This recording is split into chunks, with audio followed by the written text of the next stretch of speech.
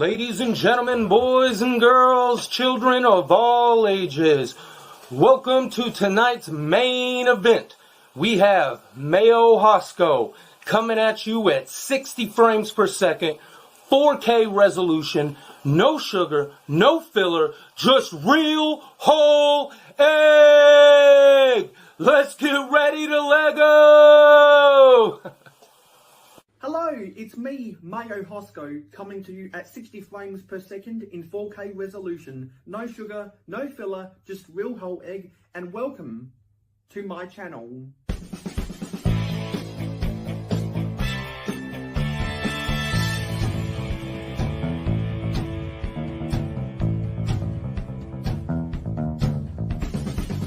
Mayo Hosko, it's your boy, JP. Real whole egg. Everybody say real whole egg. Real whole egg. Real whole egg. Real whole egg. There we go. Capture that, Mayo. That's for you. That's for you. Yeah. Quick shout out to Mayo Hosko. Go check them out. Real Whole Egg, a really fun show. Everyone say real whole egg at the same time. 1, 2, 3. Real whole egg. Sweet. I'll cap that and then add it to the intro. That's kind of fucked up though. It's a little off-centered. Oh, apparently you have to say real whole. You want to say it or do you not? I'm It's going going to clip us, but I'll say the other one. Which one? Egg. Real whole egg? Yeah. It's the Australian way, isn't it? No, it's not. Is it not? Real whole egg. Real whole egg. Whole egg. Eggs? Oh, our timing was off, but Do we go that's slowly okay. or fast? I think that was fine. Is that fine, or do you want us to Yes, do it because slow? I actually prefer it when people do it all out of sync because that makes it more authentic. Yeah. Everyone on the panel say it at the same time. Okay. Oh, okay.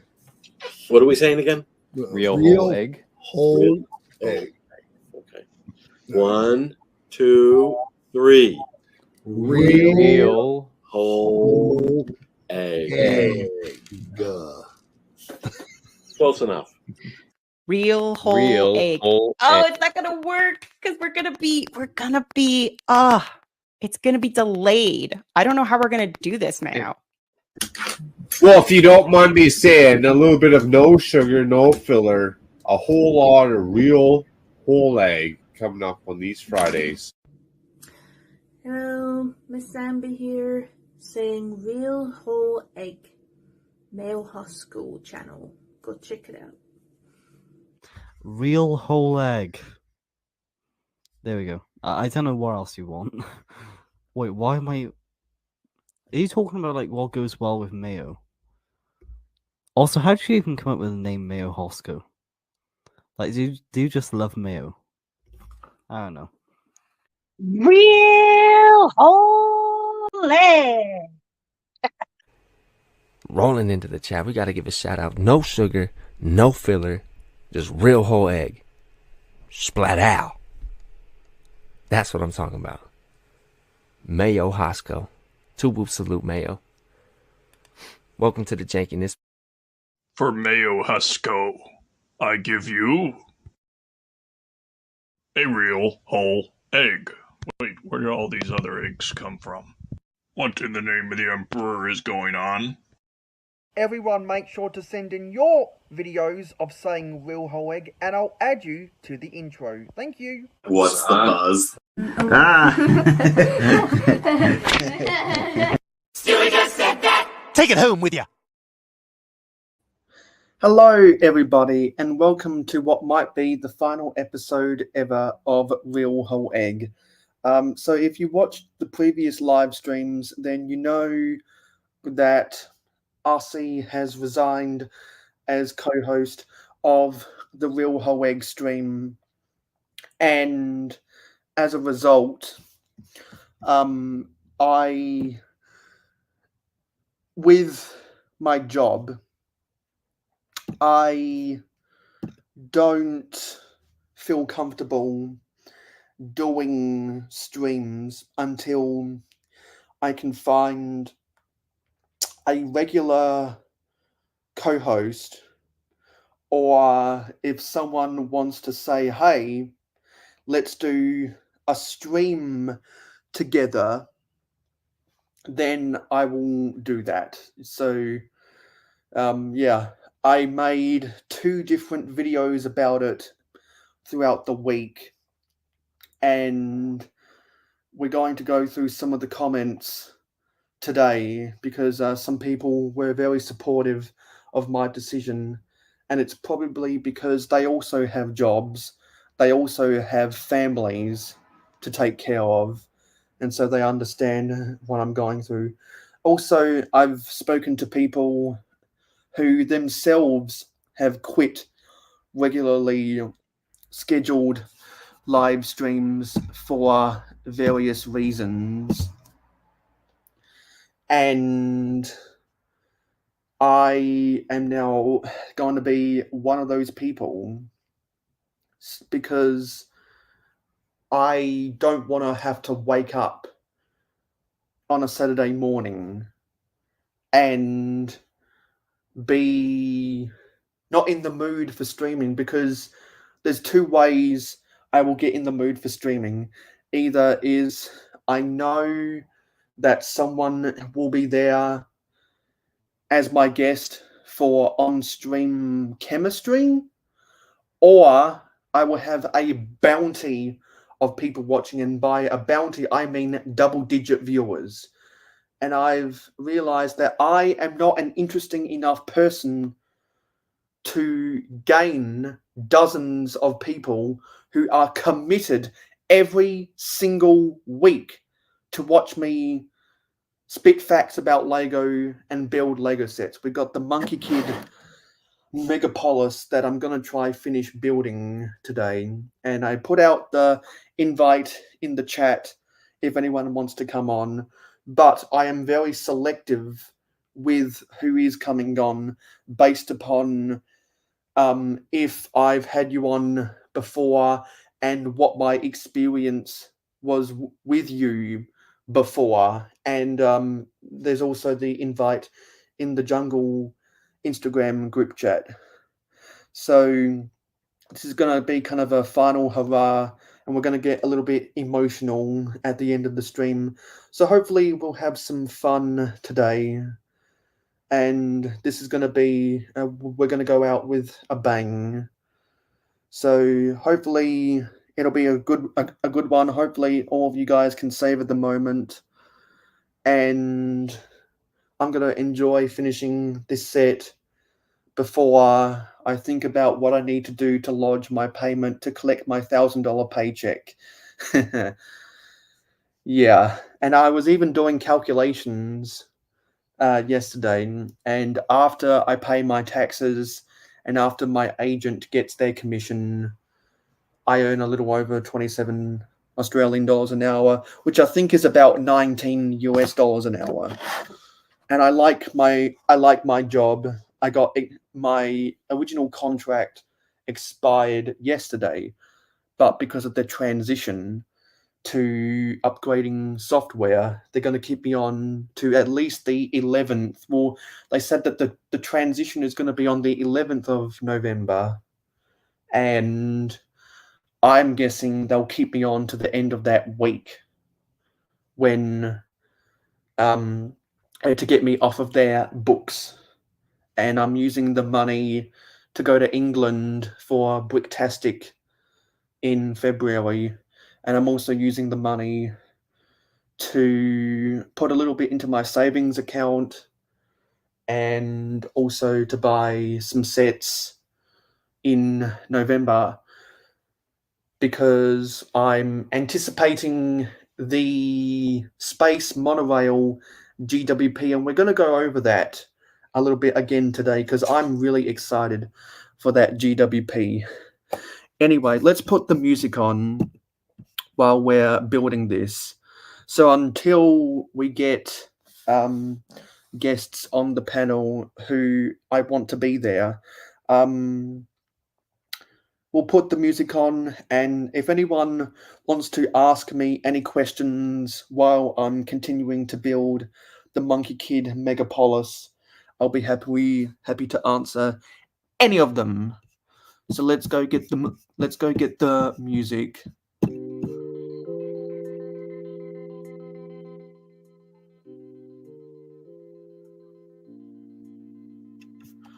And also let's get the banner on. And let's see who we've got in the chat so far. So we got Hoarder66 and we got Dario so far saying you're going to be missed. Yes, I will be missed. I will be missed, but that doesn't mean I won't. That doesn't mean I won't stream once off in the future. They just may not be Real Whole Egg streams. So yeah, I'm still up in the air. Like, I'll still be in the community. I'll still be uploading videos because I love uploading videos, and I have goals in the future, which means I will keep on uploading videos. The videos ain't going away, but live streams will be more sporadic, and they'll more be once off than regularly scheduled. And Hoarder says, you know, you could just stream when you have a co-host and not stream on weeks that you don't. Exactly. That's my plan. That's my exact plan, Will.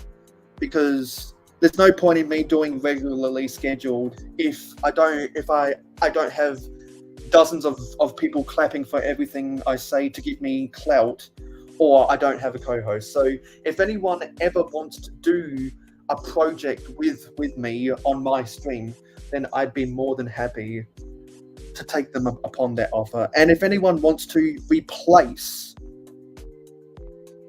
From Blocks to Mox as my co-host, I'm fielding auditions as well. Okay. So where are we at with this build? I'm going to open bag 10.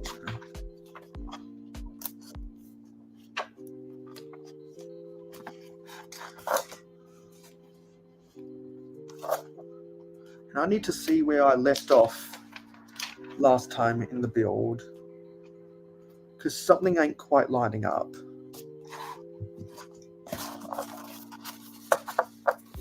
Something ain't quite lining up. Yeah, this whole thing is gone. I don't know where it's gone.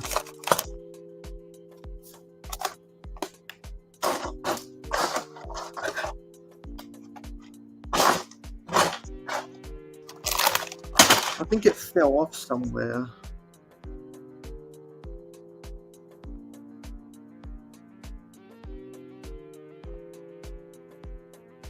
Let me see if I can find it. I need to move some stuff out the way.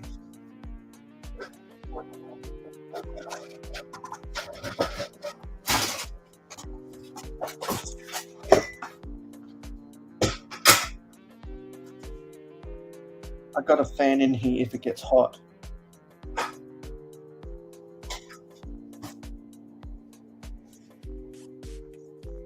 Where is it? There it is. No, sorry, that's not it. Where is it?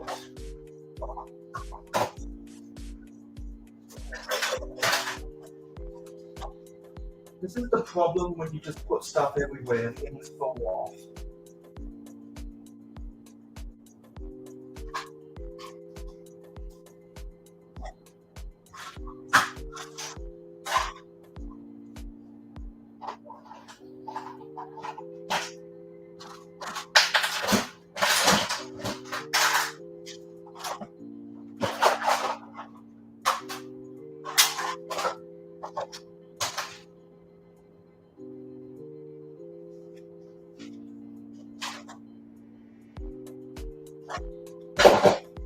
Yeah, and I've already lost sections of the build. That's just fantastic.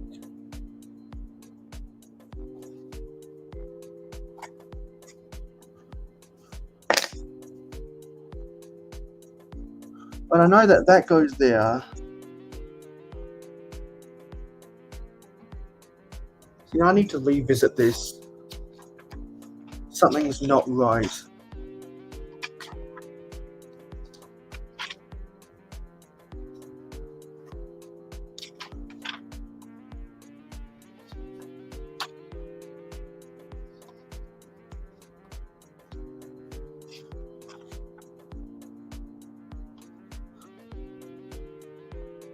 Oh, I see. I see now. It's just that this got raised. Okay, now we can put that back.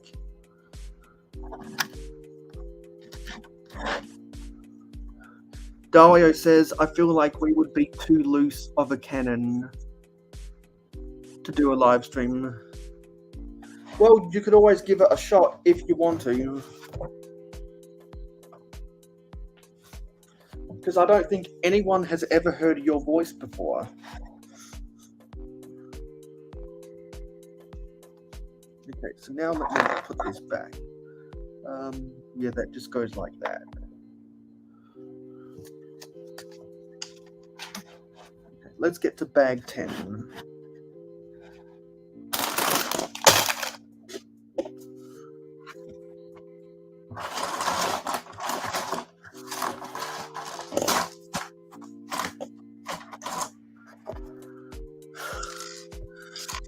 Well, to some extent, you're right, Dario. Although I hate finding parts.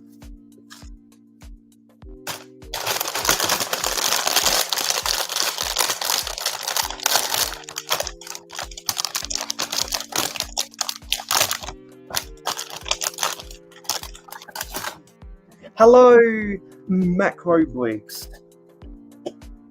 I am starting earlier today. I'm starting 2 hours earlier today, because it would be thrilling if I could get this whole set built by the end of the stream. I thought, because Blocks to Mox has resigned as my co-host, and if I can't get a replacement co-host for if I can't get a replacement co-host for the Real Whole Egg stream, then I'm just going to cancel the Real Whole Egg stream because of work situations. So this will probably be an 8-hour stream, because it'll probably take me that long to get this set built.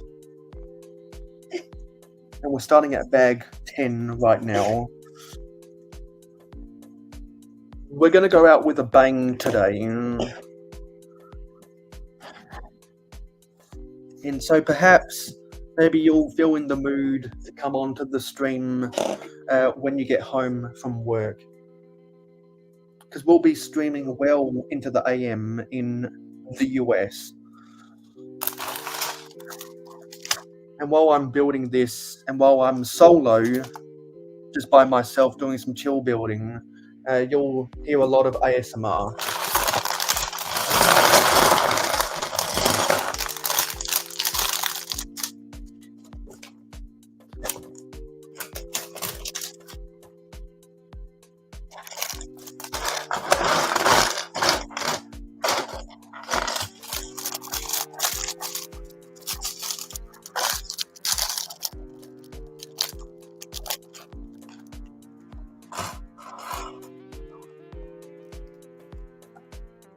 Now let's build the minifigure.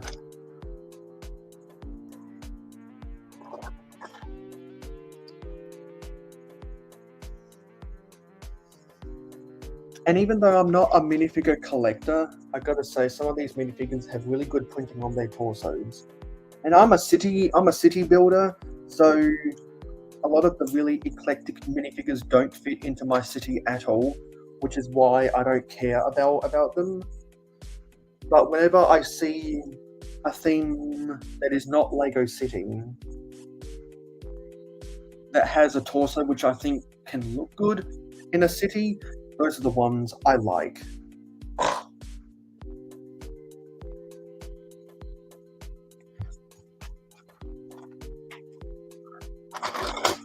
And I was just speaking with someone earlier today who is a minifigure collector.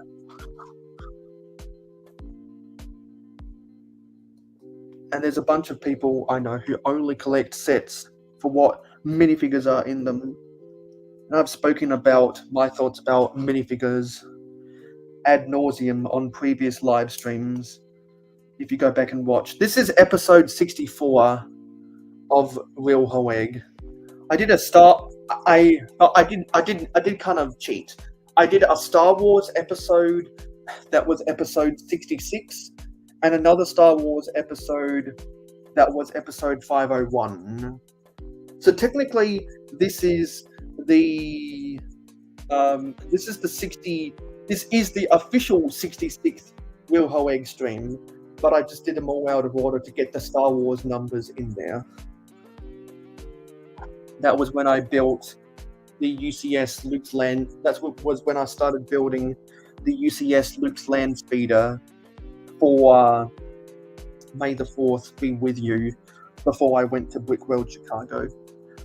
What set number this is? This is set 80054, Megapolis City.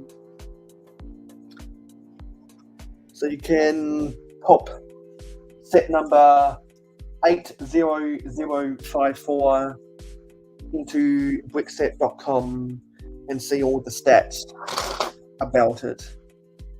I remember when it got released, and I saw some Twitch builders. I saw some Twitch streamers building this, and I thought, oh, that's pretty cool. And then when some of them were saying that it's built using the same system as the City of Lanterns, I was like, shut up and take my money. So when they had the first go-round of the Space Babies micro-scale classic space gift with purchase back in March, I used that opportunity to buy this set, and I'm anticipating when the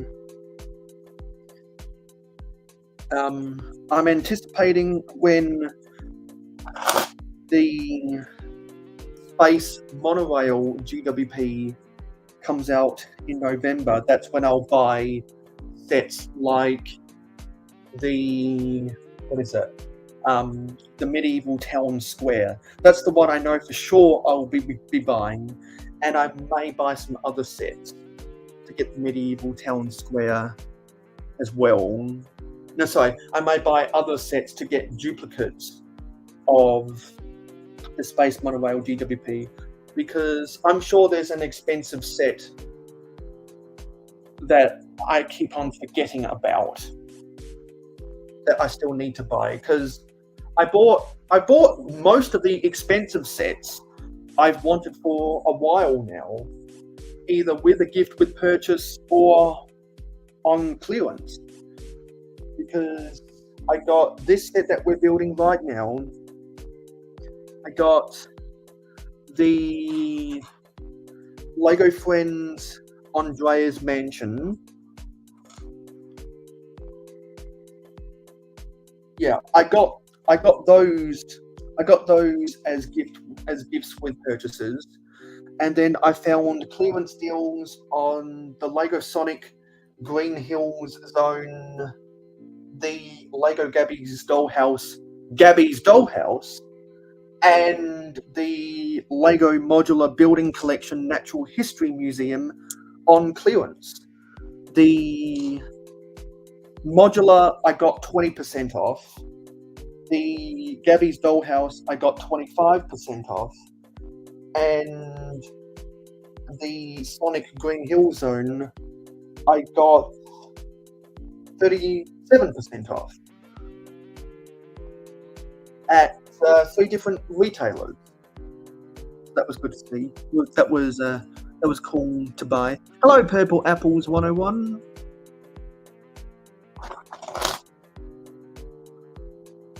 Building the Technic frame. We're building more of the Technic frame of the Monkey Kid Megapolis.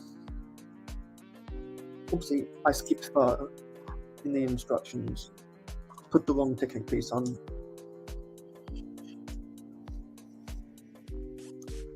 So, a fair chunk of the bags in this set is just Technic framing to hold the modules of the set together. Because much like the City of Lanterns, the modules are interchangeable, and so you can reconfigure them however you want. And I keep on making this mistake. God damn it! I need a brick separator to push this out.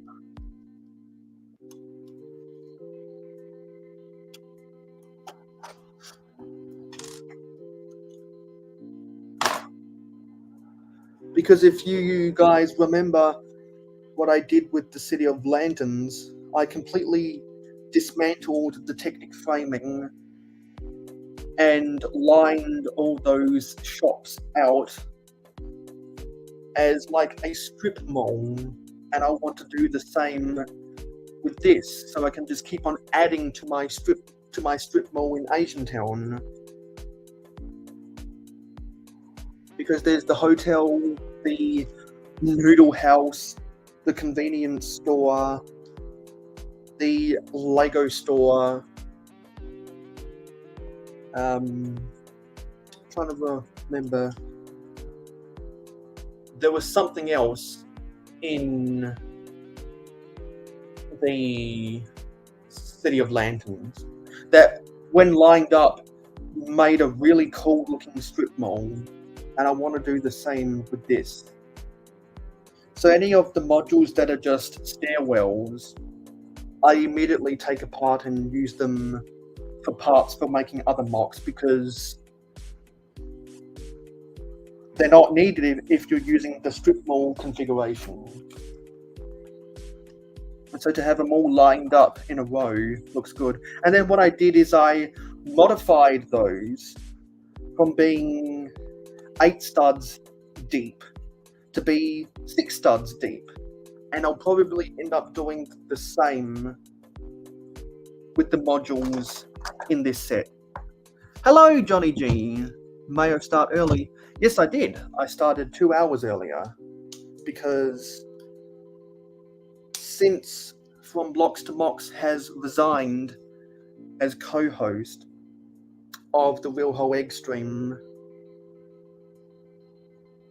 Oh, hang on a minute. Hang on a minute. I built this wrong. Let me rectify that problem. Fortunately, with the 3 long Technic axles, with the 3 long Technic pins, they're much easier to get out than the 2 long versions. Yeah. So as I was saying, since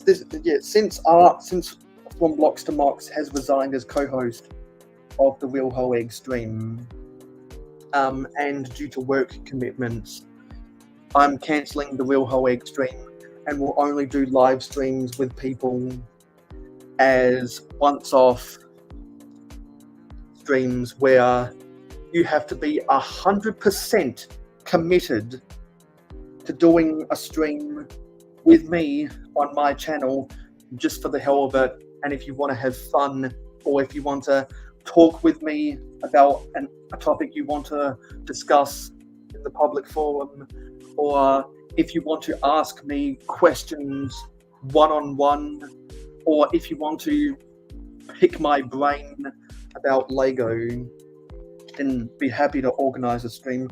Or if you want to straight up replace From Blocks to Mocks as the co-host of Real Whole Egg, then I'd be happy to do live stream. And if I can get 4 people who can commit to doing to participating in end of month 24-hour live streams, if I feel up to it, then I'd be happy to organize streams with you on my channel. But unless any of that happens, this is the last live stream ever on my channel.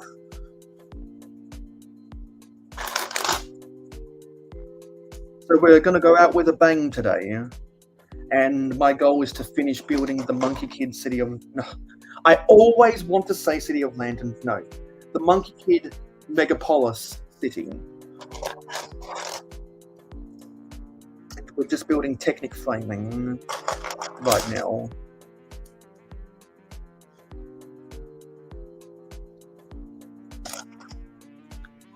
And so this will probably be an 8-hour stream. And because I'm anticipating it'll be an 8-hour stream, that's why I decided to start 2 hours earlier. And also because I'm only getting 6 to 7 hours sleep while I'm working 9 to 5, I have no problem. I have no problem doing this stream with only 6 hours sleep. I went to bed at 2:30 a.m. and I woke up at 8:30 a.m.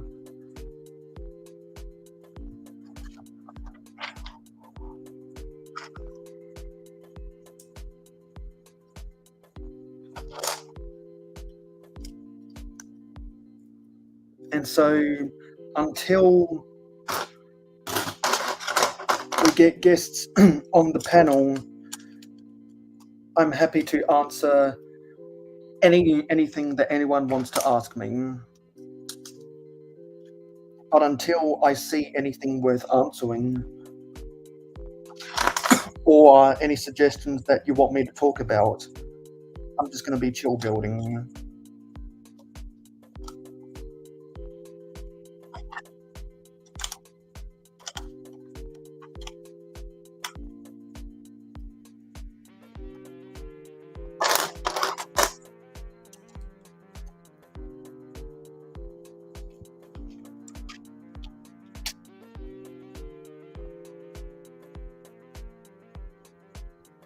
And I have no idea what happened. Maybe we had a bunch of bot viewers, but the numbers just went down dramatically. Or maybe some snowflakes got pissed off at what I was saying and went away. But the viewers just went down dramatically.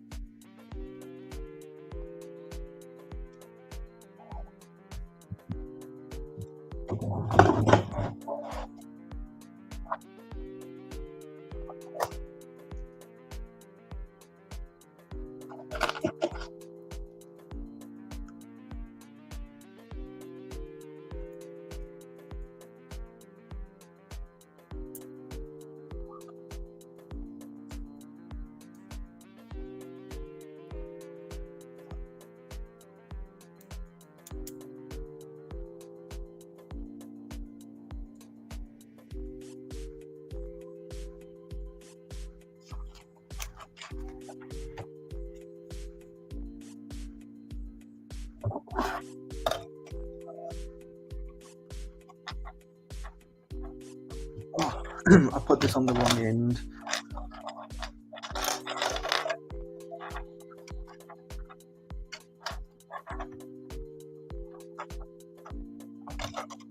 Could have wedged these in between to be clamped.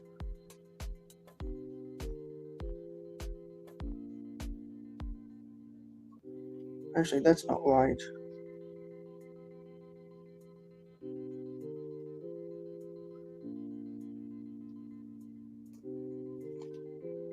Something's not right there.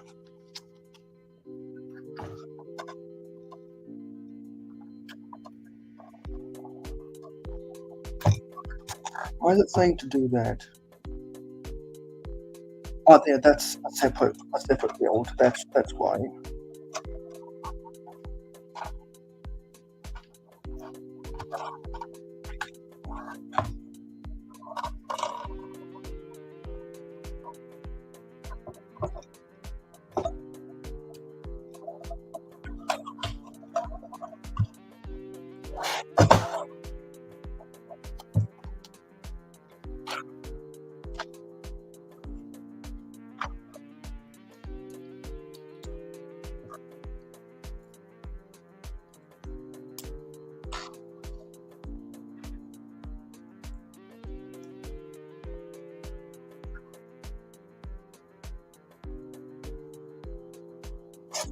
We do have eyeballs, so if any of those eyeballs wants to say hello and talk about something, I'd be happy to talk it up, but until I see interesting conversation, I'm just gonna be chill building.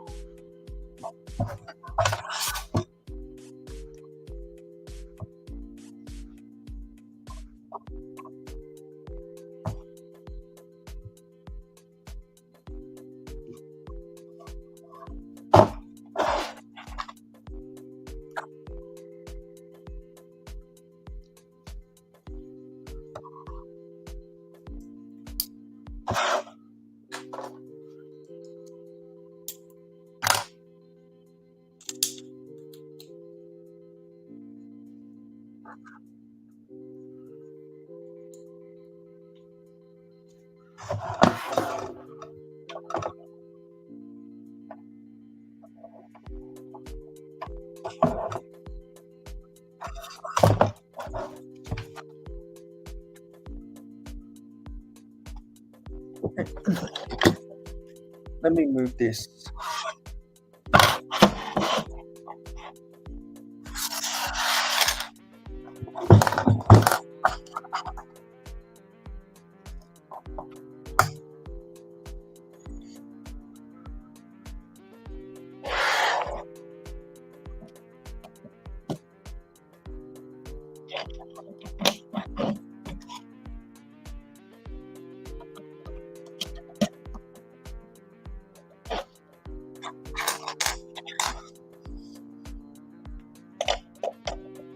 I bet most people don't even know that I've started 2 hours earlier.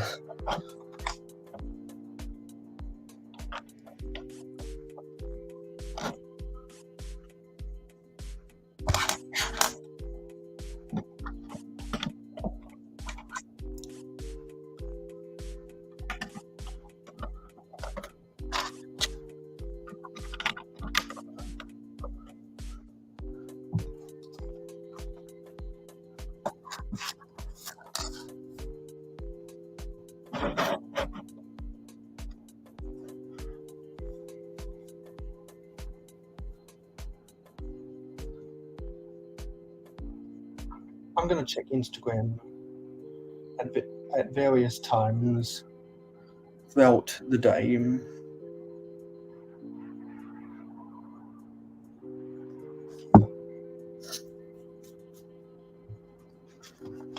Okay, bag 11. Let's get out bag 11. ASMR time.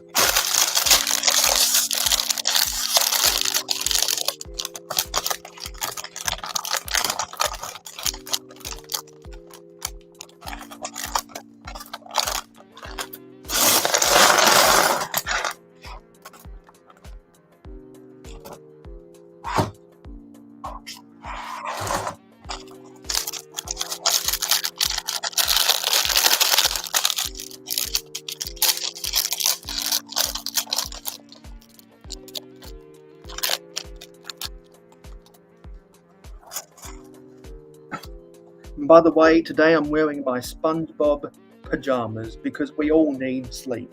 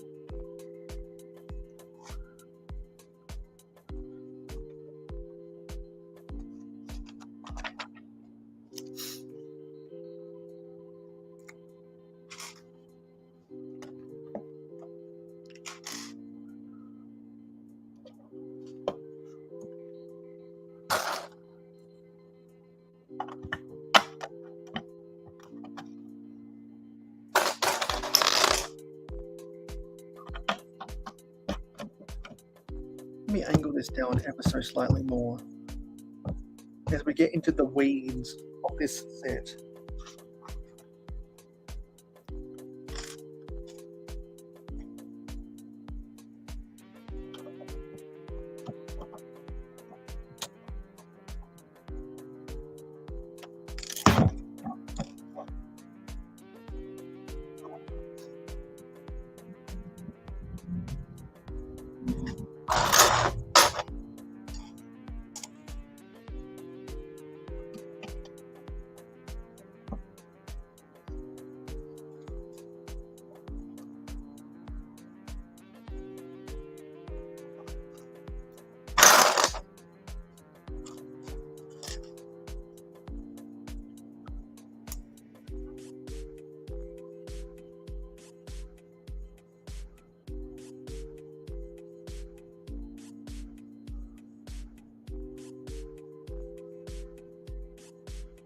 Oh yeah, I see what they're doing now.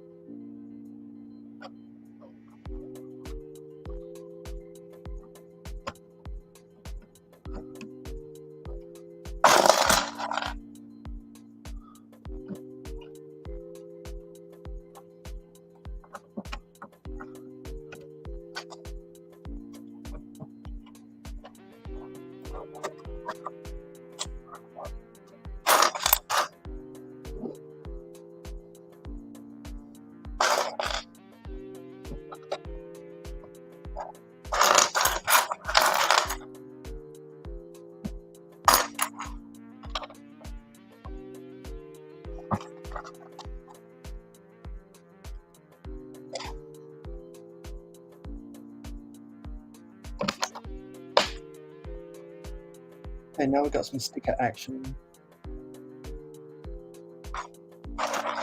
Need sticker 38. That sticker's used.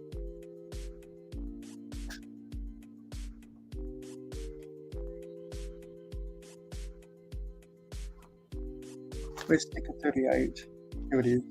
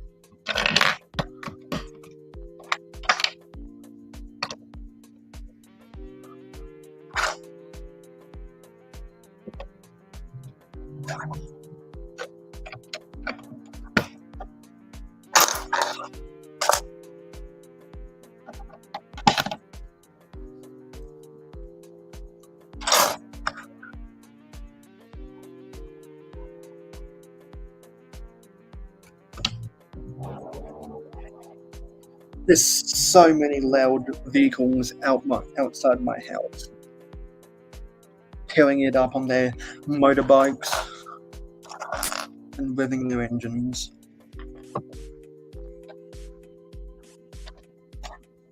Hello, Crimson Toaster 47. Hey. Welcome to what might be my last live stream ever.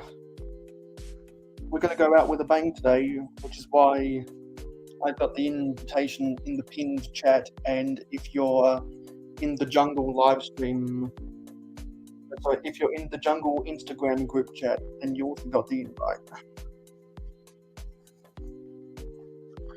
And we're starting 2 hours early because this will probably be an 8-hour stream as I try to finish off this set and get this set off of my to build list.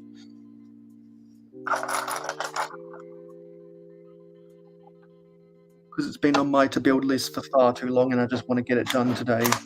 And also, if you're in my Facebook group fan club, then you know that my goal was to get this set built for the end of the stream. And there's Crimson right now. Hello. How's it going? Good. What's going on with you? You find a host yet, or a co-host rather?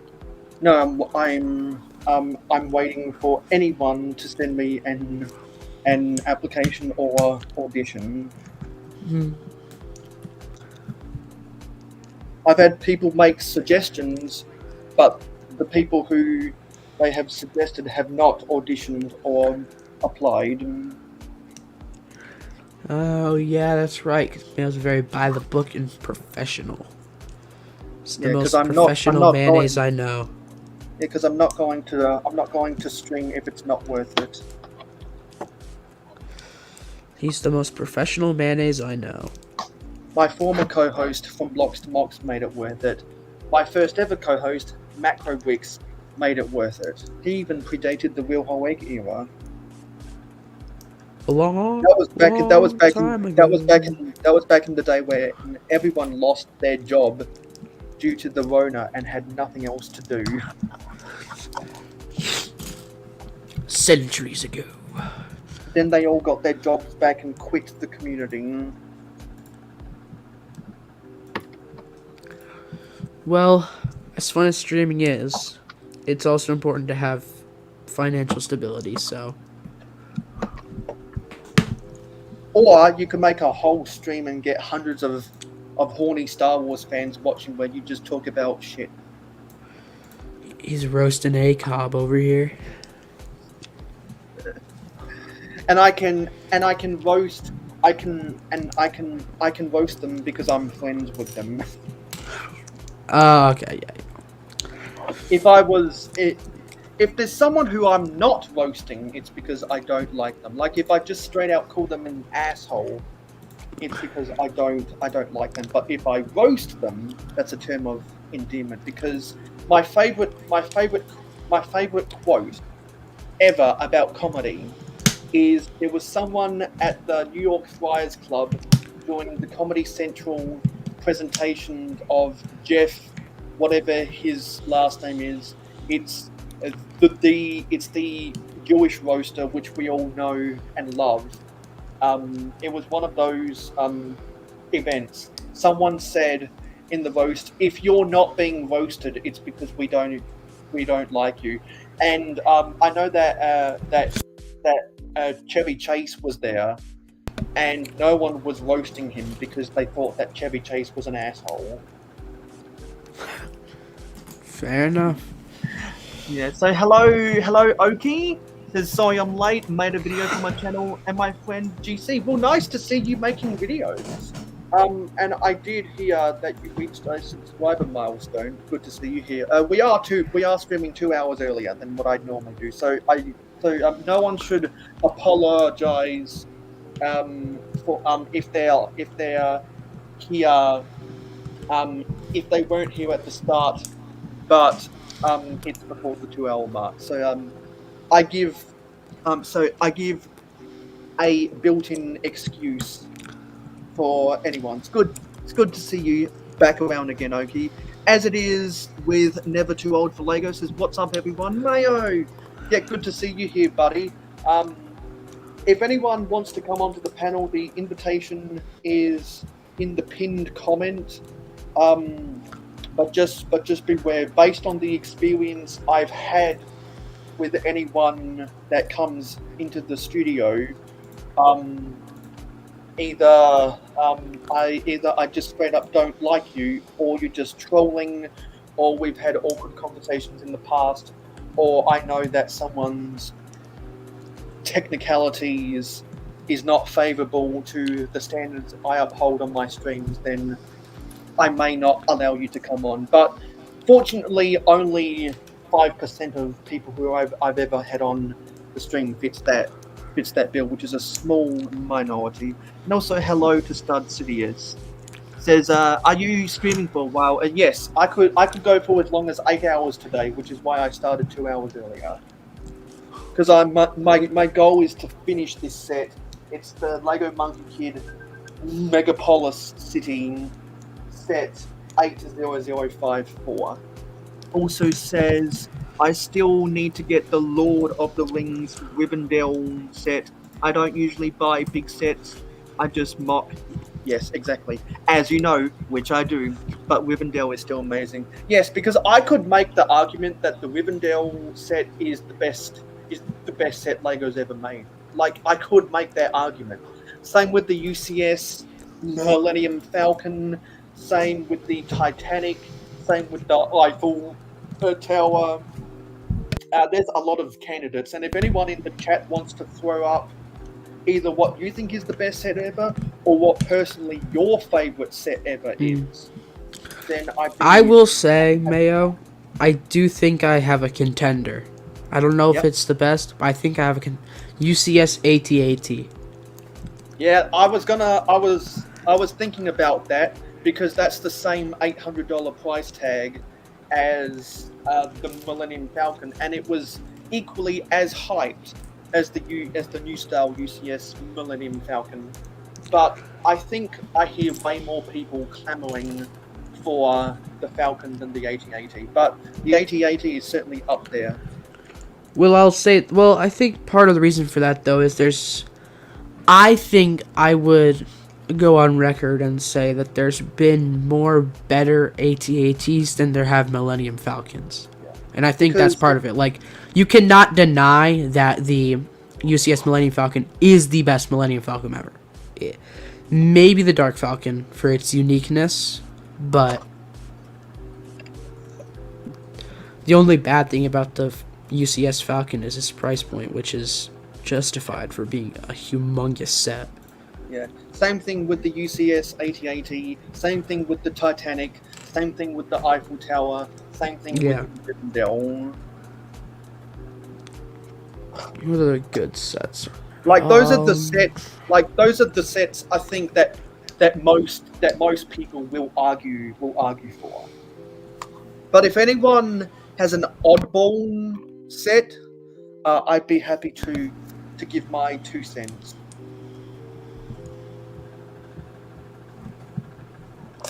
I'm missing.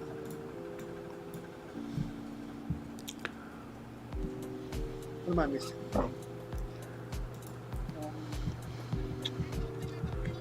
Crap.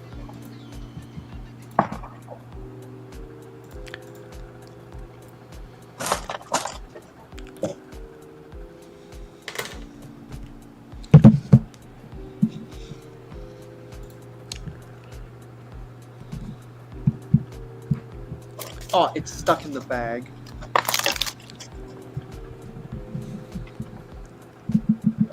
I guess we got an influx of people coming in at 8 p.m. Eastern. Oki says, so you watch One Piece, or have you heard of it? I've never heard of One Piece. Yes. Stud City is in the New England area.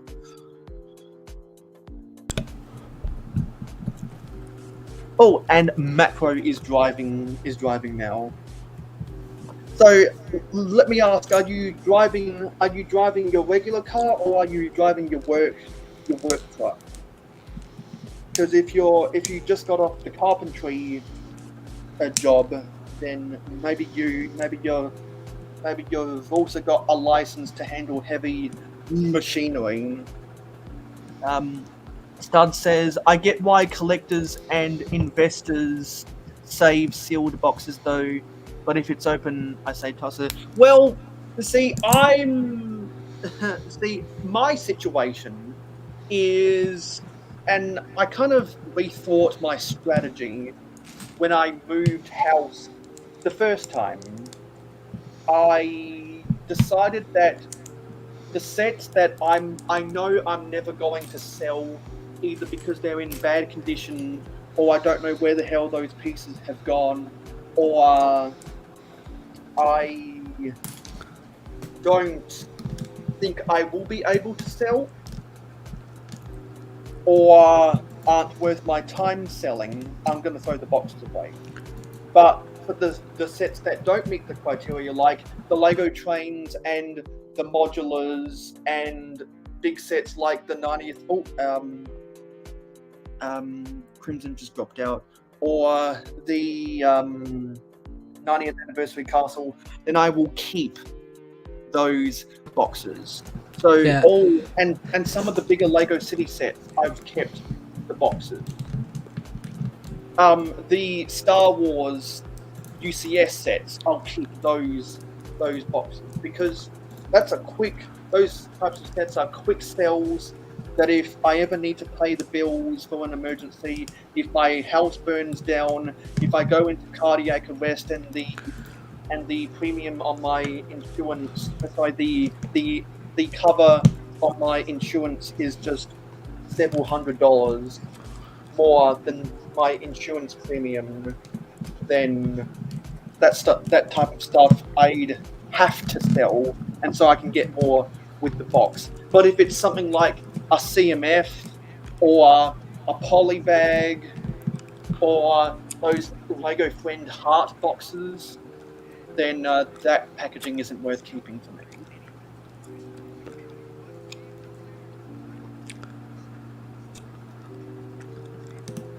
Do you have any thoughts about being a box collector?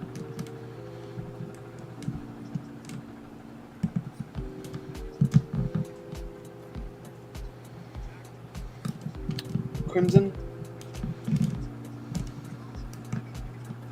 Can you hear me, Crimson?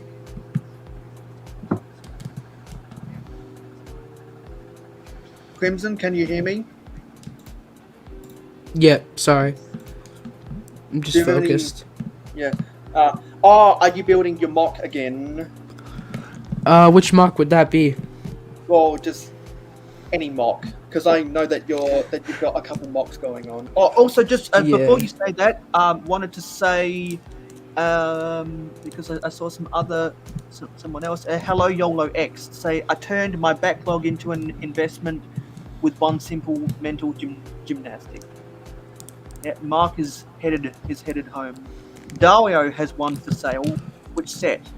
YOLO says we need a Shire set so bad. I think we are getting a new Shire set, which will be nice. I heard that in the rumors. As Stud says, I hope LEGO actually makes more Lord of the Rings sets when the new Gollum live action films come out, but that's a couple years from now. Lord of the Rings figs do get expensive to buy for mocks on the aftermarket. It just makes sense to get the sets with the bricks. Dario's got Rivendell for sale. Well, what I'd suggest is waiting for that set to retire and then sell it for double its price 1 year after retirement, if you're going to hold on to that as an investment set. Yeah. So I'm not building anything currently, but there are like 2 projects that I think are main projects, and then there's one more that's just a little side project that I'll tinker with from time to time. So yeah, I've had side projects I've been working on for almost a decade. It's embarrassing.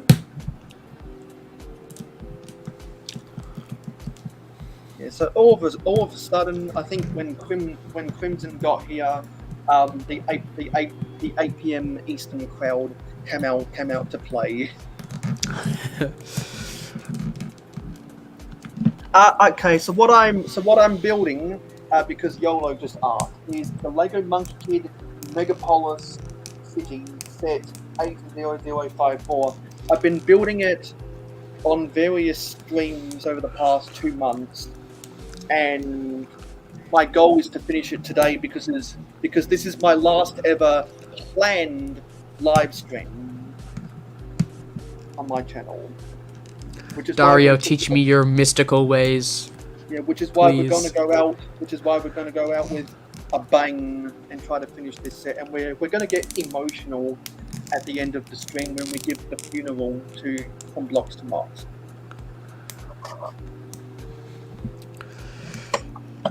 Dario, teach me your mystical ways. How is that your only source of income? I don't understand.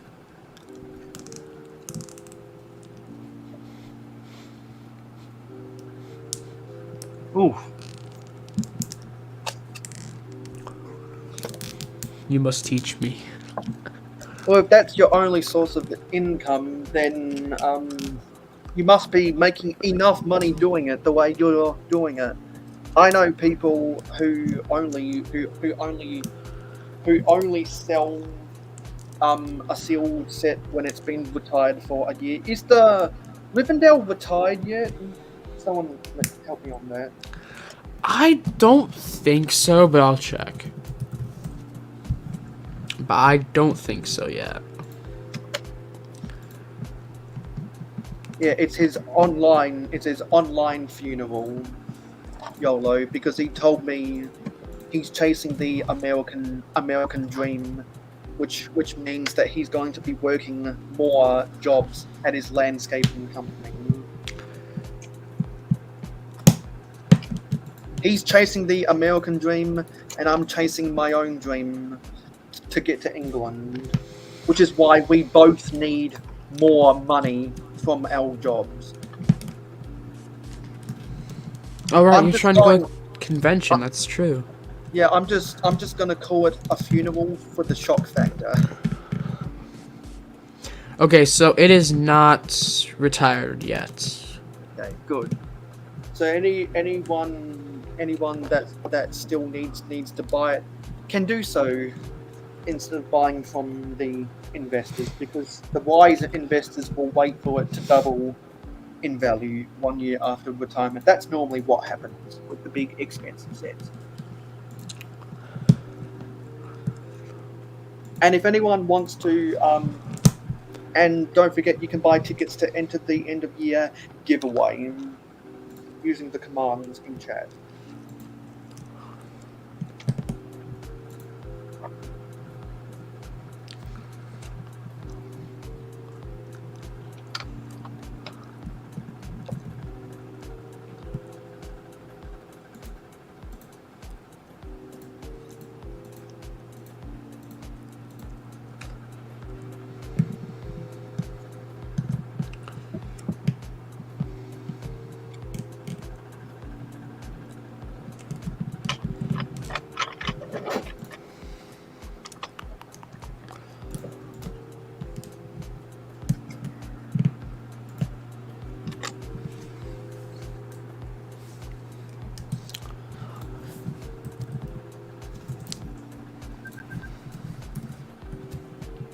Reading something in chat.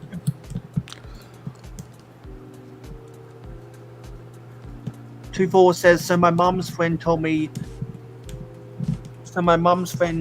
her that at Costco they have thrown out Lego sets before they don't sell well. Like in the dumpster. I was like, next time tell me I'll fish them out, lol. Well that's because it wouldn't be a dumpster. It would be a transfer bin that they use to transport sets to the on sellers like Goodwill and other thrift stores and charity stores, because what Target, Walmart, Toys R Us, and a lot of the other toy retailers do is whatever they don't sell, they sell below wholesale price to those stores to sell, because it actually saves them money on selling them to those stores below wholesale rates than keeping them in their warehouse, which it costs money to store something in a warehouse. Money that could be spent on storing products that actually do sell. And so that might be what's happening with your Costco store. Costco might have an agreement with another company like that.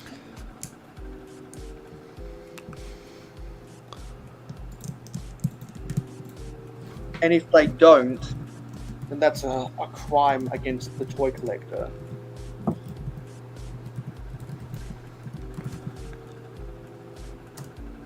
Because what normally happens is when a store can't sell a Lego set at even 80% off, then they just cut their losses and walk away. What they should do is they should discount it to 90% off and see if it works.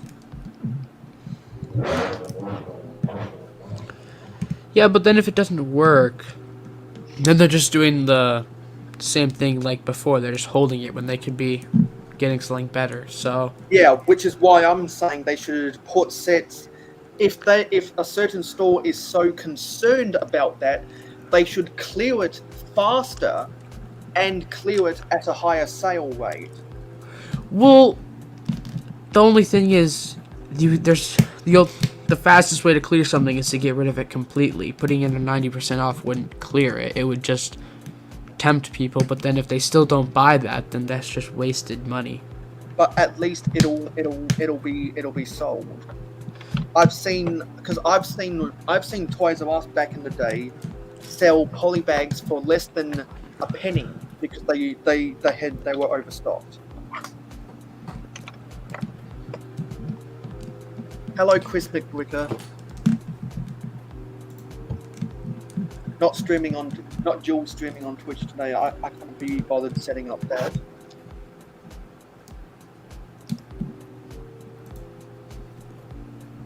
And so if anyone wants to come on, the invite is pinned in the comments.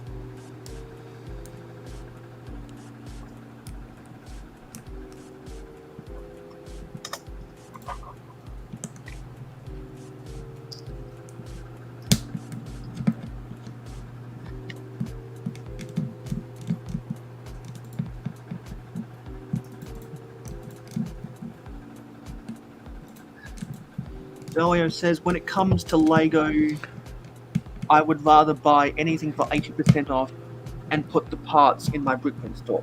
Exactly, Bricklink sellers would be all over those sales. And that's how most Bricklink sellers make their money. They wait for the end of physical year Walmart sales and pounce on it. Which is, I think the new physical year is in August. In my country, the new financial year is in July. So stores have a month to clear out their inventory so that it doesn't go onto their tax file. That's the only reason they have end of physical year sales or end of financial year sales. Is so that it helps out their taxes with the cost of goods sold. Time to open bag 12.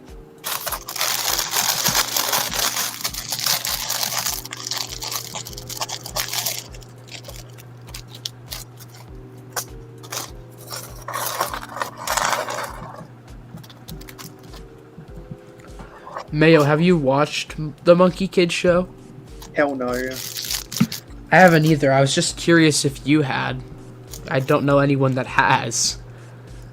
I didn't even know there was a show. I know there's the books Journey to the West, which it's based upon, which is in Chinese folklore.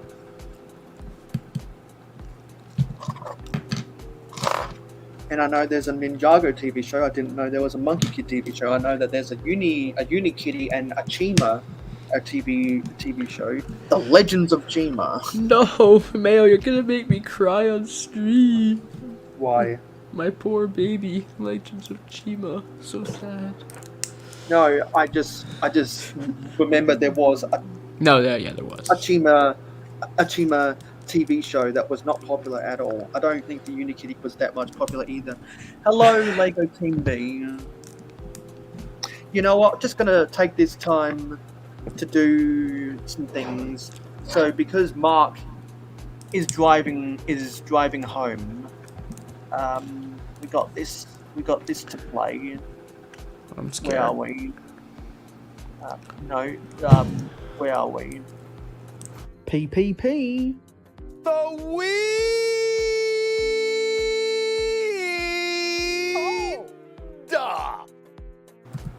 And because we got Team B up in the chat. Are you afraid of bees? They're only insects after all. I wouldn't care if hundreds were swarming around. I'd just blow smoke and make them buzz off. Buzz, buzz, buzz, retorted Duck. What's the buzz?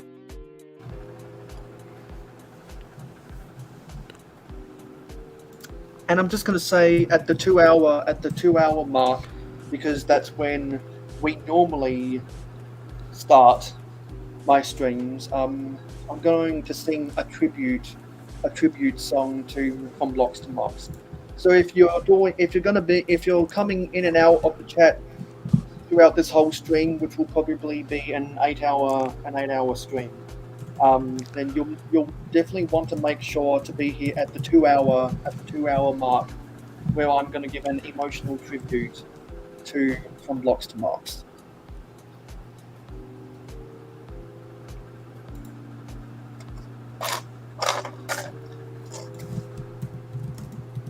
You're going to want to be there to hear it.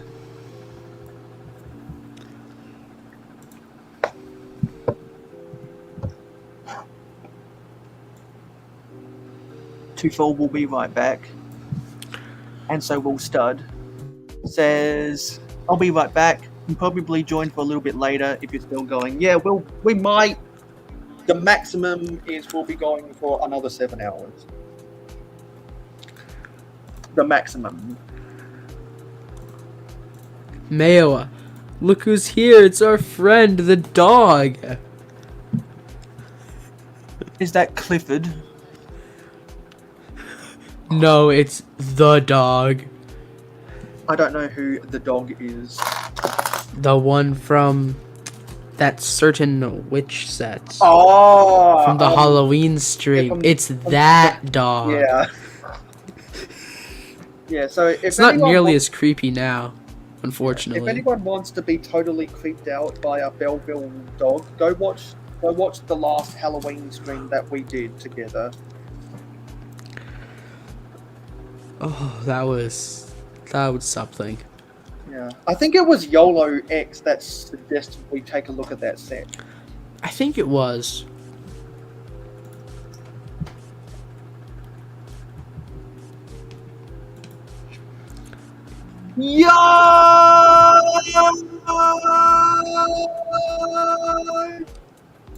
Cliff.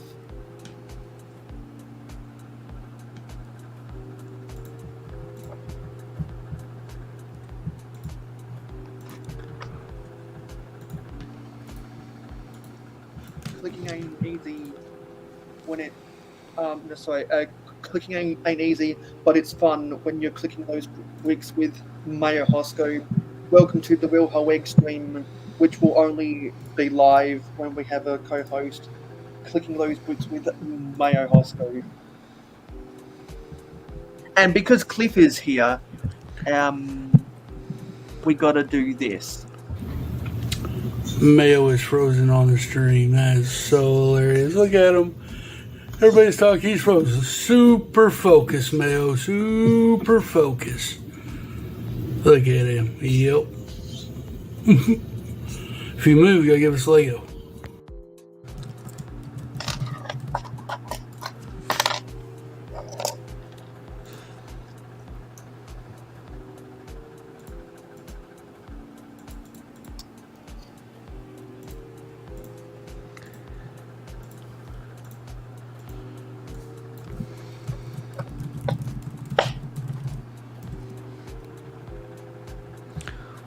Mayo, are you super focused again?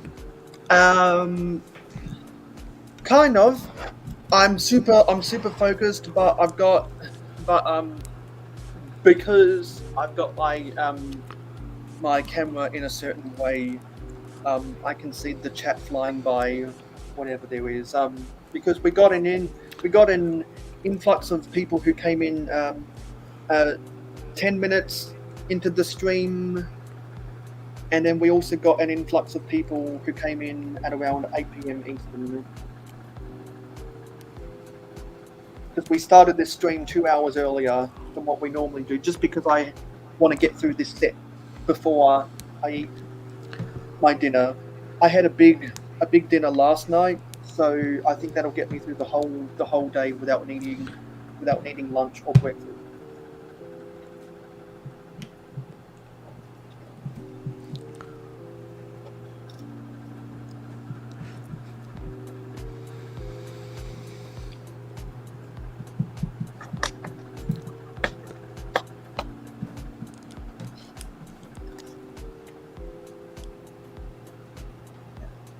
And so, because this is this could be an 8-hour stream, I bet we'll have dozens of people bobbing in and out of the stream.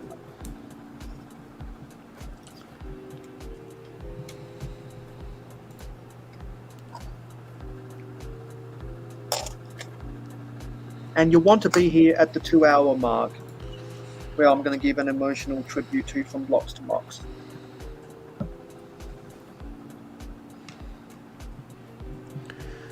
You're gonna beautifully serenade us with this sad time. Well, yes, that is actually correct.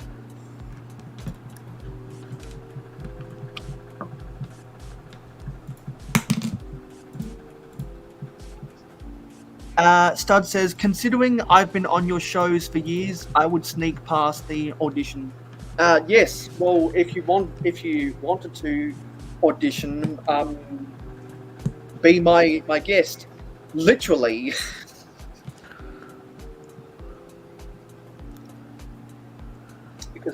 because we have fantastic chemistry.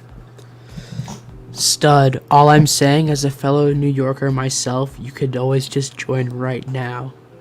That's all I'm gonna say.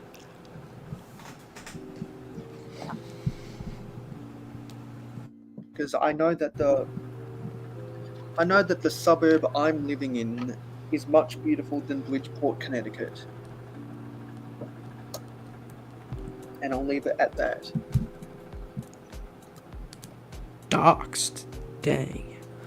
No, it's that we always make jokes about Bridgeport, Connecticut. Bridgeport, Connecticut. If you know, you know. I don't know, so leave it at that. Just like you said. And one of the ways that you can know if you know your knows is by going back and watching my old live streams to pick up on the references that we keep on making. Because all of the references will come from somewhere. And I have a catalogue of about 3 years of streams. 3.5 years of streams. Okay, 3.5 years of streams. And over time, you can definitely see the quality increase dramatically. Okay, so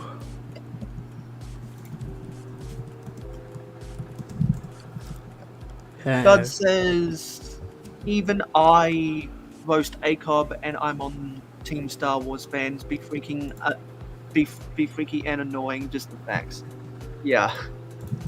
Because like, Stud and I can roast ACOB because we respect them. I've been on I've been in their cars at Brickworld Chicago when we've gone to the Lego store and they've commissioned Stud for merchandise, etc.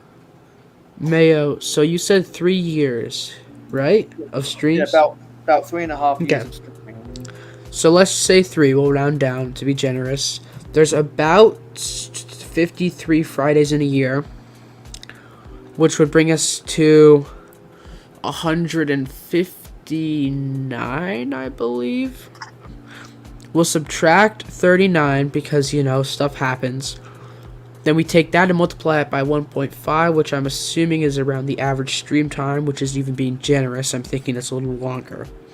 So with all that, there you have about, if I'm correct, 187 hours worth of streaming content on YouTube. Yeah, which will have probably contributed to the 2,600 and something watch time hours on my YouTube channel. And that doesn't even account for the exclusive streams on Twitch. You should follow Mayo Hosko on Twitch if you want to see those as well. TV/Mayo Hosko. Insane plug. Yeah. Totally wizard, bro! They didn't even expect it. They didn't even expect it. Expecto Patronum. Expect the unexpected. Hopefully I just made some Harry Potter fan horny and they come out and gush over that now.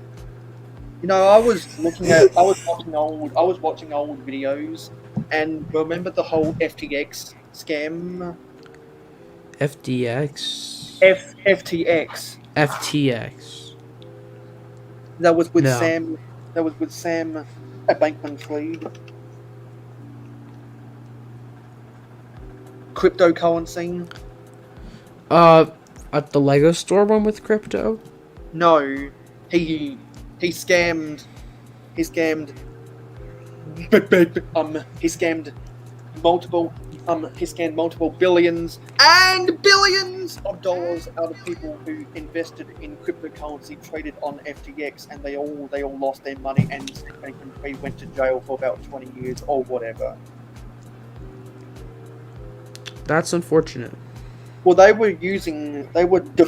they were defrauding a lot of those people, he had a girlfriend that likes Harry Potter, who was at the time 28 years old, and she was the CEO of Sam Bankman-Fried's other company, Alameda Research. And when the police found out he was transferring funds from FTX that people had invested in cryptocurrency to fund Alameda Research, reports came out about that, and now she will be remembered forever as the 28-year-old Harry Potter fan who was the CEO of a scam company. I was wondering how you were connecting Harry Potter to a giant scam. I guess I got my answer. Yeah. And they were so bad at what they were doing, they were using QuickBooks for their accounting. And QuickBooks, it just don't use QuickBooks. People don't use QuickBooks anymore for the same reason no one asks Jeeves anymore. For the same reason why normal people don't use AOL email unless you're from Bloxton Box. Hello, Mikey J Productions. Hello, Mikey!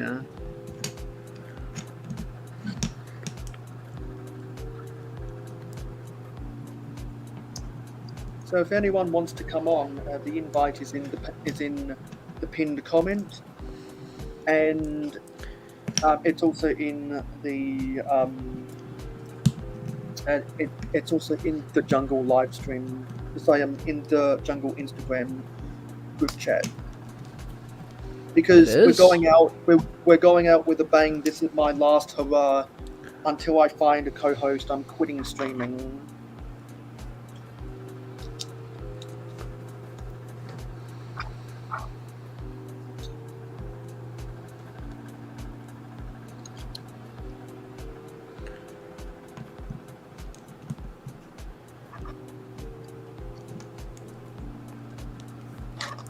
Yeah, I haven't been the most talkative.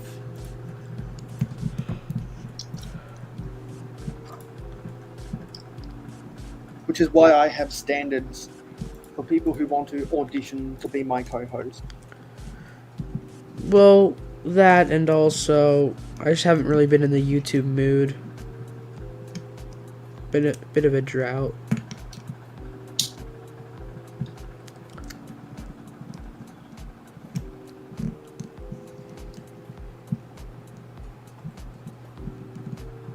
I've been working 9 to 5, so I have an excuse. Yeah, and I was up to like 12 or something, finishing a paper. When I'm not working, I easily go to bed at 3 a.m. and I feel fantastic.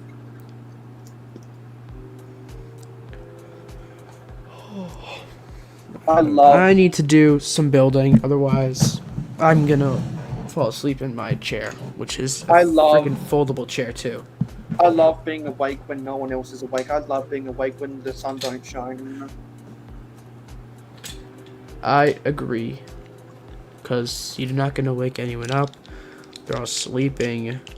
You're just by yourself, even though there's so many people. Well, maybe not so many, but just people. 3 a.m. is a bit extreme even for me, but... Hello, Oaktown Bricks. Oaktown, you should join. Join the insanity. Yeah, the invite is in the pinned comment. I thought I'd do that just for today because we're going out with a bang. So if you don't get a co-host, this is going to be the last stream? Yes. That doesn't mean I won't do on-off streams when people DM me, say, hey, I want to talk about this, or I want to get your thoughts about this, or I want to build this with you, or I want to do this challenge with you, or I want to do this event with you, or I just want to hang out with you. You can DM me and I'll happily schedule a live stream, a Real Whole Egg stream at my normal time if you can commit to that, because you have to be the one to engage those plans, and I just be the host for your desires. That way, I'll come back to streaming. But unless that happens, I'm quitting. And I detailed that in my 2 videos I uploaded this week, and we will be responding to those comments later in the stream.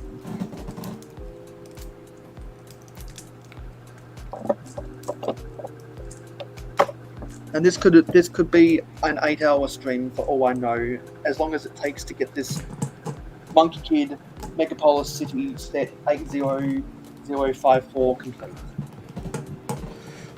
Well, you've done... Do you know how many total bags there are, Mayo?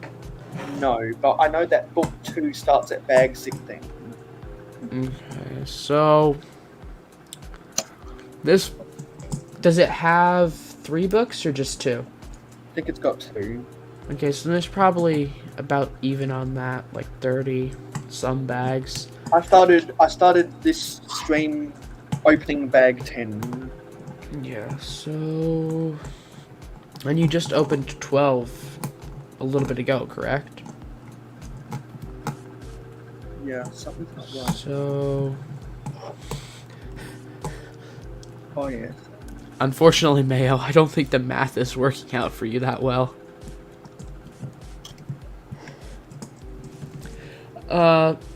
Oaktown, you clearly haven't been keeping up on the Mayo Hosko news if you don't know why Block to Mox isn't here.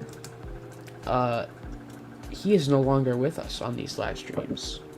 He resigned as my co-host, therefore I'm quitting until I get a replacement.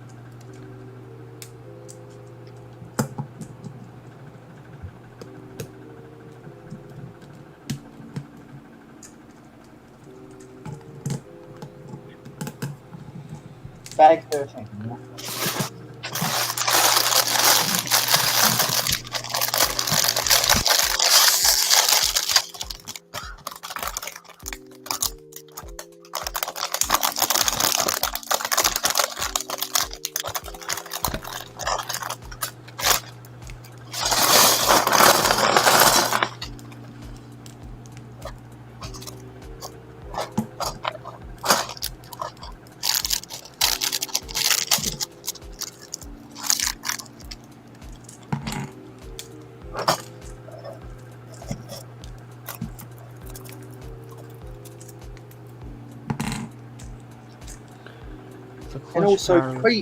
And also treat this stream like that bus from that Keanu Reeves movie.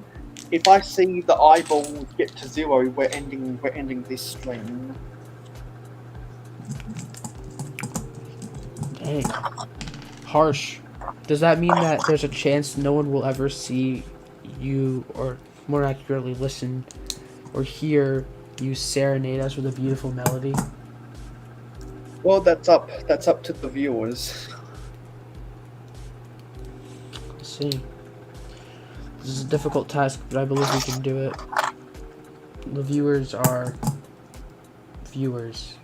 Yeah, because I do these streams for the viewers first and myself second. Because let's be honest, if I didn't have a small minority of people who are vaguely interested, I would have never streamed from the beginning.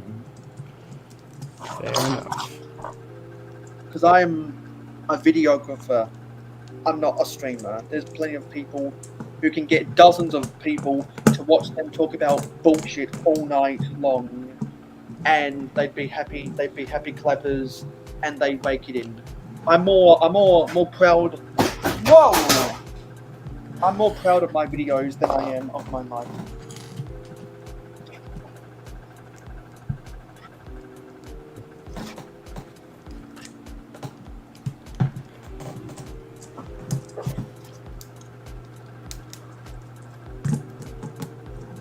Because my videos is where my real talents shine.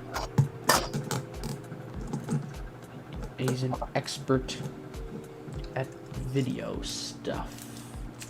Actually, That was I'm a very- far from an expert, which is why I don't have 1,000 subscribers yet. One day.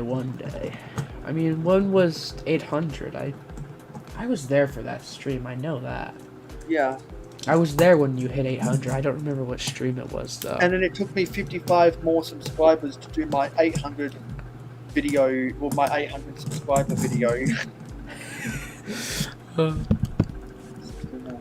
I need sticker 69, dudes!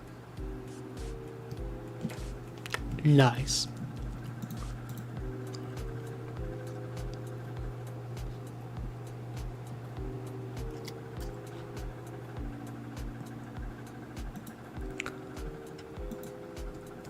Oh, and speaking of the cryptocurrency conversation I was talking about when we mentioned Harry Potter, you connect those dots, if you will. Something that always makes me laugh about cryptocurrency is Dogecoin, Catcoin, Pandacoin, Fairycoin, Cumrocket, Elon Sperm, and Monkey Jizz. Those are all real, by the way.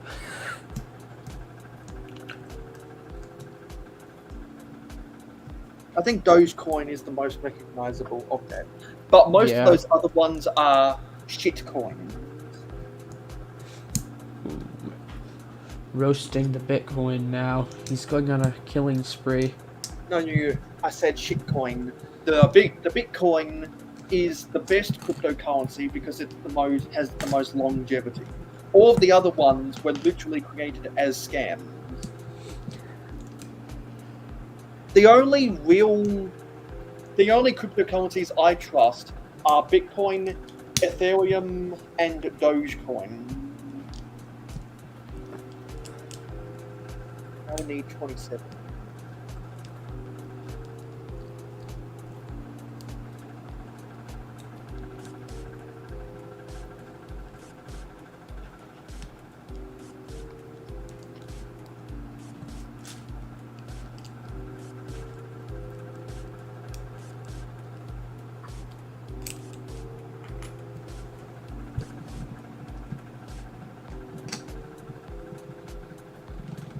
And I know that for some reason, in a lot of African countries, they trade with Ethereum.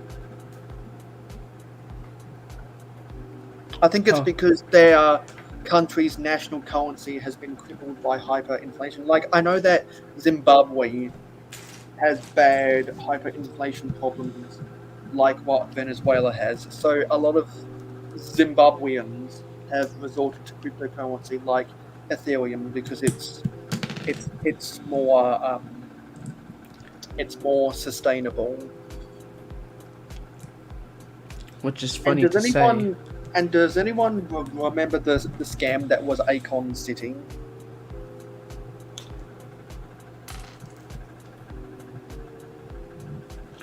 Akon tried to build a city, I think somewhere in East Africa, in one of the East African countries, and they got as far as building a sign and a warehouse, and they promised all these grand things, and I think Akon settled for $750,000 or something over it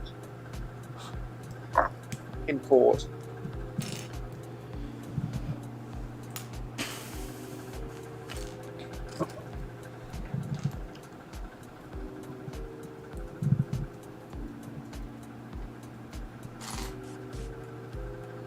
Because if you know those cryptocurrency and NFT ads where they have the influencers on the thumbnail, if you're watching on YouTube, you might see them as ads, not on the video, but at the top of the comments or at the top of the suggested videos. You might see them.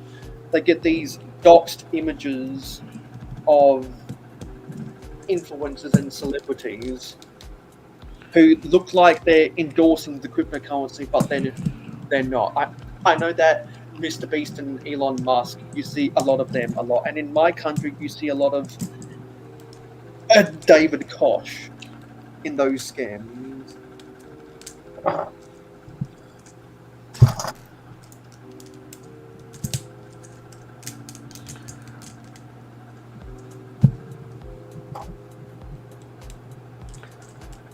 So I'm proud to announce that you can go to my website and buy Mayo coin right now. It is 100% endorsed by who's it endorsed by?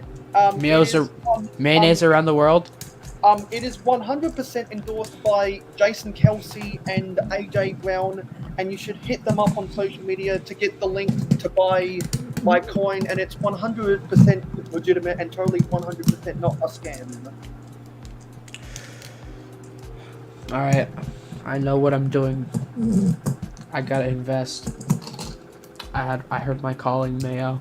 So if you just search on FTX and Binance, which are totally 100% legitimate companies, then you'll find, if you search for $ Mayo, then you'll find Mayo coin, and you can buy it, and you can buy it now for the price of $1.02, and I can guarantee that in the next 3 months you'll see a 4% compound interest return on investment, and it totally won't sink to be worth less than a penny in the next 5 months. Yeah, because that would be absurd. Because, like, does anyone remember Logan Paul's crypto zoo project? No, probably for the best. Good. Oh, we've got Oaktown Bricks. Hey, Oak. It's Oaktown. What's up, everyone? I'm finishing up some homework, so yeah. What a good scholar, Oaktown. Do you think when you'll be done with homework, you'll be ready to talk about Lego and whatever? Yeah. So, so I came on, especially I wouldn't come on later, but I came on because I wanted to. So what I thought was gonna be the case was that from Box to Mox this is gonna be his last one today. That's what I thought. No, he sent me the DM of Doom saying that he's chasing the American dream because opportunities came up, and so he's no longer with us. Also, hello Trevs. I have no idea where the Trevs health and fitness came from, but it says Lego Zebra never dies. Lego Zebra is actually Doug Brits' old name. Ah, okay, that's why I don't know about that. Sticker 28.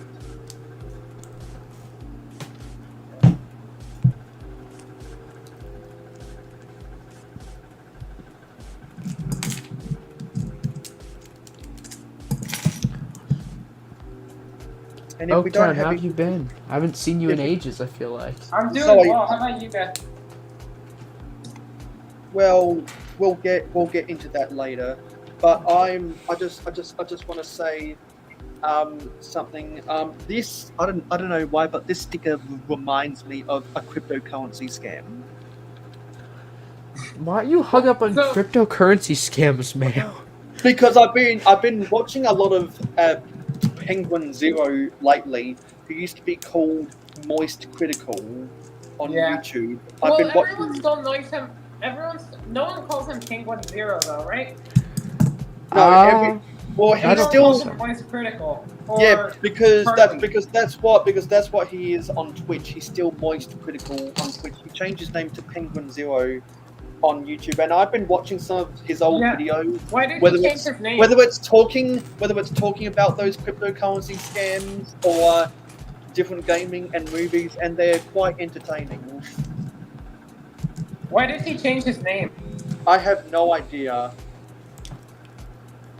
I've known about his channel since the Rona, but I've never been subscribed because I just couldn't commit the time. And so when I got my job back, I kind of went down his rabbit hole and discovered all this old shit, which is enjoyable to watch.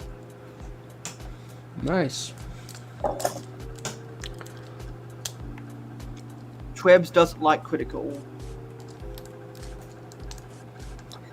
Tell us.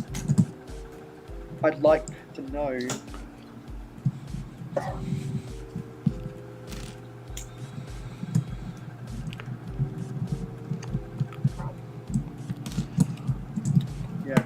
So now that we got two guests, let's play the game.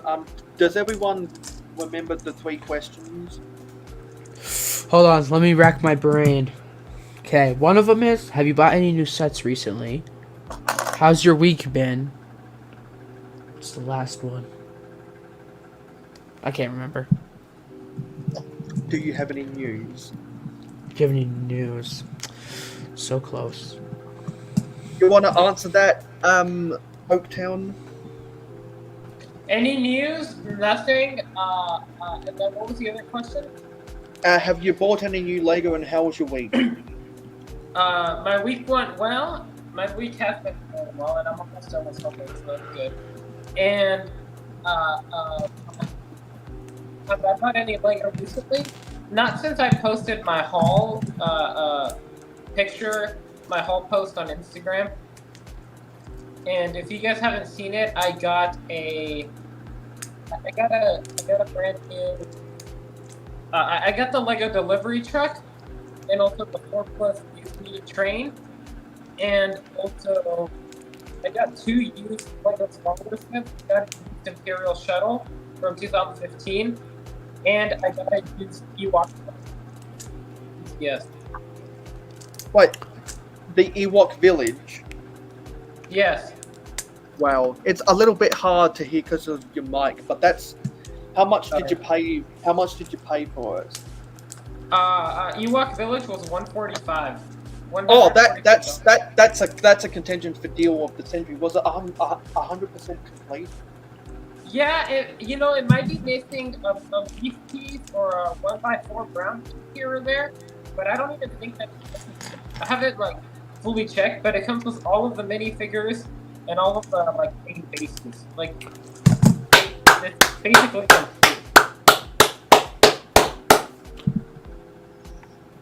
I've seen used Ewok villages go for $400 US.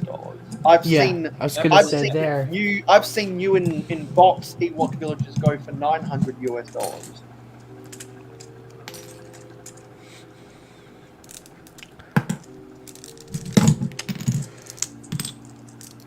Because when I judge a deal of the century, I consider its condition, what the how desirable the set is, and the age of it.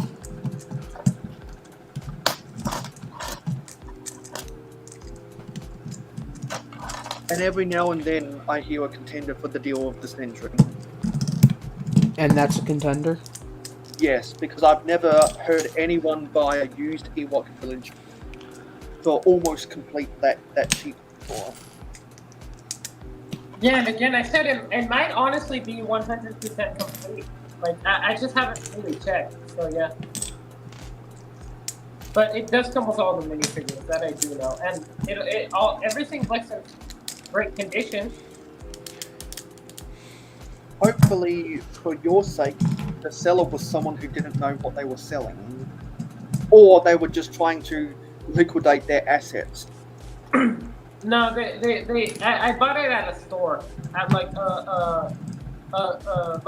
it wasn't a bricks and minifigs, but a used Lego store kind of. Well, they also sold new Lego, and then it was a Lego museum combined with a Lego store.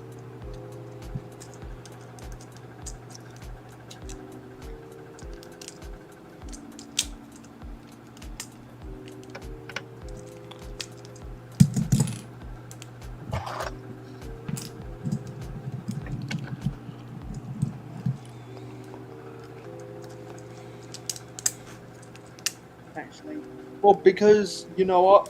Because we've had some viewers who said they will be right back. I'll wait for them to be right back before I give my tribute.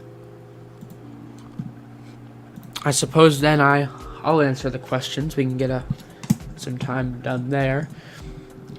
As for sets, no new sets, but at the convention in Long Island that I went to last weekend, I did get some minifigures and I got some lights in case everyone used those in builds. So that's pretty cool.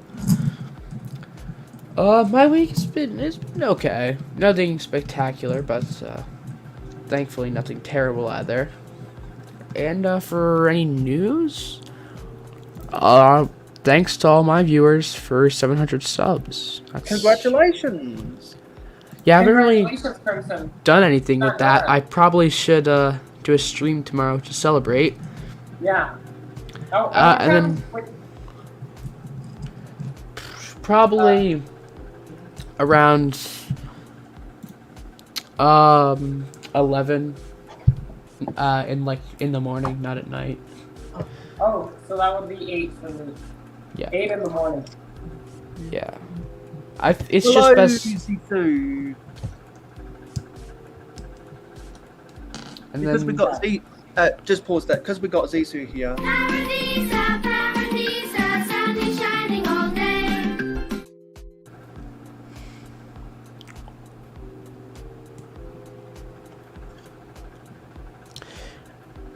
Yeah, and also thanks to the peeps over on Instagram for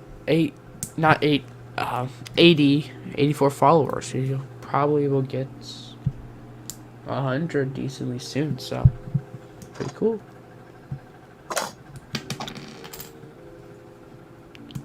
Awesome. Yeah.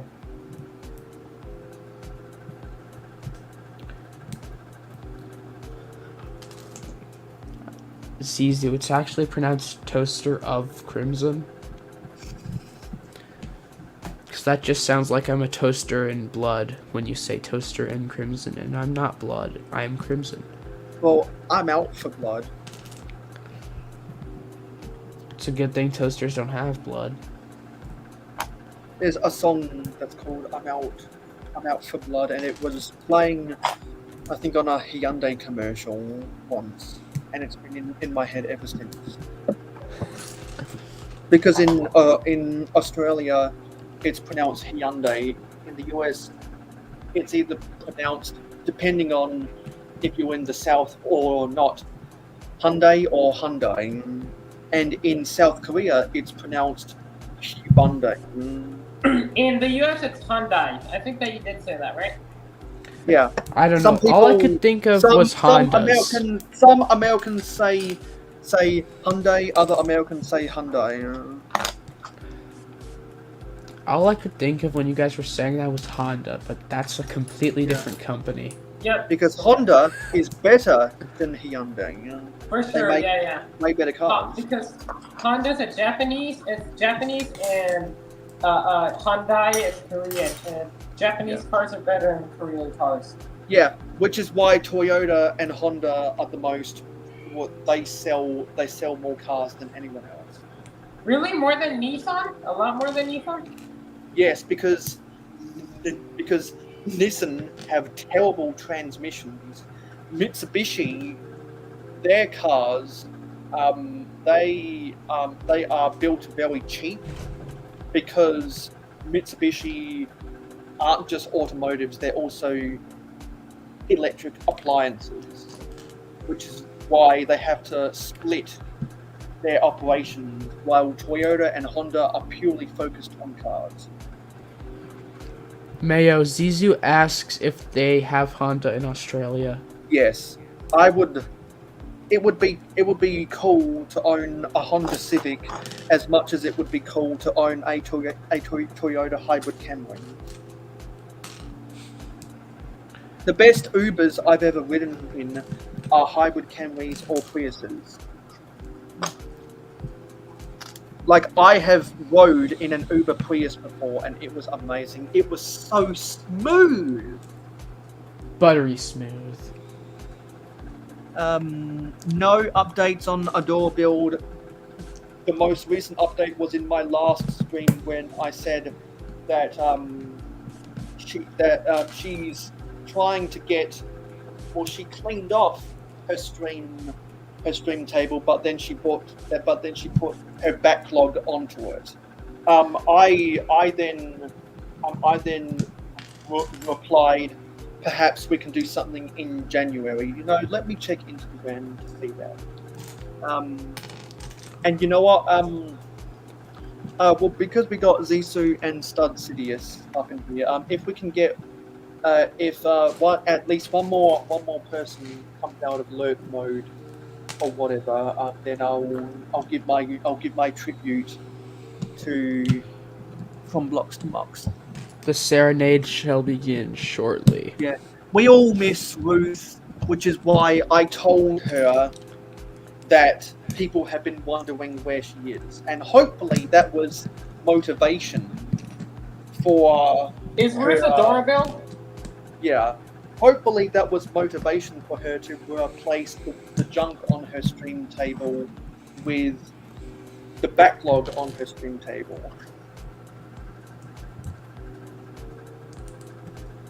So let me take something.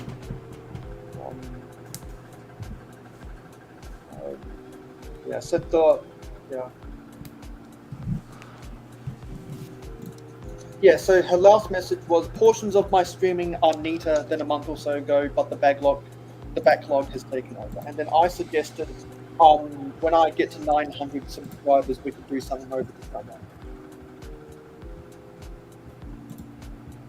Yeah. My family used to own a Mazda 3, but unfortunately we crashed it. That would be unfortunate. And so we replaced it with a Hyundai.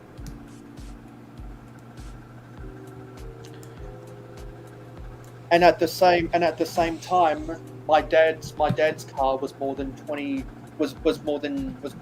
10 years old, and he upgraded to a 4-wheel drive from a station wagon. 1.5 more minutes until we get the tribute. Well, we got to wait for someone else. Hopefully, it's one more person. We got to wait for someone else to come out of lurk mode. Someone, please. Because I want at least 3. I want at least 3 people in the chat to be there and to remember the moment and savor it. Come on. Well, I mean, you have me in Oaktown as well. I'm talking about the chat. Yeah, that's true. You do have. Because I've been rehearsing it really the day after From Blocks and Mocks let me know that he's quitting.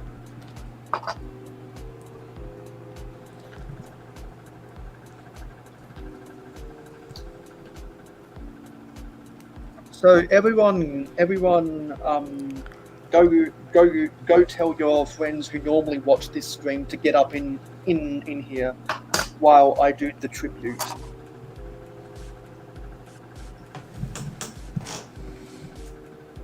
Yeah, Lego Team B just came out of lurk mode. So yeah. It just died. Hello, Lego Team B. What's up? He's the only person that recognized. Yeah, well, I think you did too.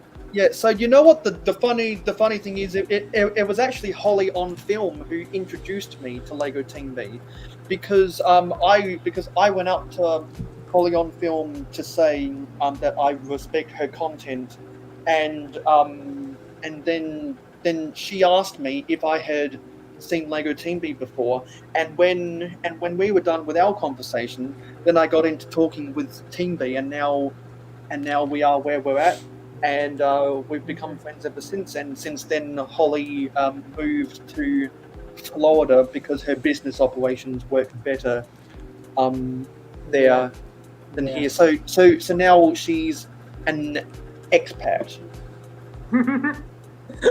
Yeah. Well, I can testify. Team B and Holly.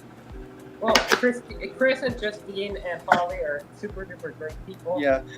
Yeah, and you know, I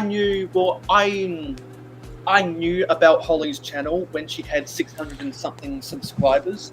She made a video when the 501st Battle Pack came out, and then she made some other videos, and she just grew from there. I remember when she was Potter Minifigure Pals. If Yeah, anyone yeah. I started remembers watching that. her when she was part of Minifig Pals as well.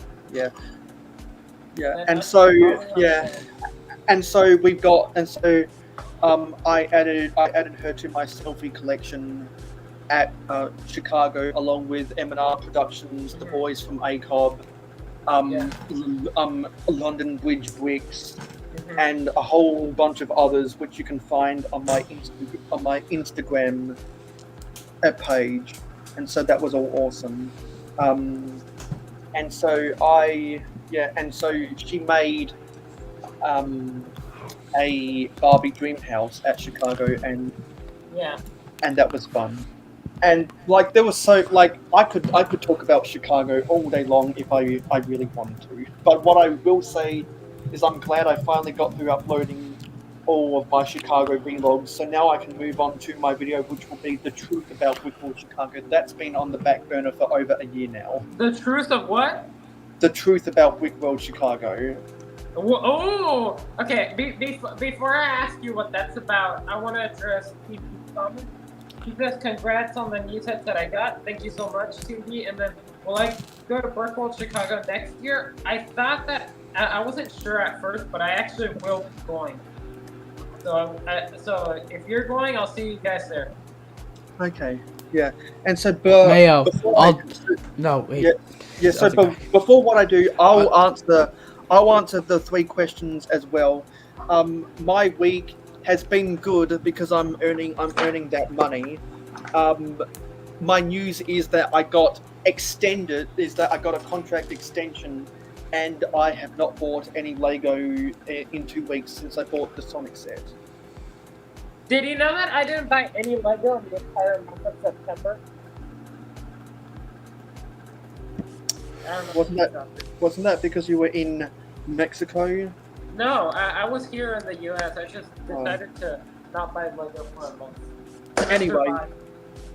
Anyway, now let me do what I was gonna do. So let me find something really quickly.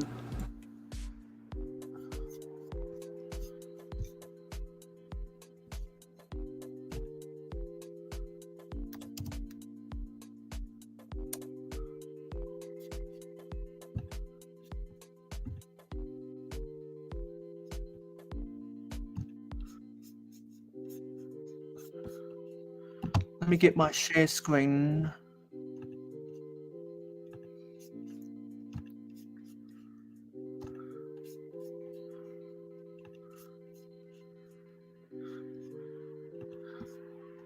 And let me turn the music off so I can do this. And we're gonna put from Blocks to Mox channel on the full screen layout. Just make sure. Yeah. So yeah, here we. Actually, you know, let me refill my bottle first. I'll be back. They muted themselves. You can unmute your mics while I go and refill my bottle quickly. Yes, so Team B, like you saw in the chat, hopefully, I did go to a convention in Long Island last weekend, actually. That was really fun. Got to display some of my mocks there. It's a really nice time. I got to see... who did I see? I saw Paleozoic Bricks. I saw AKVB Bricks. What? You saw Paleozoic Bricks? In the flesh, yeah. Oh wow! I don't even know how he looks like. Yeah, he wouldn't like it if I showed you, and I can't even show you anyways, because I don't have a picture of it. He makes awesome content for anyone who doesn't know. Yeah, he is big on old themes, so if you have any interest in like 2013, 14 themes, he's the guy. Yeah, well, even older, because his favorite theme is Bionicle. He's been on a podcast. Yeah, that's true. So just all of them. Yeah, he's a fan of the Bionicle. And then, yeah, if basically I'm gonna try to go to like any conventions that are in New York, and maybe any that are also like within 4 hours in other states as well. So I'm always looking. So far, haven't found any yet. Any that are worth going to, anyways. But we'll see.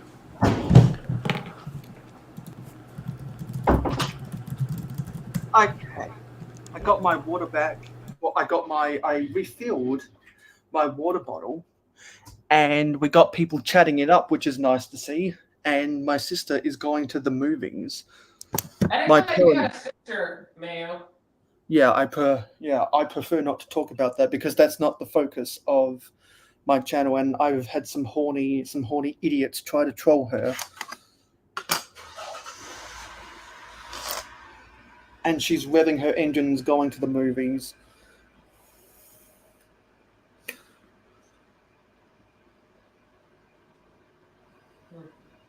I'm just going to wait till she leaves the driveway so that I don't hear her car. Got it. You know, my friend got a job recently, and now he's trying to save up for a used car, so that we can go on a road trip together. And yes, yeah, we got stud. Road trip in Australia? Yeah, we're going to go on a road trip to see my friend who moved to the country. So where did he move to? You're from what city in Australia? I'm from Adelaide. My other friend moved. My other friend moved 150 miles away. That's not that far away. Well, in the grand scheme of Australia, it is, because our country is big, but we all live on the coast. Mm-hmm. So compared to the US, where middle America is few and far between. Sorry, the opposite. Middle America is a stone's throw away. Yeah. And man, she has a phone. She has a telephone that won't quit. All right, Mayo. You think it's time? Well, I'm just waiting for her to get the fuck out of our driveway. Just one more question, Mayo. You were gonna say, can you tease that video, the truth about football in Chicago, what it'll be about? Well, it's gonna be some of the drama that happened last year. In 2023? Yes, because I got intel on some drama. Yeah, and I saw other people reacting to the drama, and also this year, when I was going to the mall with one of my friends, there was some new drama that happened, and one of my friends almost got scammed. Oh, okay. Unfortunate. Because I know a guy that was trying to buy some Star Wars figs, and they were fakes. That sucks. Also, that drama, not like juicy drama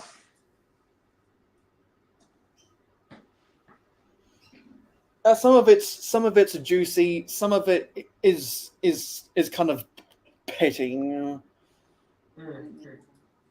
Because I know that people criticize stuff about Chicago, and that's just them being petty. But I want the focus of the drama to be stuff that actually matters, not just people complaining about small shit that doesn't matter. Like what small shit that doesn't matter do people complain about? Like when people complain about the concept of LAN. Like, I'm sick and tired of people complaining about that. Yes, we fucking get it. Moving on. Also, are you a big fan of LAN? No, I'm not a big fan of LAN, but I don't not like LAN either. I think there are a lot of simps for LAN, and there are a lot of haters of LAN, and it's like, can't you find a healthy balance? Anyway, my sister has left for the movies. So so Oaktown, Crimson muted himself. I'm going to mute Oaktown. So this is from Blocks to Mox channel. You should go and subscribe to him. Go watch his city updates. It was fantastic being co-hosts with him since February or whatever. So we're all going to miss From Blocks to Mox. I wish him nothing but the best with his landscaping company, chasing the American dream, and it's going to be fantastic for him. So, did I disappoint you and let you down? Should I be feeling guilty and let the viewers frown? 'Cause I saw the end 1 week ago. Yes, I saw you moved on, and I knew we were done. So I took what's mine by eternal right, kept on streaming into the night. It may be over, it all stops there. I am here for you, if you'd only care. I touch your brain, you touch my soul, change my life and all my goals. Streaming's blind, that I knew it. My stream was blinded by you. I've played with you, you played with me. Building Lego, all to see. I know you well, I know your skill. Thank you for streaming with me. Goodbye, my streamer. Goodbye, my friend. You have been the one. You have been the one for me. Goodbye, my streamer. Goodbye, my friend. You have been the one. You have been the one for me. I am a dreamer, and when I awake, you can't break my skill set. It's my nights you take. As we move on, remember me. Remember us and all we used to be. Seen you laugh, I've seen you smile. I've watched you building for a while. I'd be the editor of your channel. I'd spend a whole night with you. I know your fears and you know mine. We've had our doubts, but now we're fine. And I like you, I swear that's true. I cannot stream without you. Goodbye, my streamer. Goodbye, my friend. You have been the one. You've been the one for me. Goodbye, my streamer. Goodbye, my friend. You have been the one. You've been the one for me. And I still hold your hand in mine. In mine when I'm on stream. And I will bare my soul in time when I'm building vintage Lego. Goodbye, my streamer. Goodbye, my friend. You have been the one. You've been the one for me. Goodbye, my streamer. Goodbye, my friend. You have been the one. You've been the one for me. I'm so hollow, I see. I'm so hollow. I'm so hollow. I'm so hollow, I see. I'm so hollow. I'm so hollow.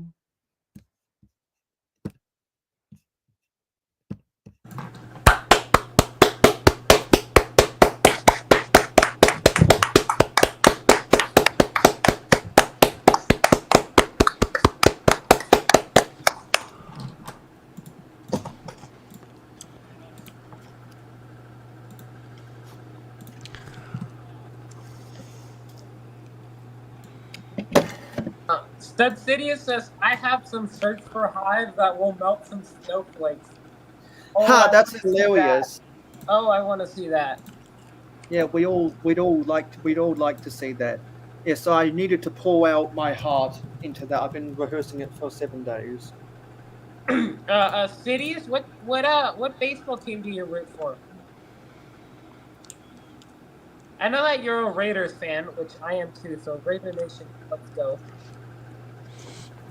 That's because you're in. That's because you have. That's because you're a Mexican American, and the Raiders are really big in Mexico. No, that's not the reason why. No, the reason why is because I'm from Oakland, and they were in Oakland for a long time. Well, they were in Oakland, and then they were in LA, and then they got back to Oakland, and now they're in Vegas. and now they're in Vegas, and Yeah, yeah. and No, that's the reason also why. and also there are a lot of Mexican Americans in California, which means that the LA Dodgers have a big Mexican American fan base, and same with the Oakland Raiders. Yeah, yeah. Well, I bet you guys can't guess who I want to win, as I'm from New York. I know I bet you're a you'll Yankee never fan. guess. Giants or the Jets? Giants. I don't really have a favorite American football team, but if I had to choose, it would be the Dolphins. But we don't talk about the Dolphins right now. So, Why the Dolphins? Cause why Because not? of because of a lot of people are Dolphins fans because of Dan Marino and Mark Zuperduper Clayton. Not the reason. I just thought they were cool. So yeah, it's not nearly as complicated as that. Yeah, and you know what, Stud Sidious? I was on the bus going home from work 2 days ago, and there was a guy wearing a Raiders cap, and I asked him if he was a Raiders fan, and he just said, "I like to wear the Raiders cap because it looks cool," and that got me thinking. Maybe there's millions of Raiders fans around the world who only like the Raiders because the logo looks cool. Kind of like how you see people wearing the New York Yankees hat everywhere. Well, the Yankees logo Because sucks. Sorry. the New York logo looks cool. I'm sorry, but the Yankees logo sucks. But the Raiders logo Yes, is awesome. yes. As a Red Sox fan, I 100% agree. See, I hate the Yankees. But... You guys are gonna make me very mad. Let me pull up the Yankees jersey. I'm sorry, but whoever says the Yankees logo is it's cool, but must be like some sort of shell or something. I think it's also because when you think of New York, you think of two things. You think of the T-shirts that say "I heart New York," yeah, and you think of the Yankees cap because Jay-Z made the Yankees hat more famous than a Yankee can. Oh. Yeah, a lot of people became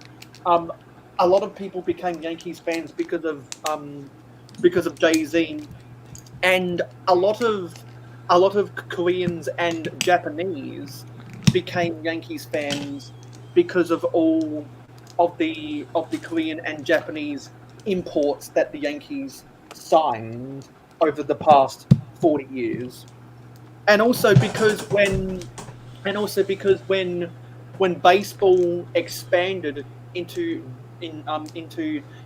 Japan after World War II, the Yankees were winning a bunch of World Series with people like Lou Gehrig and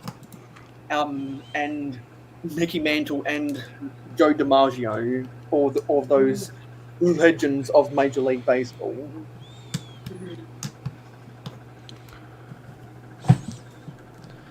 Mayo? I mean, whatever. I keep saying Mayo, I mean Oaktown. Oaktown? It's on, boy.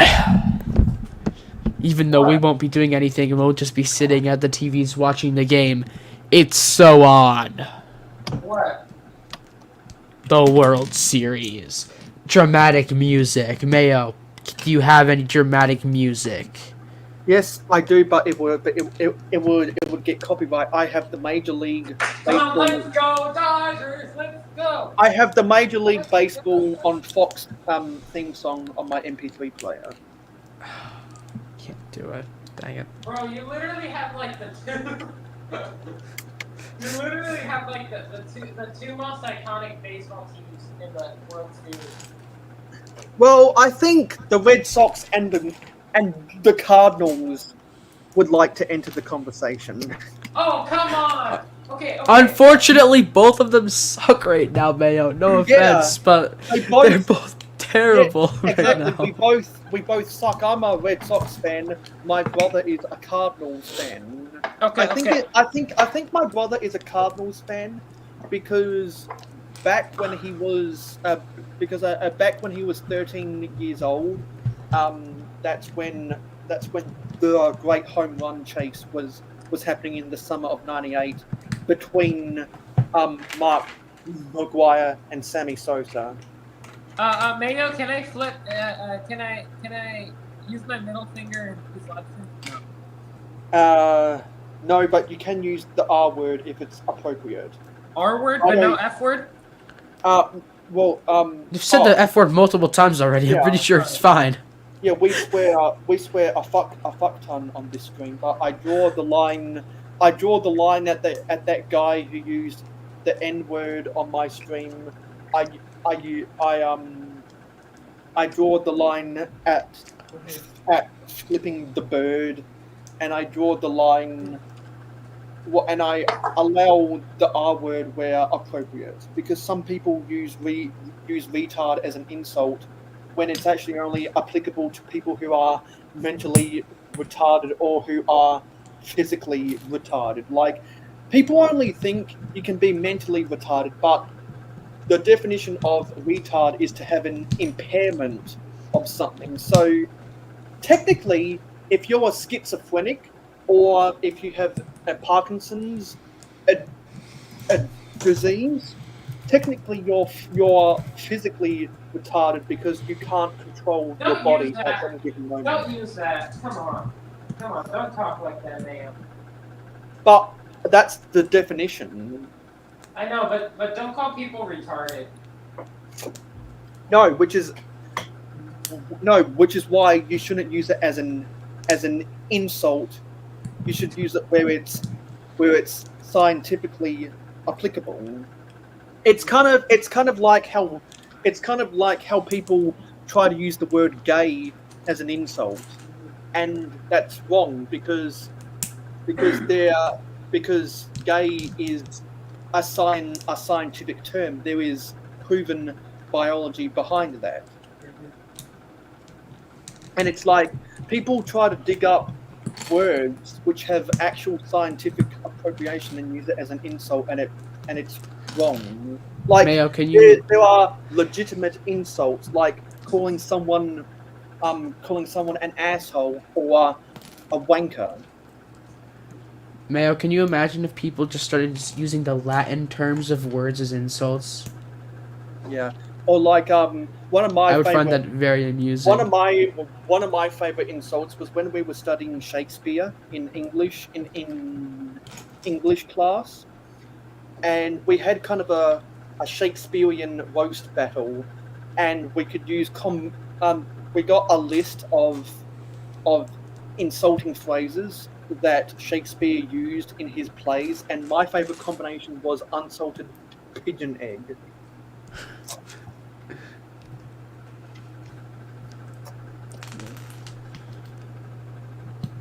So, despite the fact that I'm a snowflake free zone, I do draw the lines where applicable. Like, I draw the line with that person who used the N word on my screen. Because that's not cool.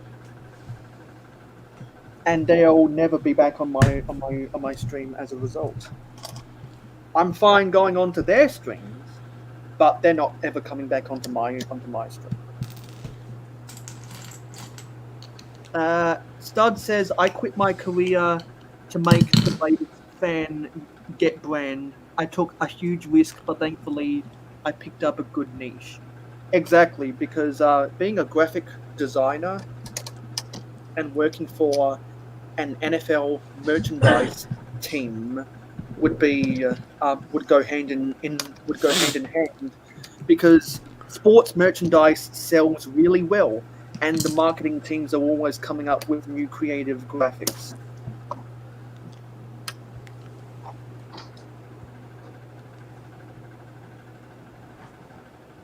There's a lot of technique in this build.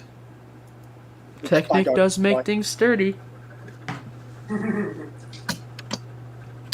And you know, I was watching an RR Slugger video, and he was complaining that a lot of sets these days use Technic because the pieces don't have as much clutch power as they used to. The reason why people have the illusion that vintage sets have more clutch power than new Lego is because the chemical compounds of their ABS plastic has deterred over time, where some of the chemicals escape while you're playing with the bricks in your hands, and that some of those chemicals sometimes rub off on your fingers, and therefore the bricks get more friction on them over time. So old bricks, which are new right now but will be old in 10 years, if you play with your Lego, will have more clutch power. More clutch power than the new bricks that'll come out in the year 2034. And so I saw some people commenting about that, and that was really insightful. And I was like, I didn't think about that before, because the reason they upgraded from cellulose acetate to ABS is because cellulose acetate warps more easily. So if you see the original bricks from 1958 to I think 1963 in the cellulose acetate era, they have terrible clutch power and they warp really easily. So if you try buy one of the original 1958 sets, good luck trying to put it together,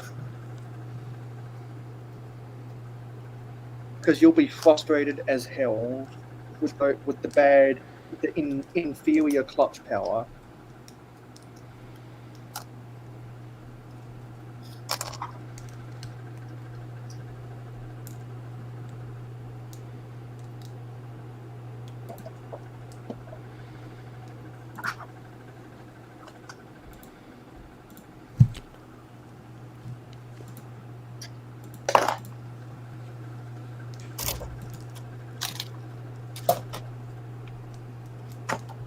Oh crap.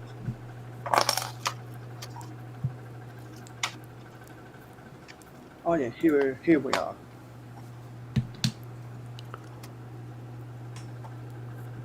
I flipped to the end of the instructions,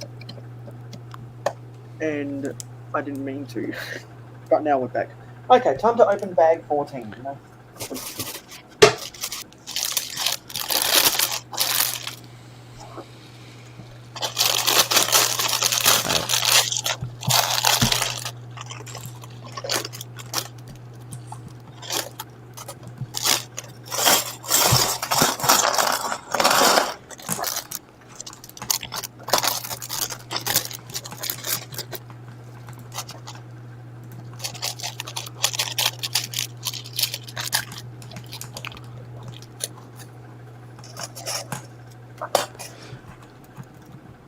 And also, while you guys were talking about a baseball, I want to say RIP to the former baseball pitcher that played for the Dodgers in the 1981 World Series, who died this week.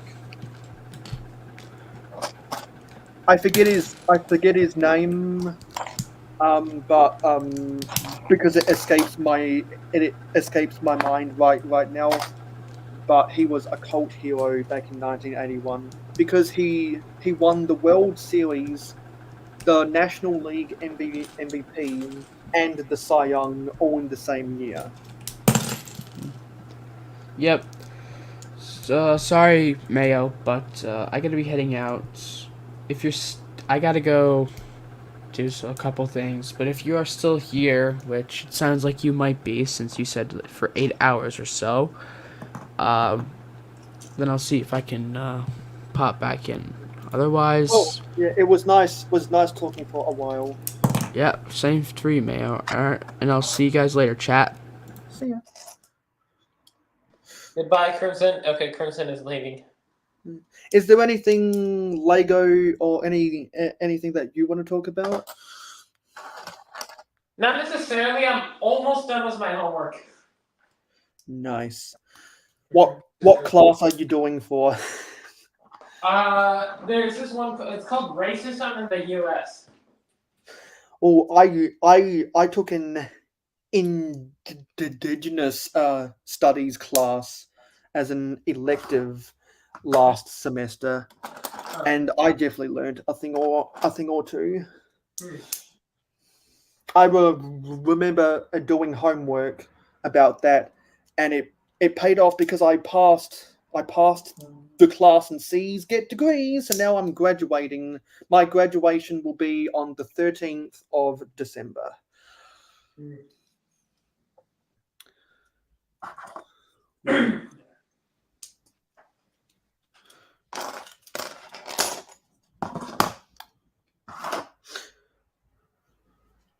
Oh, we got to build this thing twice.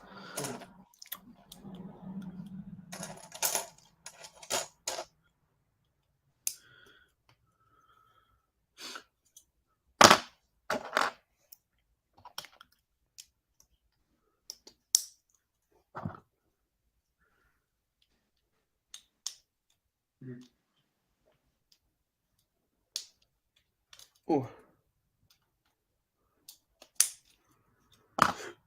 And so, unless we get any, unless we get interesting conversation in the chat, or Oaktown and I find something to talk about, we'll be chill building. So let me put the music back on. Yeah, I agree. Now that we said goodbye to Crimson, Scud says, I knew, though, from working on NFL projects, that the team sold the most gear even when they sucked for years. That's because the Davis family has always been good at marketing, even when they sucked for years. So I took a shot. People like to wear Raiders and Yankees gear. They like the image. NWA and Ice Cube helped, though. They made the Raiders gear thing in pop culture, as did Jay-Z for the Yankees. It does bother me that you can get a Yankees hat in every damn color. It should only be in the team colors. Yeah, because I've seen some people wear. I've seen some people wear the Yankees cap in the Tampa Bay, the Miami Marlins, the Miami Marlins pink, and it's like why the Yankees logo does not belong on a pink cap? That would be like seeing the Raiders logo on an orange cap. It would not make sense. And Johnny says, "Is Mayo building a super sky house?" Well, it could be. Like, I would love to make a super sky house. I like making skyscrapers. Who knows? Maybe one day all of my sig figs could live in a super sky house. Yeah, the possibilities are endless, and I get dozens of suggestions from viewers every month that I think, you know what? I might come back to that. It's not an 8080. It's as I've said repeatedly, the Lego Monkey Kid in Megapolis City. And Stud says, I don't understand how my family is red. Fuck you, Red sucks fans. We lived 30 minutes away from Yankee Stadium and 2 hours away from Boston. The Red sucks. Fuck you, Yankees fans. Yeah, fuck you, Yankee fans. I'm rooting for the Dodgers in this World Series. Hell yes! The Dodgers are my second favorite team. I mean, Ace number 1, but Dodgers number 2. Yeah, because I think the Dodgers have won 8 or 9 World Series. You know, yeah. After they won in 2021, that was their 9th.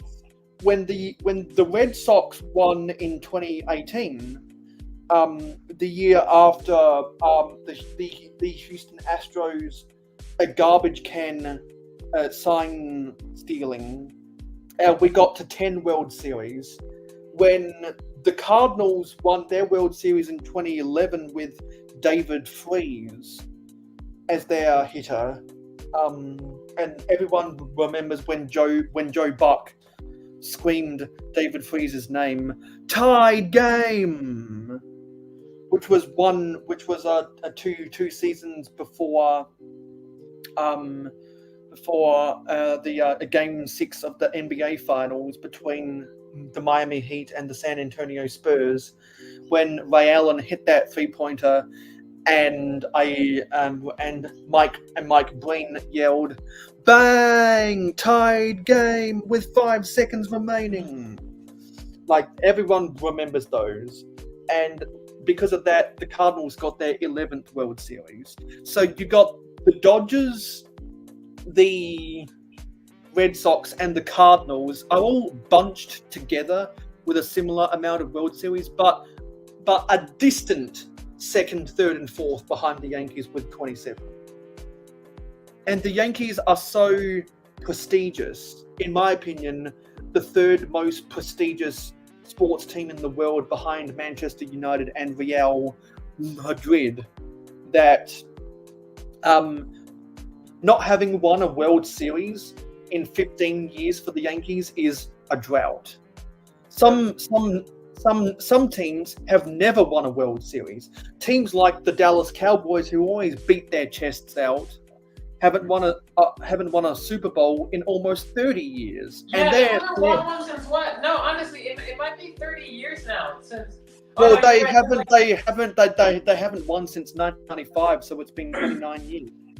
Yeah, they haven't won since they beat what's his name? Jim Kelly, right? Well, multiple teams beat I know, Kelly's but they kept the Buffalo last few Bills. I think the last time, I think that Dallas Cowboys Super Bowl was Jim Kelly's 4th losing Super Bowl. That was when Jim Kelly was the Bills quarterback. Thurman Thomas was their running back. Really, I did not know that. I knew about Jim Kelly, and Troy Aikman was the quarterback. Yeah, because Dallas had a dynasty with the triplets.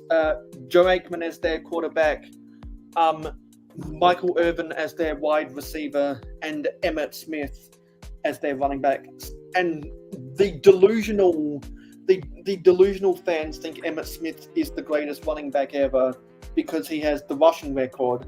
But the old schoolers will say Jim Brown, and people who aren't older than 15 will say Barry Sanders. And I think that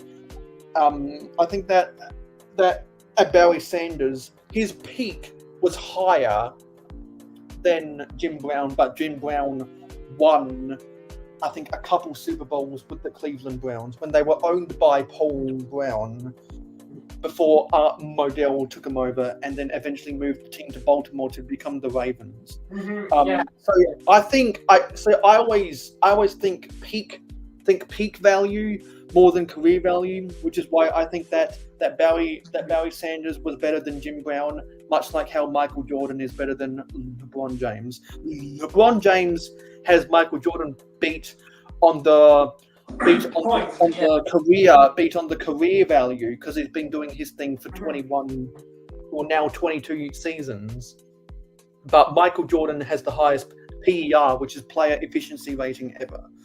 Okay, can I say something, please? I need to say something about LeBron James, and that is fuck LeBron James. See, I don't like LeBron James. I'll be honest, because I mean I'm a Warriors fan, so obvious there. Yeah. But also, he's just an arrogant motherfucker. I'm sorry, but he just is. I was saying the same thing until Magic Johnson landed him as a free agent. I don't like any NBA player unless they're playing for the Lakers. See, yeah, I still don't like him though. And the Lakers are my second favorite team after the Warriors. So Yeah. I just think that he's an arrogant motherfucker. And like, he thinks that he's like the new Jordan.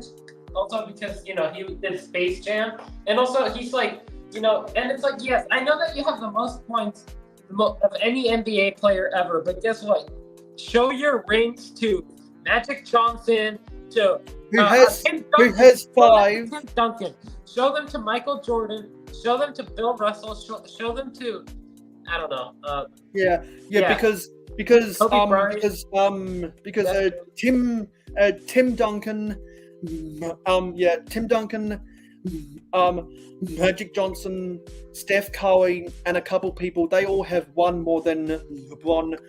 Michael Jordan and Kareem Abdul-Jabbar have 2 more than LeBron. And some people forget that Robert Horry wound up with. Some people forget that Robert Horry wound up with 7 NBA championships. What? I never knew that. Honestly. Like I never knew that he won that. Because Robert Horry is probably the best NBA ring chaser ever. Wow. Robert Horry signed a bunch of 1 and 2 year contracts with teams who were surefire to win the championship, and he got 7. He played his cards right, and I gotta respect him compared to Bill Russell, who played in an era with no competition. Yeah, I will definitely say that. Because I appreciate everything that Bill Russell did for the civil rights movement, and the fact that he helped to break the color line in the NBA, like how Jackie Robinson helped to break the color line in baseball. But Bill Russell played in an era where the Celtics were going to win no matter what, because it was only a 12 team league at the end of Bill Russell's career, and one of them he won as a player coach. They made multiple trades in an era, and granted, the Lakers also made trades in an era where most teams did not know what they were doing. They didn't know the value of draft picks, and so you saw a lot of straight up player swaps back in the day. And a lot of teams back in the day were so poor, they liquidated their good players because they needed money to keep their franchise alive. And everyone knows the folklore of how they made the draft day trade with the St. Louis Hawks, who went on to become the Atlanta Hawks, to draft Bill Russell in the first place. Actually, to correct you, Mayo, does Steph Curry actually have 1 more ring than LeBron James? And, you know, I'd like to say that he does, but he has the same amount. They both have 4, don't they? Actually, no, you're right. They do have 4 because I don't. He won 4 with the Warriors, and then if you want to get technical though, see, for the people still watching here, you know, No Count Bricks is gonna say this, okay? Steph Curry has 5 rings. What's his name? LeBron James has 3 rings, okay? 2016, that shit doesn't count. And so you guys know that I'm not biased. 2019, Raptors won fair and square, okay? 2016, that was a whole setup piece of bullshit there. I forget if he's won 4 or 5. I need to go see his Wikipedia. Because Steph Curry won in 2015. 2016 asterisk, he didn't win, but he really did. Okay, technically not. And then 2017, 2018, and then they lost to the Raptors in 2019, and then they won in 2022. Because LeBron James, didn't he win? He won 16. No, he won 12, 13, 16, and then 20. And then 20. Yeah, right. Okay. Yeah. Because he won 2 with the Heat. He won one with the Cavs, which you could argue is the greatest championship ever by an individual player. Oh, come on. That was the most rigged, awful championship ever. Yeah, because Draymond Green got suspended when LeBron baited him into a technical foul, but just for the city of Cleveland, who up until that had won squat, because the Cleveland baseball team had never won anything. The Browns have well, never. They didn't win anything. Was that motherfucking racist logo of theirs? And the Cavs didn't win anything either. Yeah, because Cavs suck. Yeah, which is why Cleveland are now the Guardians. And also, okay. See, that 2016 championship, that whole thing was rigged because if you want to look at the plays, okay, 3 reasons. Okay, they baited Draymond Green to essentially get himself kicked out for a game. But there were 2 bigger crimes committed in that championship. First of all, Barnes, how did he miss every shot? Barnes on the Warriors team. Someone paid that dude to miss every shot. And then second thing, was it Harrison Barnes? Yeah, Harrison Barnes. Yeah. That man, he did well the year before, but then that year he was just, you can tell he was only making like 10% of the shots. It's like literally you can't tell me that someone didn't bribe him to miss those shots. And since he's not one of the big players, he was like, I could use this money. He's not Steph Curry. If they went up to Steph Curry and told him that, he'd be like, bro, what are you talking about, man? Yeah. So they bribed Barnes, and then also, I watched all 7 of those games, and I can safely say that Cavaliers won even though they cheated. But how do they give the MVP to LeBron James when Kyrie Irving did a much better plays overall? And Kyrie Irving was the closer at game 7 at the Oracle Arena and closed out, hit the winning shot to get that championship. Everyone remembers that Kyrie Irving shot. It was a feat to behold. But also everyone remembers the LeBron James block on Andre Iguodala before that Kyrie Irving shot. Because I see lots of people claiming that that's the greatest block in NBA history. Other people were also claiming that Giannis Antetokounmpo's block in game 6 of the 2021 NBA Finals against the Suns. Some people also make that argument. Those are some good blocks. But I think it's unanimous that the greatest shot in basketball history was the Michael Jordan a double crossover pull up step back shot at the top of the key in the championship of the year of The Last Dance.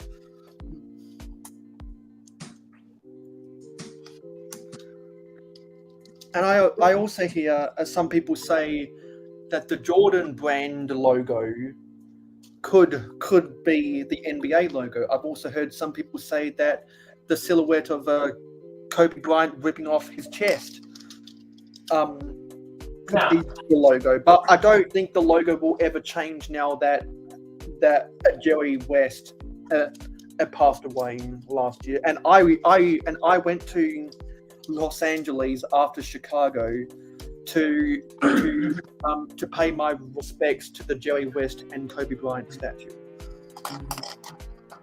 Yeah, I did see those selfies. Yeah, because I went outside of Crypto.com Arena, which used to be the Staples Center, which is the house that Kobe built. Just to I'm sorry, but that name is so fucking stupid. Crypto.com Arena? Is it really Crypto.com or is it just Crypto Arena? Yeah, it's crypto.com arena because God! yeah, because and you can tell that sponsorship was born out of that era. Like no other era before that or afterwards will a cryptocurrency company ever sponsor anyone else. Because for like 6 months, the stadium that the Miami Heat play in was called FTX Arena, and when FTX went bankrupt, they had to quickly find a new sponsor before the season started in like 2022. Yeah, the cryptocurrency debacle was stupid. And so we could have had crypto.com arena and FTX arena in the same season, but not, because crypto.com is more trustworthy than FTX or Binance. And I think crypto.com emerged when Binance and FTX went bankrupt, because crypto.com is actually a sustainable company. FTX wasn't, because they committed fraud. Really? Yeah, because as I was talking about the whole Alameda research and the 28-year-old Harry Potter fan CEO who was Sam Bankman-Fried's girlfriend. I just got moist critical on my mind. Yeah, what about Harry Potter fans? Well, I know a lot of Harry Potter fans. Some of them are much older than 28. I'm a Harry Potter fan, and I'm much younger than 28. I'm 18. Yeah. See, I was born when Philosopher / Sorcerer's Stone came out. You were born in 2001, Mayo? Yeah, and my sister was born in between. No, sorry. My sister was born when A Prisoner of Azkaban came out. Oh, she was born in 2004. No, 2003. Okay, in between Chamber of Secrets and Prisoner of Azkaban, then. Well, Prisoner of Azkaban was wait, was that 2003 or 2004? Because Goblet of Fire was, Goblet of Fire was 2005. Let me. Yeah, correct. Prisoner of Azkaban. Everyone remembers Azkaban because of Sirius Black. Yep. That's my favorite one, actually. Okay, yeah. So she was born in between Chamber of Secrets and Prisoner of Azkaban. And I was born in between Goblet of Fire and Order of the Phoenix. Yeah, and I think Order of the Phoenix was 2007 and Half-Blood Prince was 2009. Correct, you are correct. Yeah, and I know that because my sister went and actually saw Half-Blood Prince in theaters, and she also saw both of the Deathly Hallows movies in theaters. Yeah, that makes sense. And then my sister was born between Order of the Phoenix and so I'm 2006 and my sister's 2008. Yeah, and so that's why the years of 2003 Lego Harry Potter only had the two sets, which was the Quality Quidditch Supply and something else, because there wasn't a movie. Yeah. And so that's why 2007 was also a big year, and they came out with I think the second version of the Hogwarts Castle in 2007, because 2007 only had one set. 2000. You're thinking of 2010, I think, when they came out with. No, because I remember 2010. I always thought there was a lot of sets. Maybe I'm wrong about that. See, I'm not a big Lego Harry Potter fan, so anyone that knows better can correct me if I'm wrong. Yeah, I would know better, since I'm just gonna go show it to you guys. You've actually got the sets on hand. Nice. Yeah. So what Studdles is saying, I was always confused in Hartford County because you see both teams' hats everywhere. You don't see that often, sort of either one or the other. Speaking of Michael Jordan, there will be some special Brickwell Chicago gear this year. Mark is letting me go nuts. Oh, nice to see that. Mark, the owner of Brickworld, is awesome. Love that guy. He's letting me make some crazy exclusive gear for the convention. That Lakers HBO Max show was great. Both seasons have been awesome. See, I've seen a lot of people who were in that, saying there were things wrong in that. See, I always at the start in late October, I always like to watch the NBA 30 for 30 best of frenemies, which documents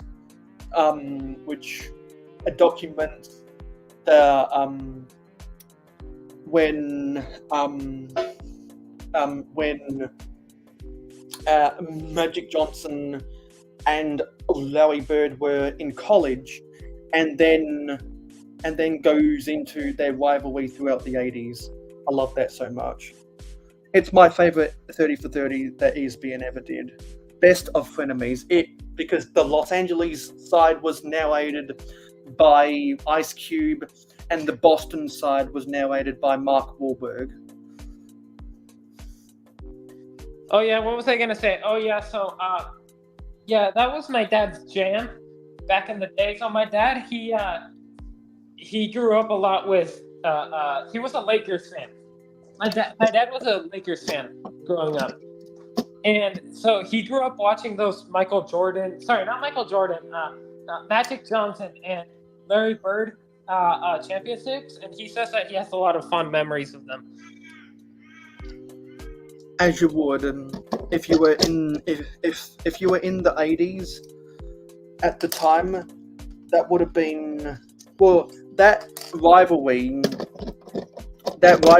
was the second best thing that ever happened to the NBA behind the marketing of Michael Jordan.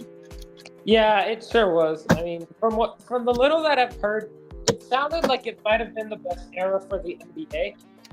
Like, it's not. I mean, okay, sure, they milked the shit out of Jordan in terms of marketing, but like in terms of like actual like team rivalry, it sounded like the 80s was like genuinely the best rivalry ever. Like, it wasn't like Warriors and Cavaliers, which was cool and all, but like I think from a little that I've heard, it sounds like Lakers and Celtics was more interesting. Yeah, because that lasted a whole decade. Yeah, that lasted all throughout the 80s, when the NBA was no longer just a black league, and it wasn't just a white league. There were exciting white and black players. There was basketball coast to coast, and it was after the merger with the ABA. So you got players like Dr. J and Moses Malone, who came from the ABA and made. Which one is the ABA? Exciting. The black team. The ABA had teams like the Brooklyn Nets and Julius Erving.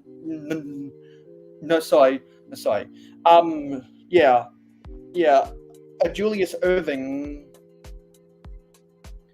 No, I'm getting my name's mixed up. I need to see. I just got to do something in gaming first. But Dr. J was the most exciting player from the ABA. He was with the Nets, and so those battles between the Nets and Moses Malone with the Sixers. Yeah, I know that the Sixers did win a championship in the 80s. Yeah, in the 80s was kind of the B plot to Magic Lowry, because Moses Malone helped the Sixers win the 1982 championship against the Lakers. It was in 82. I thought that they won in like 86 or something. No, 80. So the Celtics won in 81, 84, and 86. Got it. And when did they lose? How many times did they lose? Well, the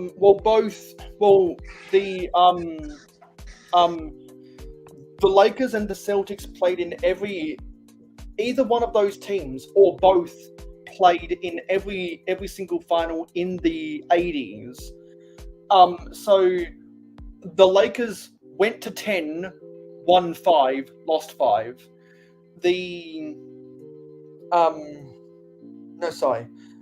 No, the Lakers. I know that they see. They won in the 80s.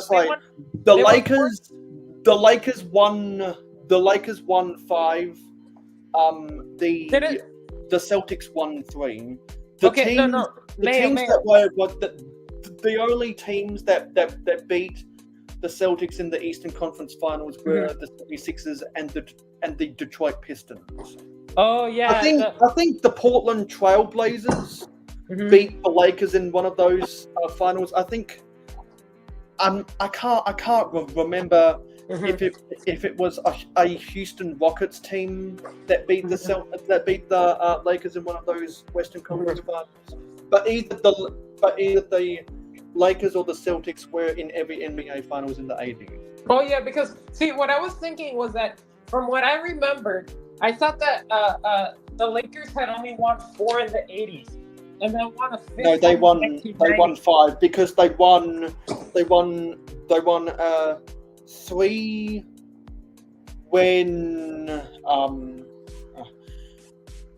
they won 3 before they drafted Byron Scott, and they won 2 with Byron Scott. Okay, why is Byron Scott of any importance? Because Byron Scott was the most significant draft pick after Magic Johnson, because Kareem was a free agent. Oh, really? Yeah, because Kareem was drafted by Milwaukee and won the 71. You won the 71 championship with Milwaukee the year before the year before New York won the championship, and New York hasn't won a championship since that 72. The Knicks, right? Not the Nets. Yeah. Yeah. The Knicks, because the Nets are technically they were originally from New Jersey, and then they moved to Brooklyn when. Oh yeah, they were from New Jersey, right? Yeah, my dad did tell me that one time. Yeah. Because when Josiah bought the majority stake of the Nets, and when Jay-Z bought a minority stake in the Nets, they moved from New Jersey across the Hudson to Brooklyn on Atlantic Avenue.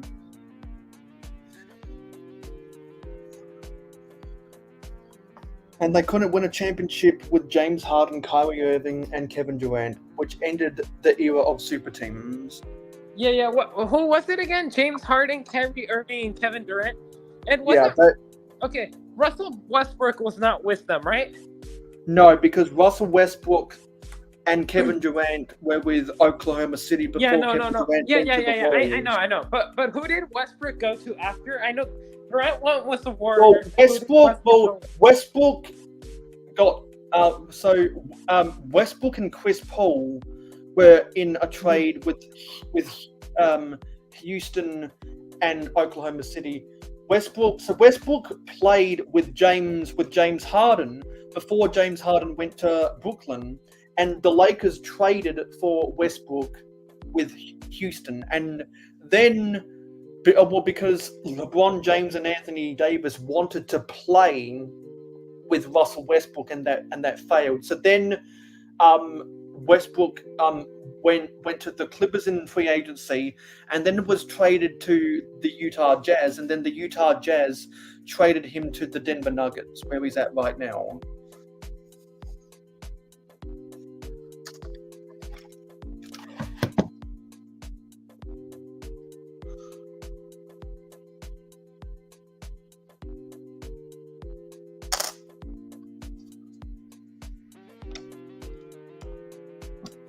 That doesn't line up.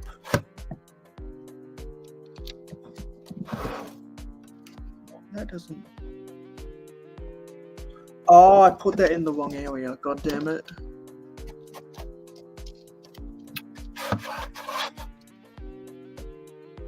Oh, this is going to be a nightmare. I have to take part of this build apart. Just to get out from here. I made a mistake. That sucks. Fortunately, a lot of it is just technique, so it'll be easy to put back together. But taking it apart will be a nightmare.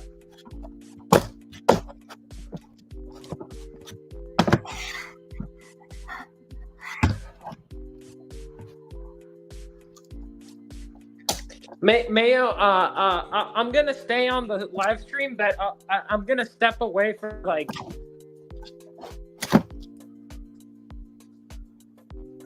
I'll be back in like 2 minutes. Yeah, be right back. This technique is gonna be the death of me. There we go, fixed it. I just put it in the wrong place.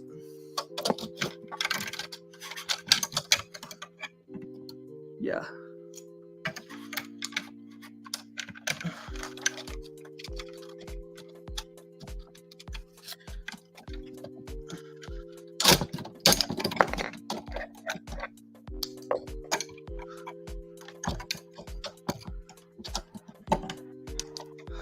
I might do something with the remains of this set, Johnny.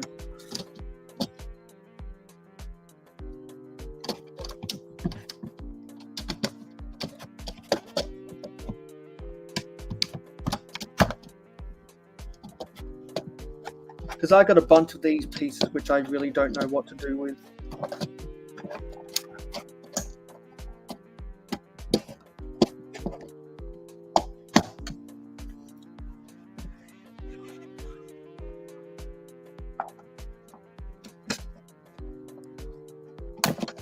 Oh, Jesus.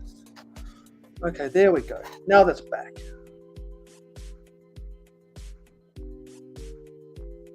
Yeah, let's talk about overpriced Lego. So what does everyone think the most overpriced set is right now? I'm going to say one of probably the biggest of the Mario sets. Because I don't see people clamoring to buy the Mario right now. I really don't. I don't hear anyone talking about Lego Mario sets, and I think people have boycotted Lego Mario until we get the minifigures, and I don't think we'll ever get actual Mario minifigures because Amiibo has that contract with Nintendo. So unless Lego wants to make Nintendo an offer they can't refuse or a joint bid with Amiibo, I don't think you'll ever see Lego Mario minifigures. Sonic is Sega, not Nintendo, which is why we get Sonic minifigures. And I'll be excited to build my first Sonic minifigure when I open my Sonic Green Hill Zone set whenever I do. Oh, cool. Which one is the Green Hill Zone set? Is it the 18+ set? No, the 18+ set, that's the Ideas set. I got the regular Sonic one. Oh, yeah. I'll be honest with you. You got the better one of the two, in my opinion. Yeah, because I know that my friend who I was talking about, who lives 150 miles away, he has the Ideas version of Green Hill Zone. I now have the playset version of the Green Hill Zone, and I want to try and build the playset version with my friend, so I can do a comparison between his Ideas Sonic and my playset Sonic. I think that'll be fun. That does sound fun. Yeah. Yeah. what's everyone saying? Johnny says a lot of things. Mayo like the botanical house of Windows set. I actually don't have an interest in buying any of the botanical gardens. Really? You don't have an interest in even the Friends one? No, I don't, which is crazy to say. That goes Why against not? the grain. Johnny thinks 8080 is the most overrated. Also says X-Men sets. And then Stud says, people are going to complain so much about scratch windows. Exactly. People are already complaining about scratch windows. So what are people in the chat talking about? Overpriced Lego sets. Okay, overpriced Lego sets, in my opinion. Overpriced or overhyped? Overpriced, right? Well, the reason why I say that the electronic Mario sets are the most overpriced is because the fans have voted with their wallets and aren't buying it. Like even at 30% off sales, they're not buying it. Imagine, but for them to still be making them, it must mean that kids like this stupid bullshit, electronic features, creepy Mario shit. Well, I don't think it's because the kids like it. I think it's because the retailers are ordering more than what they should. Yeah, that's true. The reason why at American Lego stores and Walmart the Neo-Classic Galaxy Explorer was 50% off is because Walmart ordered too much of it from the Mexico factory. They ordered too much in their shipments, and so they needed to clear it out. I have never seen that set ever be on sale in my country because we source our sets from the Chinese factory and the Czech Republic factory. North America sources all of its Lego sets from the Mexico factory, Except for the CMFs, I believe. And I believe all CMFs are made in China. Soon to be the factory in Virginia, to I think ease the pressure off the Mexico factory because I think the factory workers in Mexico they either can't keep up with demand, or there's been that scandal with the fake figs that got leaked out. What fake figs? I don't get it. Because some people have confessed that they bought some licensed characters that may have been leaked out of the Lego factory in Mexico and paid top dollar for them. Figs that were never available in Lego sets. So I know what you mean. They look like they're customs because they were actually illegally made by the factory workers in Mexico on the Lego production line. So therefore, technically they're fake because they were never available in an official Lego set. It's kind of like it's the opposite end of the spectrum from the bootleg companies in China who make figs that Lego has never sold.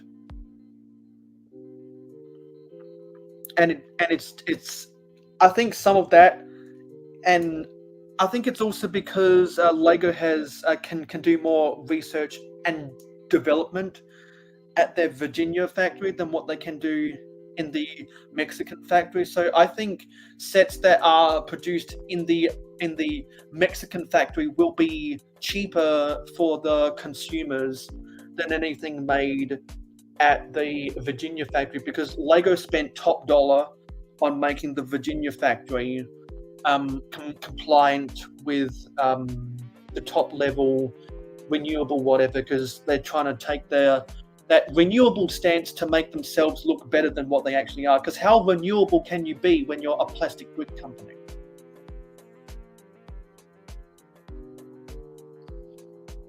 I'm not sure.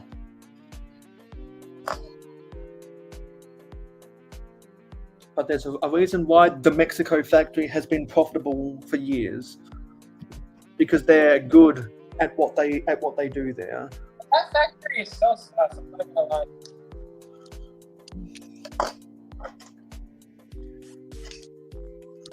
lie. Mayo, I'm not leaving or anything. I just want to say I appreciate this live stream a lot. I've been having a lot of fun. And I've been having fun too. Of course, yeah. So sad to see Real Whole Egg end though. Okay, so now we've got to do this. I'm wedging a lot of Technic pieces in between each other for some of the play features of this set.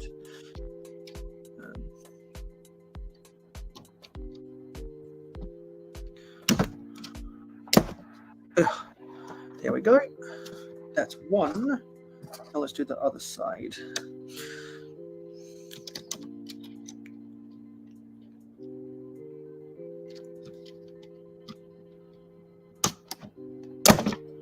As Stud says, people complain about scratched windows before they even come out. Exactly, because they know what it's going to be like. They can predict the quality.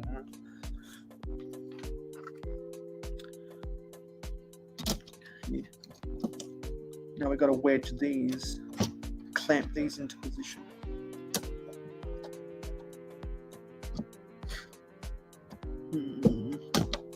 There we go, that's one, and let's do the other. So these are support struts.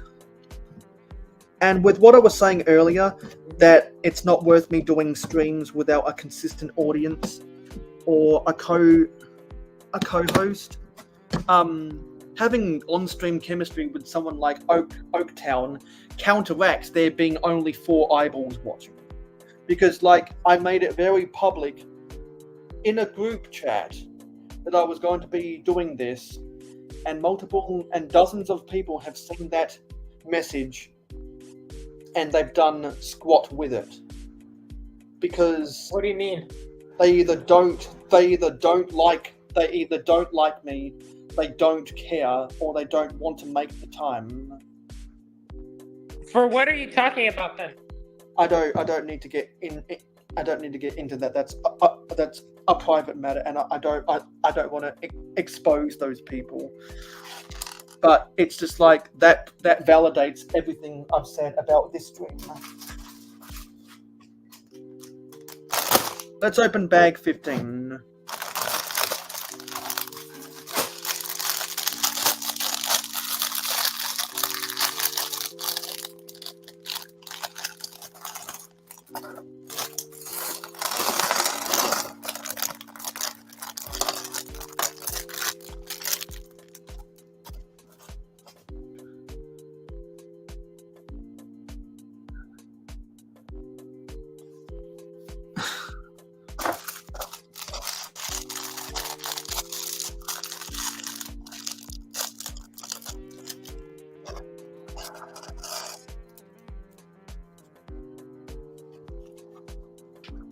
So Mayo, are you a Harry Potter fan? I've always wondered that.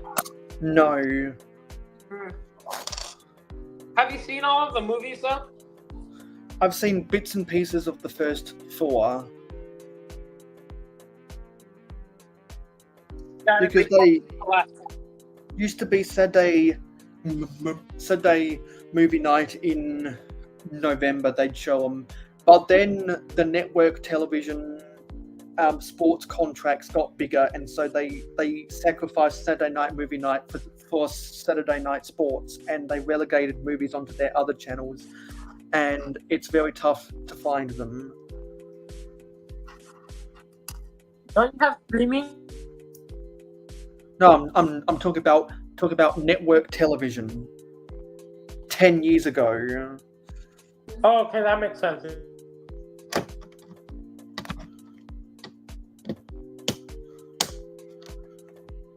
So I remember Saturday night movie night used to start at 7 p.m. and the Harry Potter movies are so long that with the ad breaks, each of the Harry Potter movies would start at 7 p.m. and they would end at 10:55 with the ad breaks. And so I could never make it to the end because as a 12-year-old, I'd always fall asleep before I made it to the end. Now, I stay up past 10:55 p.m. every day of the week. No, I do. So Johnny says, I'd go on Mayo's show, but I don't like to talk. Now asks me, Mayo, do you like Technic Lego? Absolutely not. Johnny would fanboy about Hermione Granger. Me too. Dub says, the Mexican factory figs are real Lego, they just leak. I had a Zelda fig. I had the Zelda figs way before the set came out. They just fall off the truck on the assembly line. I'm used to that in New York. I did admit I buy the Mexican factory figs. They have been official figs and high quality. Exactly, but they're fake because they're non-production pieces. It's kind of like those marbled bricks that you used to see people selling on Bricklink. They were non-production pieces, which means they were fake. And it's also because those marbled bricks, they're the test molds. They're either test molds or they're where they swap the colors of the plastic in the injection molding machines. And it's easier for them to have a spillover than it is to clean the injection molding because of time or whatever. Also says, you don't always get the accessories with the figs, which sucks. Only part-time, Johnny. I'm semi-retired. It's actually criminal what they charge for the Mexican factory figs. They are still overpriced. The Link Zelda figs were like $50 a pop.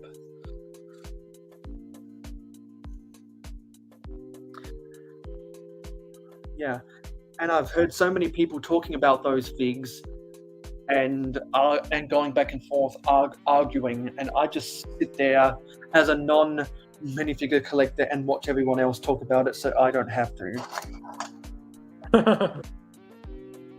Why are you not a minifigure collector? Because I'm a mock builder. Me too, but I also collect minifigures. I don't have the time or money to be a minifigure collector. I'm a parts collector, not a minifigure collector. Because if there's a new part that looks cool, I'd happily buy a whole pab cup full of it. Like, you know, those modified 1x1 bricks that had the double-sided half arch, and at the top came to a 1x2 jumper. I bought a whole pab cup full of those. I have no plans on using them, and I don't know what kind of mocks I'll build with them, but it's a cool part, and I'm a parts collector, so I bought a whole pab cup full of it. Wow. And I don't even know what I'm going to do with those parts. I'm just a parts collector, so I bought it for the hell of it, because you never know in the future. And so I'm a parts collector, not a minifigure collector. And I'm not a set collector because I can't afford to buy every single set from a theme. A lot of people are like that with Star Wars and Ninjago and certain Marvel or DC characters. Like, there are some people who only collect the Batman sets, and I know other people who collect all of the Disney Princess sets. There are people who only collect the Ideas sets. Back in the day, there were people who only bought the castle sets, who only bought the pirate sets, because they were collectors of those themes. Well, and now that those themes are no longer available, they've opened up their portfolio of sets that they own. I am happy to say that I only collect two things. 8-stud wide Speed Champions Ferrari cars and Lego Ninjago Elemental Master minifigures.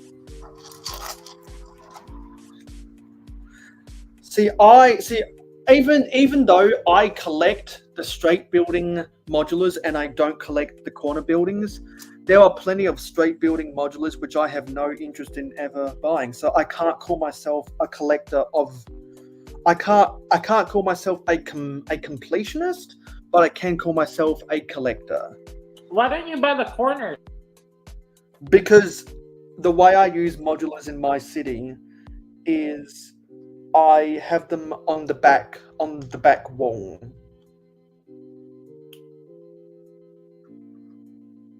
Why do you have them on the back wall? Because they're the tallest things in my city. Because it's a vintage Lego city, but the modulars look too good not to have in a city. Say that to Jang.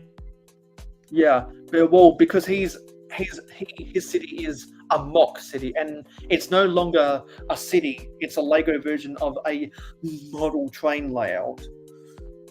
You're right. Which I'm kind of sad about, if I'm being honest. Yeah. But the way he changed the identity of his city means it's something that not many other people do in the community, which is something something different, which will have its own audience. And I know a lot of his pledges on Patreon.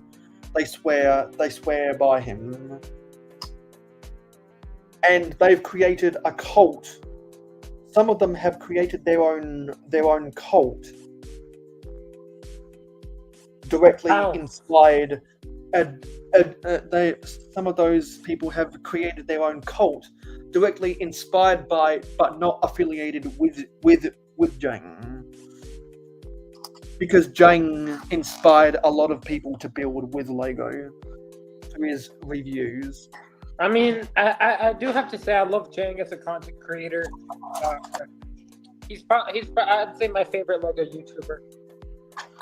Yeah, well, Jang is probably, in terms of quality of videos, probably my second favorite. Who's your favorite? Wigzar, hands down. Oh yeah, of course. Because I was one of his foundation channel members on day one. I wasn't the first. Well, I wasn't his first member, but I was a foundation member on day one. Which is why which is why you see when you see my comments on his videos, I have the classic space logo emoji next to my name. People that start off, I forget the emoji that you get when you start off, but I've been a member for more than 12 months, so I have the classic space emoji. I think if you're a member for 6 to 12 months or something, you have the tipper truck emoji next to your name. But I have the classic space logo next to my name because I've been a member for more than 12 months. Yeah, which means when I've done streams, I get notifications, members only video. And so as a member with early access, you get to watch videos commercial free. So I always make sure to watch his videos before they're available to the public, so I don't have to watch the ads beforehand. And also, I like supporting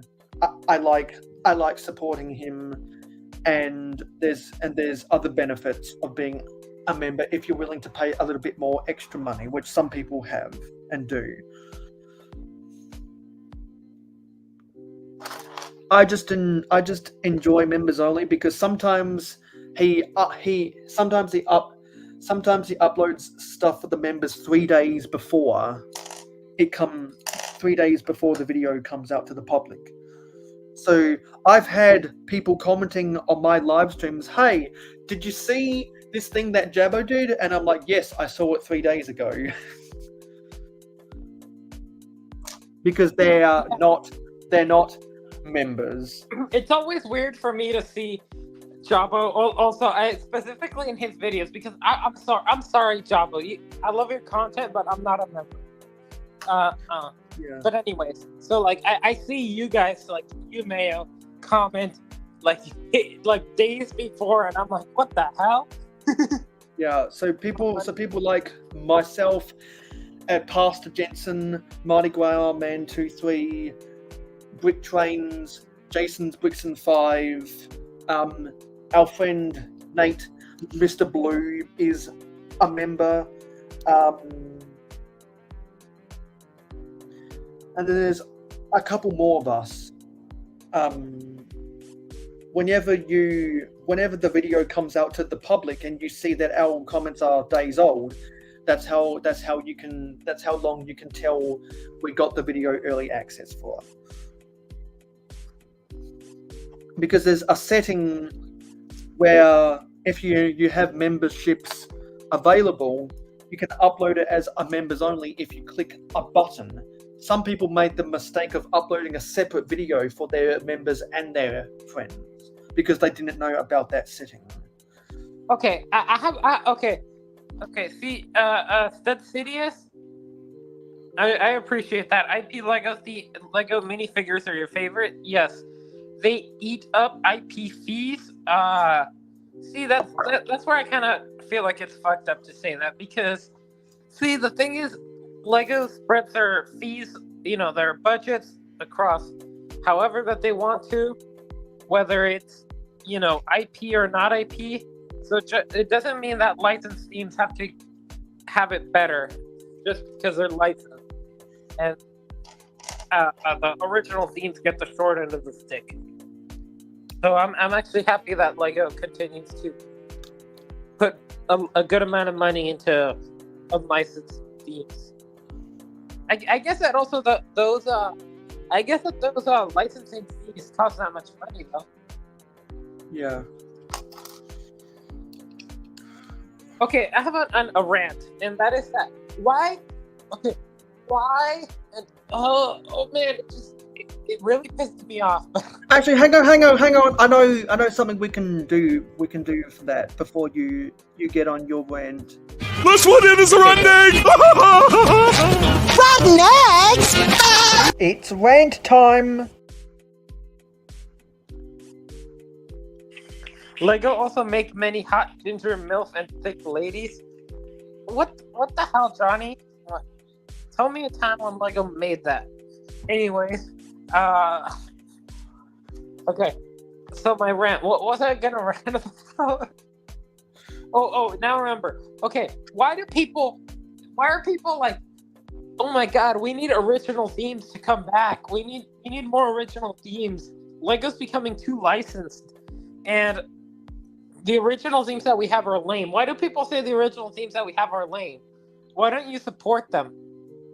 I mean, like, some people don't even, like, some people will just say, we need original themes back, and it's like, bro, original themes, they exist. They fundamentally do. I think the people who say those complaints are the Castle and the Pirates fans. Yeah, mainly, yeah. Or a fan of some obscure theme like Exoforce or Time Cruisers, or Belleville, or Rock Raiders. Rock Raiders. I see a lot of people wanting them to come back with Rock Raiders because they've all drunk the RR Slugger Kool-Aid. Yeah. But like, I thought, okay, no hate towards this man because I like his content and all, but Brickmaster Harry the other day was saying that, what was he saying exactly? He was saying that like, there should be more original themes because there are some that are already getting stale, like Ninjago. Bro, buy some Ninjago sets. You're a Star Wars collector and you're complaining that Ninjago is stale when you're not even a fan of the property. Like, bro, like, you have no right to say that. I'm sorry. Yeah, well, if a Star Wars fan ever says that another theme is getting stale, and they don't realize that the Star Wars theme is itself stale, unless we get new concepts like a Dark Falcon, which everyone gushed over because it wasn't just a rehash of a set we got 10 years ago. It was an actual new idea, and people want new stuff. They don't want the same thing that's been done a million times, like a Luke's land speeder. And so for those types of people to say stuff like that, I'd be like, don't be a hypocrite. Stay in your own lane, buddy. Yep. I know. It's so annoying. And then another one is sometimes you hear Harry. Okay, the ones that even worse than the Star Wars fans are those. And I say this, loving Harry Potter and Star Wars too, but Harry Potter is even more stale than Star Wars. Yes, correct. That's what I was saying, and they complain that Ninjago is stale too. Yes, because Ninjago is stale in January when we get just exclusively vehicles, but come June and July, that's when we get more of the exciting temples and monasteries, which always look slightly different from each other. Enough difference for you to want to buy it, compared to looking at the same old mech and the same old bike and the same old jet and the same old car that every ninja has had for the past 13 years and being like, I don't need to buy that because it's been done a million times before. That's how I feel about Ninjago. Is that they do, and that's the same way I feel about Star Wars. That's the same way I feel about Batman. Like, we don't need Batmobiles all the freaking time. And with Spider-Man, Spider-Man does not have a mech. He does not have a jet. He does not have a car because he's fucking Spider-Man. Well, it's because, see, with Spider-Man, I agree with you, Mayo, but I know why they do it, because the kids like Spider-Man merch. Yes, they do. The boys like the Star Wars ships. The nerds like the Batmobiles, and people like me want to make mocks with stuff that looks like it could belong in a city. See, though, Mayo, okay, I do want to say something. I know you indirectly just said Ninjago is stale, and do you know what? I respect that opinion. Do you know why? Because you also said that Star Wars and Harry Potter are stale. It's really the people who say that annoy me, or the people who are like, ride for Star Wars and ride for Harry Potter, and they're just like, no, Ninjago, it's old, it needs to get off the shelves, everything is a retread from that theme. It's like, check yourself. Yeah, because if you're going to make the this theme is stale argument, then you could make that same argument with about half a dozen other Lego themes. Because I'm unafraid to say that Star Wars, Disney Princess, Ninjago, Marvel Spider-Man, Batman, and I'm sure there's other things I could think about, are all stale. Which is why I don't collect those themes. I just collect sets from those themes that I like. Like, I like the original 1999 UCS X-Wing, which is why I bought the New Style one. I always liked the original 2000 play scale version of the Slave One, so I bought the Mandalorian Boba Fett starship. I always liked the UCS Ewok Village, so I made a mock of it for my Forestman. Oh, that's cool. Yeah. Yeah, and recently, if you follow me on Instagram, you know that I built this conference room to keep all of my Star Wars figures together, because otherwise I wouldn't know what to do with them. And I recently found my Boba Fett while I was digging through some bulk Lego, so now I included him.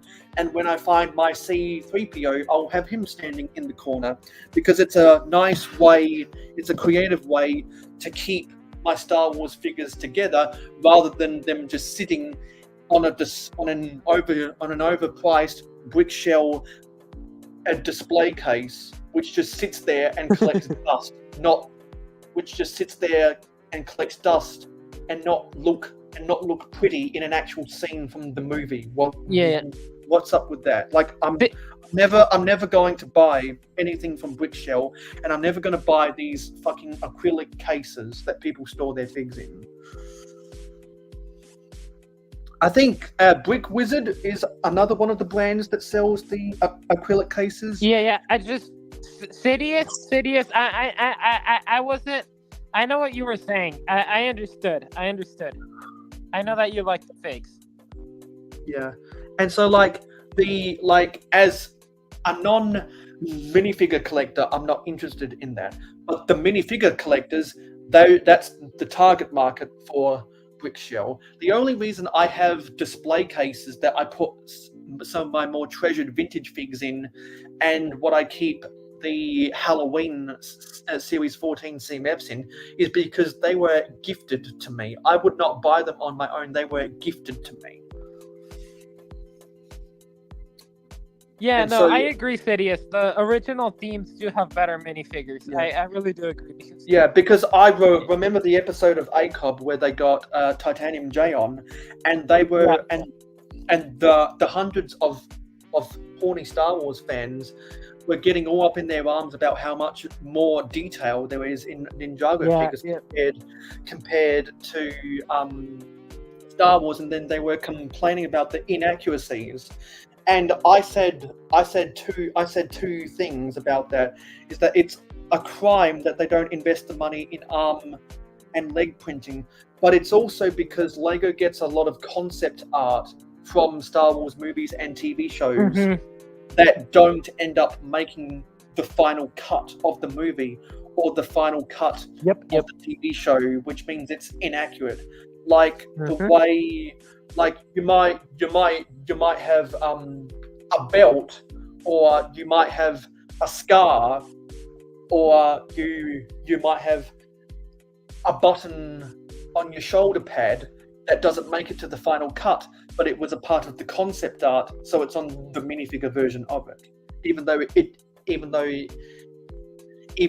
didn't make it in the final cut, because that's what you get with concept art. Same thing with other licensed figs. A lot of reasons they look inaccurate is because they were based on concept art, because the toy manufacturers get the concept art, they don't get the final cut, because the toy manufacturers, they can only go off the concept art so that they can get it into production when the movie or the TV show comes out, so that it's available to buy directly once you see the film. Good point. And so, I like to be the voice of reason regarding the inaccuracies and the printing. Like, there are reasons why Lego has fucked up a lot of licensed figs. That is definitely true. Like how they fucked up the new style, the new style Princess Leia with the Cleveland Cavaliers basketball gym shorts. It looks dark. Come on, Lego it looks City. dark. It looks dark Come on, red. Sidious. Lego Looks dark City is red. not Lego City. Come on, Lego City is awesome. It looks dark red, and it like the Cleveland Cavaliers, and it's so funny. She's wearing fucking gym shorts. Who? Princess Leia in the UCS sail barge. Oh yeah, it looks so stupid. Because they opted for dual molded legs instead of printed legs. So people who have the old style Princess Leia from the sail barge took the old style pants, put it on the new style fig, and it's the ultimate Princess Leia. I say take the old torso and the old legs and put it on the new head and the new hair.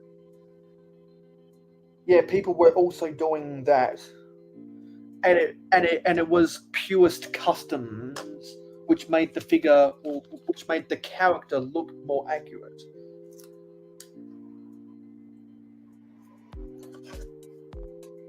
Yeah, I agree. Stud City is very much so. And now, after I binge watched Zoe 101, when I was watching, when I got a free trial for Paramount Plus to see the first two Indiana Jones movies, I kind of want to make a purist custom of Jamie Lynn Spears now. Okay. I have to ask, why did you only watch the first two? Why not the third one? Because I ran out of time to watch the third one. I finished watching Raiders of the Lost Ark 2 hours before my free trial expired. But my friend who I'm going to go on a road trip with, he has a joint account with his brother for Paramount Plus, so I might watch that on our road trip.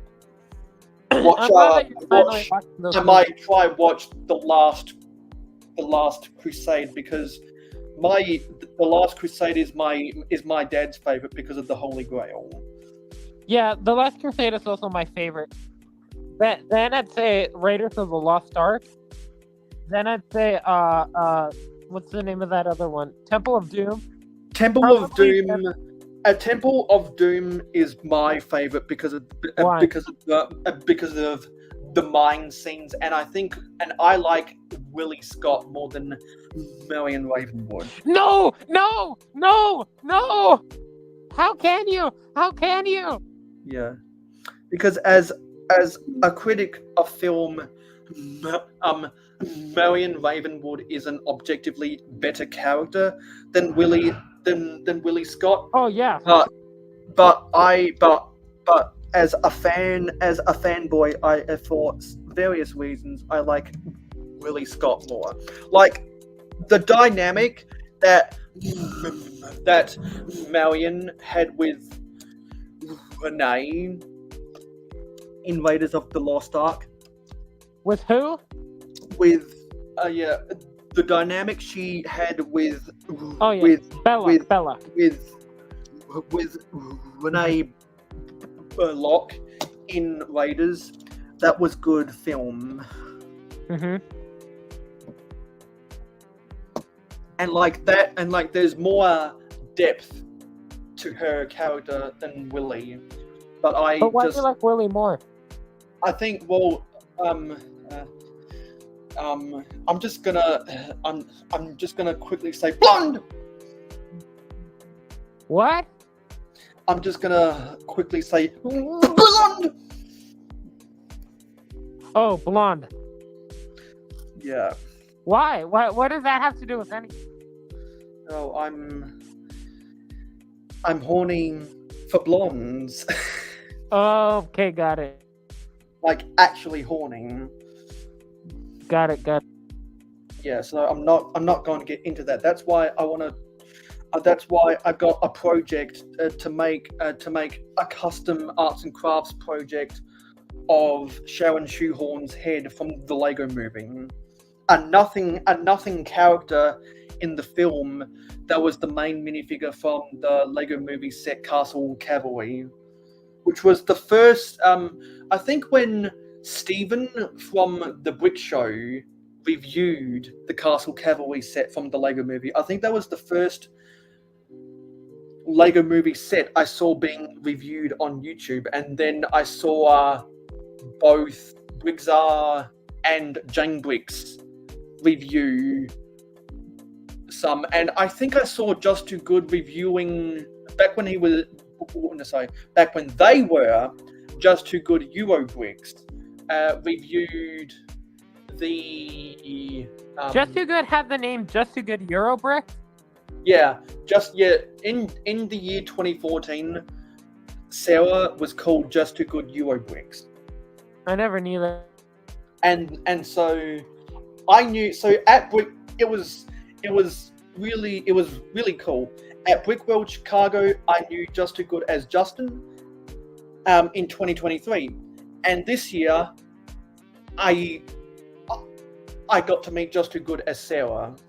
That was really cool. And so when Sarah made a video on her food channel, Just Too Food, reviewing the really bad Wendy's promo of the Krabby Patty meal, I posted this on my Instagram stories. My comment on her review, calling it a scam. Once there was a bad Wendy's Krabby Patty promo. It was so bad that everyone died at the end. Mayonnaise is not an instrument. That was my comment. I have the screenshot on my phone. I put it on my Instagram stories. I commented it on that video, and Just Too Good appreciated the humor.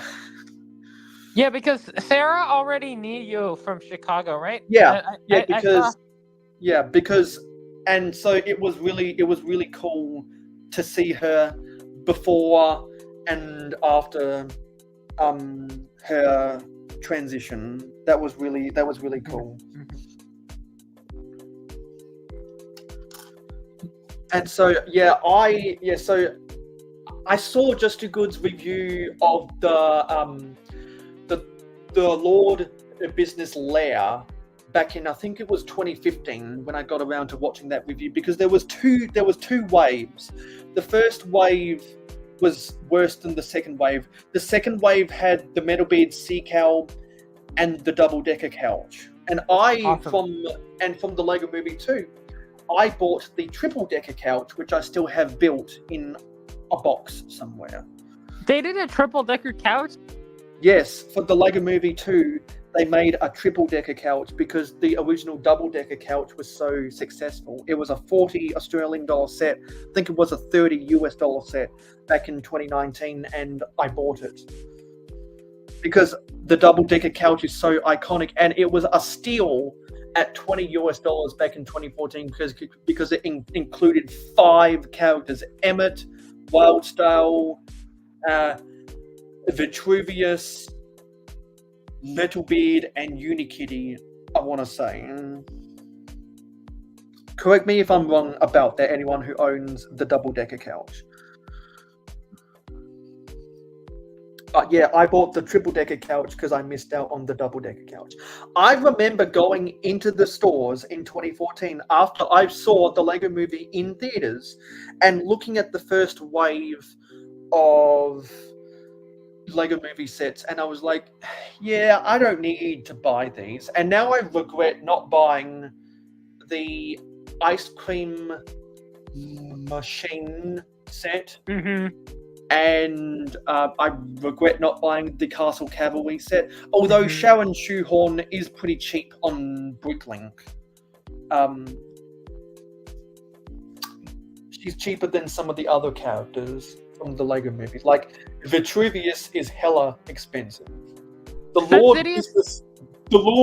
Lord Business version of President Business is crazy expensive because of all the pieces. Oh shit! I wanted that minifigure. I mean, I still need a President Business minifigure. I just got Benny the other day. Finally, I still need Metalbeard. I got Unikitty a little while ago, and then I've had Bad Cop, Good Cop, Bad Cop, Emmett, and Wildstyle for a while. See, I own all the Lego Movie 2 collectible minifigures. I only own Abraham Lincoln and one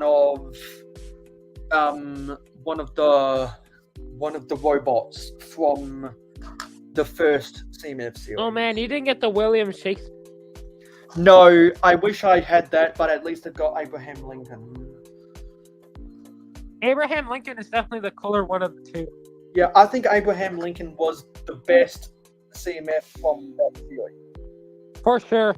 And the only reason I wanted to be a completionist of the Lego Movie 2, there's 2 reasons why I completed the Lego Movie 2 CMFs, is because I saw the movie in theaters and it had the Wizard of Oz characters.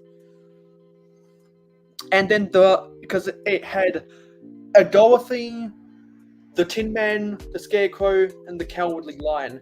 And then I bought the Ultimate Batmobile set because of its play features, the way you could transform, and it included the Wicked Witch of the West and the Flying Monkeys from the Wizard of Oz. Yep.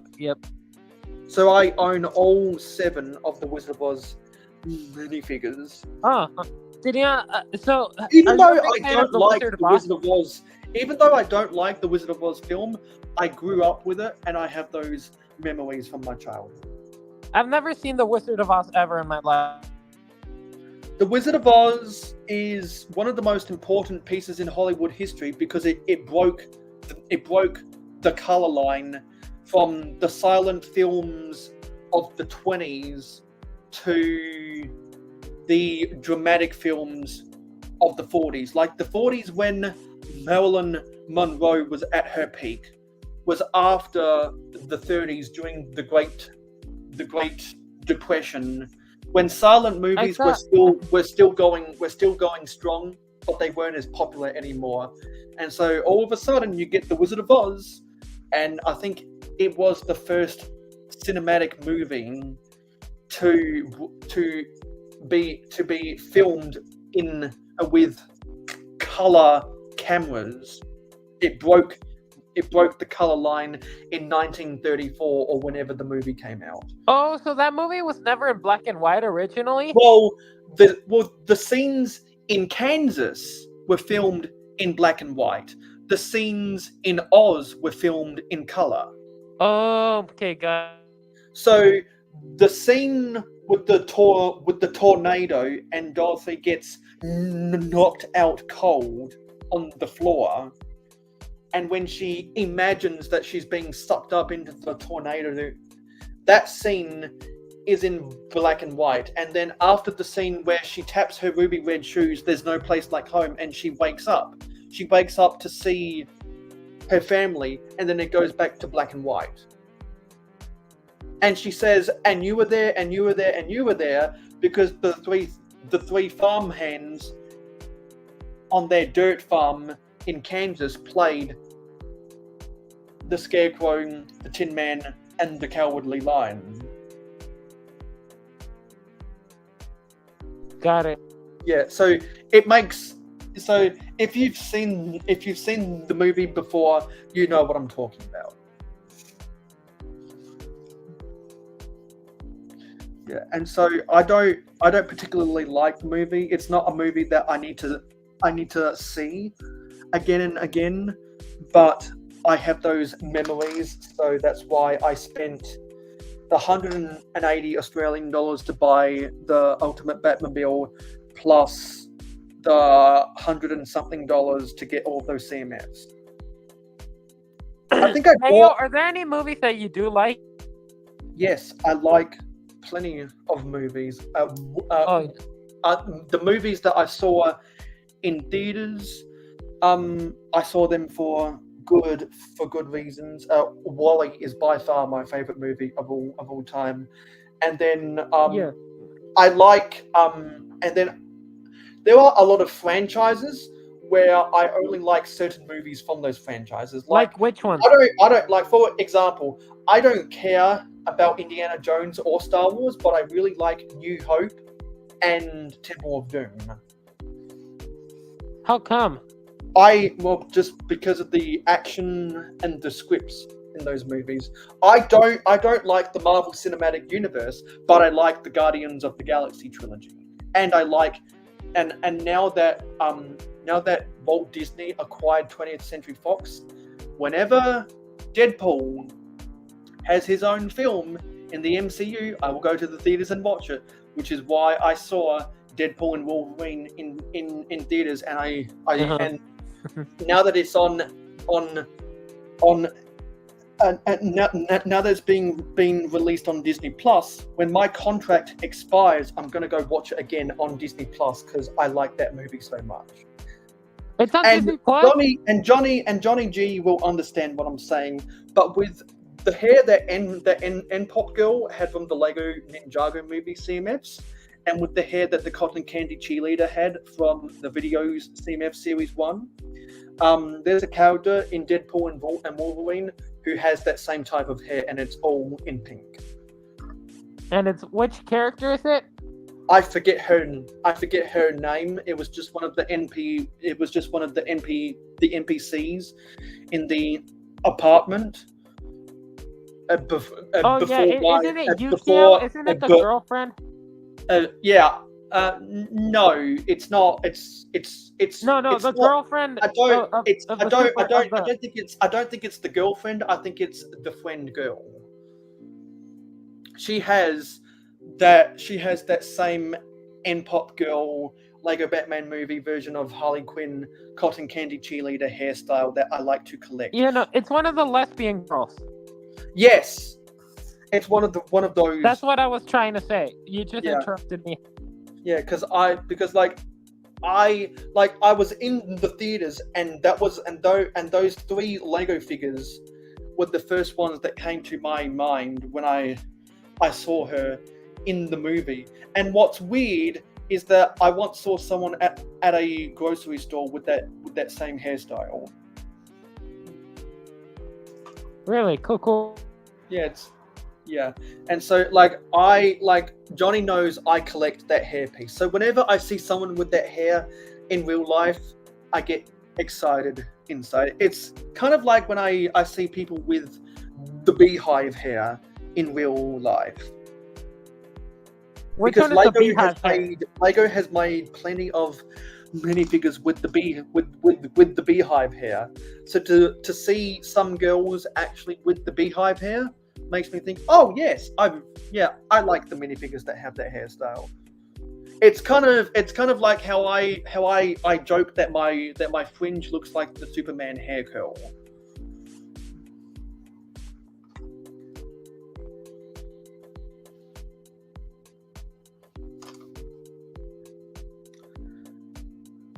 Whenever my hair gets insanely long, my fringe starts to look like the Superman hair curl because I don't comb it. I'm lazy like that. Why is the chat getting so horny? Because because there's a lot of horny people who collect Lego. I gotta be honest, that's why the concept of a simp exists on the internet. Okay. Just one horny thing that I want to say.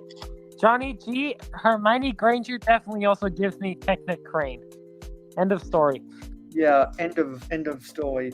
You know who I really like? I really like Sharon Shoehorn. I really like Cardio Cowie. I really like N-Pop Girl. I really like Cotton Candy Cheerleader. I really like the red hair girl from the pizza to go. I like the Paradisa girl I traded for on the minifigure trade wall at Wickvention. I actually got some really cool castle figs at that same trade wall, and the Legoland Discovery Center who managed that trade wall, they were so impressed with all of the figures I was trading on that trade wall. With all the minifigs that weren't traded, they actually let me pick some of them to take for free because I was trading away so many licensed Marvel characters to get so many licensed Marvel and Batman characters to get castle. You just cracked me up, Sisu. Sisu says pizza delivery girl is hot to go. H-O-T-T. I'm not gonna sing it. Whatever. Yeah. MICKEYMOUSE. That's me. It's the Mickey Mouse Clubhouse. Come inside. It's fun inside. It's the Mickey. See, I grew up with that show back when. Me too. Back when the Disney Junior channel was called Playhouse. Really? I never knew that. I remember when they changed Playhouse Disney to to Disney Junior when they introduced the Disney XD channel, and now none of those 3 channels exist because of Disney Plus. Really? So they don't have Disney Channel anymore because of Disney Plus? No, you can no longer buy.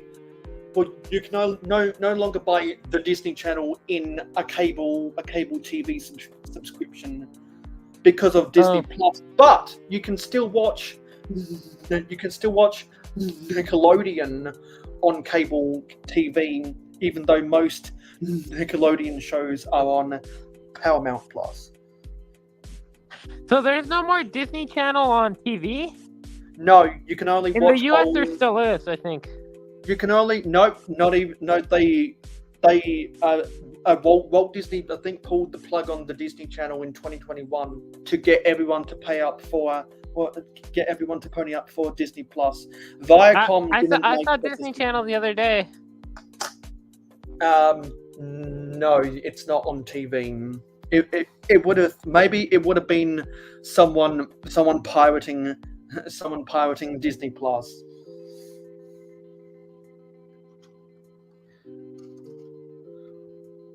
Because I know people who watch pirated versions of shows on Disney Plus because they don't want to pay for Disney Plus. I can understand that. I mean, the only reason I watch Disney Plus is because my friend who leeches off of his brother's Paramount Plus, he has 8 other people who leech off of his Disney Plus. So I hope that Disney never has a password sharing crackdown like what Netflix did a couple months ago.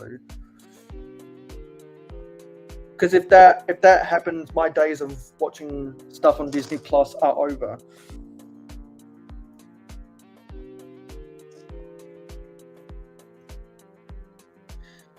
Which I hope that doesn't happen before the Northern Hemisphere spring of next year, because one of my guilty pleasure shows is coming back in spring. Which one?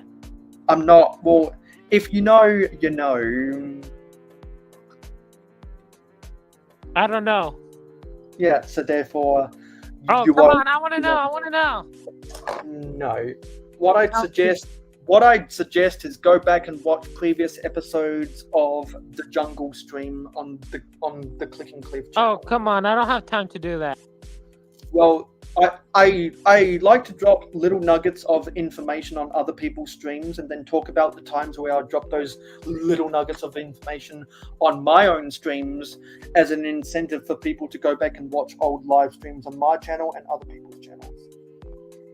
Oh, come on, just tease what your favorite TV show is. What one of your favorites? When it comes back in spring 2025, I'll reveal to the whole world. Oh, come on, just say it now. See, that's how you build up. See, that's the marketing genius in me. I'm building up the hype. Killed my hype. I'm unsubscribing now. Well, that'd be your choice. I'm just joking, May. I'm not unsubscribing. Don't worry. Yeah, but like I see people making the threat of unsubscribing from certain channels. I'm like, okay, that's your choice, because I'm sure the content creators can live without 1 or 2 people when they have hundreds, if not thousands, of other people. And that's the beauty of YouTube is that the good people know that you can't please everybody, so they don't try to please everybody, and they don't have an unrealistic expectation. The thing I've learned about social media is you're not going to feel good about yourself if you're not living in reality, because it's the mental health crisis started because of unrealistic expectations. That is true because of social media. Yeah, because social media distorts a lot of the truth. Mayo, are you ever gonna play Paradisa? Well, since Zissou is here, and if people are requesting it, we can do it again if I can find it. Paradisa, Paradisa, sun is shining all day. once I flip to book 2 of this set, I'll take a break from building the set. Oh, Zoe 101 is one of your favorite TV shows?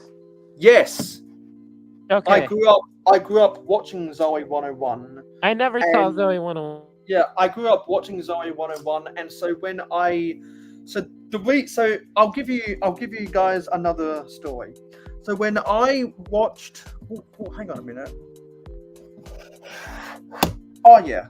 So when I watched, so when I was building the Lego Indiana Jones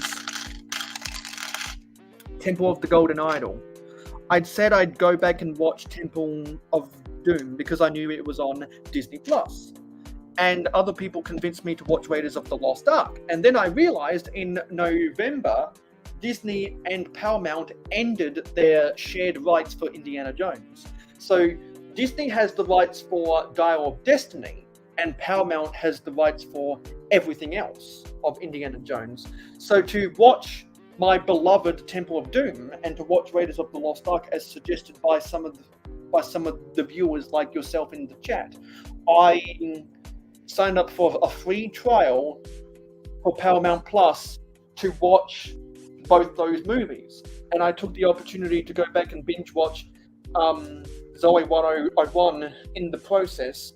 And I gotta say, upon re-watching the whole series, Zoe definitely has main character syndrome as per the script, and she's kind of a Mary Sue. I was young and innocent as an 8-year-old back in the day when I was watching the movie on TV after school, so I did not have that critical mind I have now. But looking back upon it, 2 of the biggest critiques I have is main character syndrome and Mary Sue. What are both of those things? So main character syndrome is when it's mainly to do with people who are active on social media. You're in control of your own social media, but you're not in control of reality. You can control what you do in reality because you're in control of your own destiny, but you're not in control of the universe. Some people say that God is in control of the universe, so it's out of your hands. So you can only control what you can control. You can't control what anyone else is doing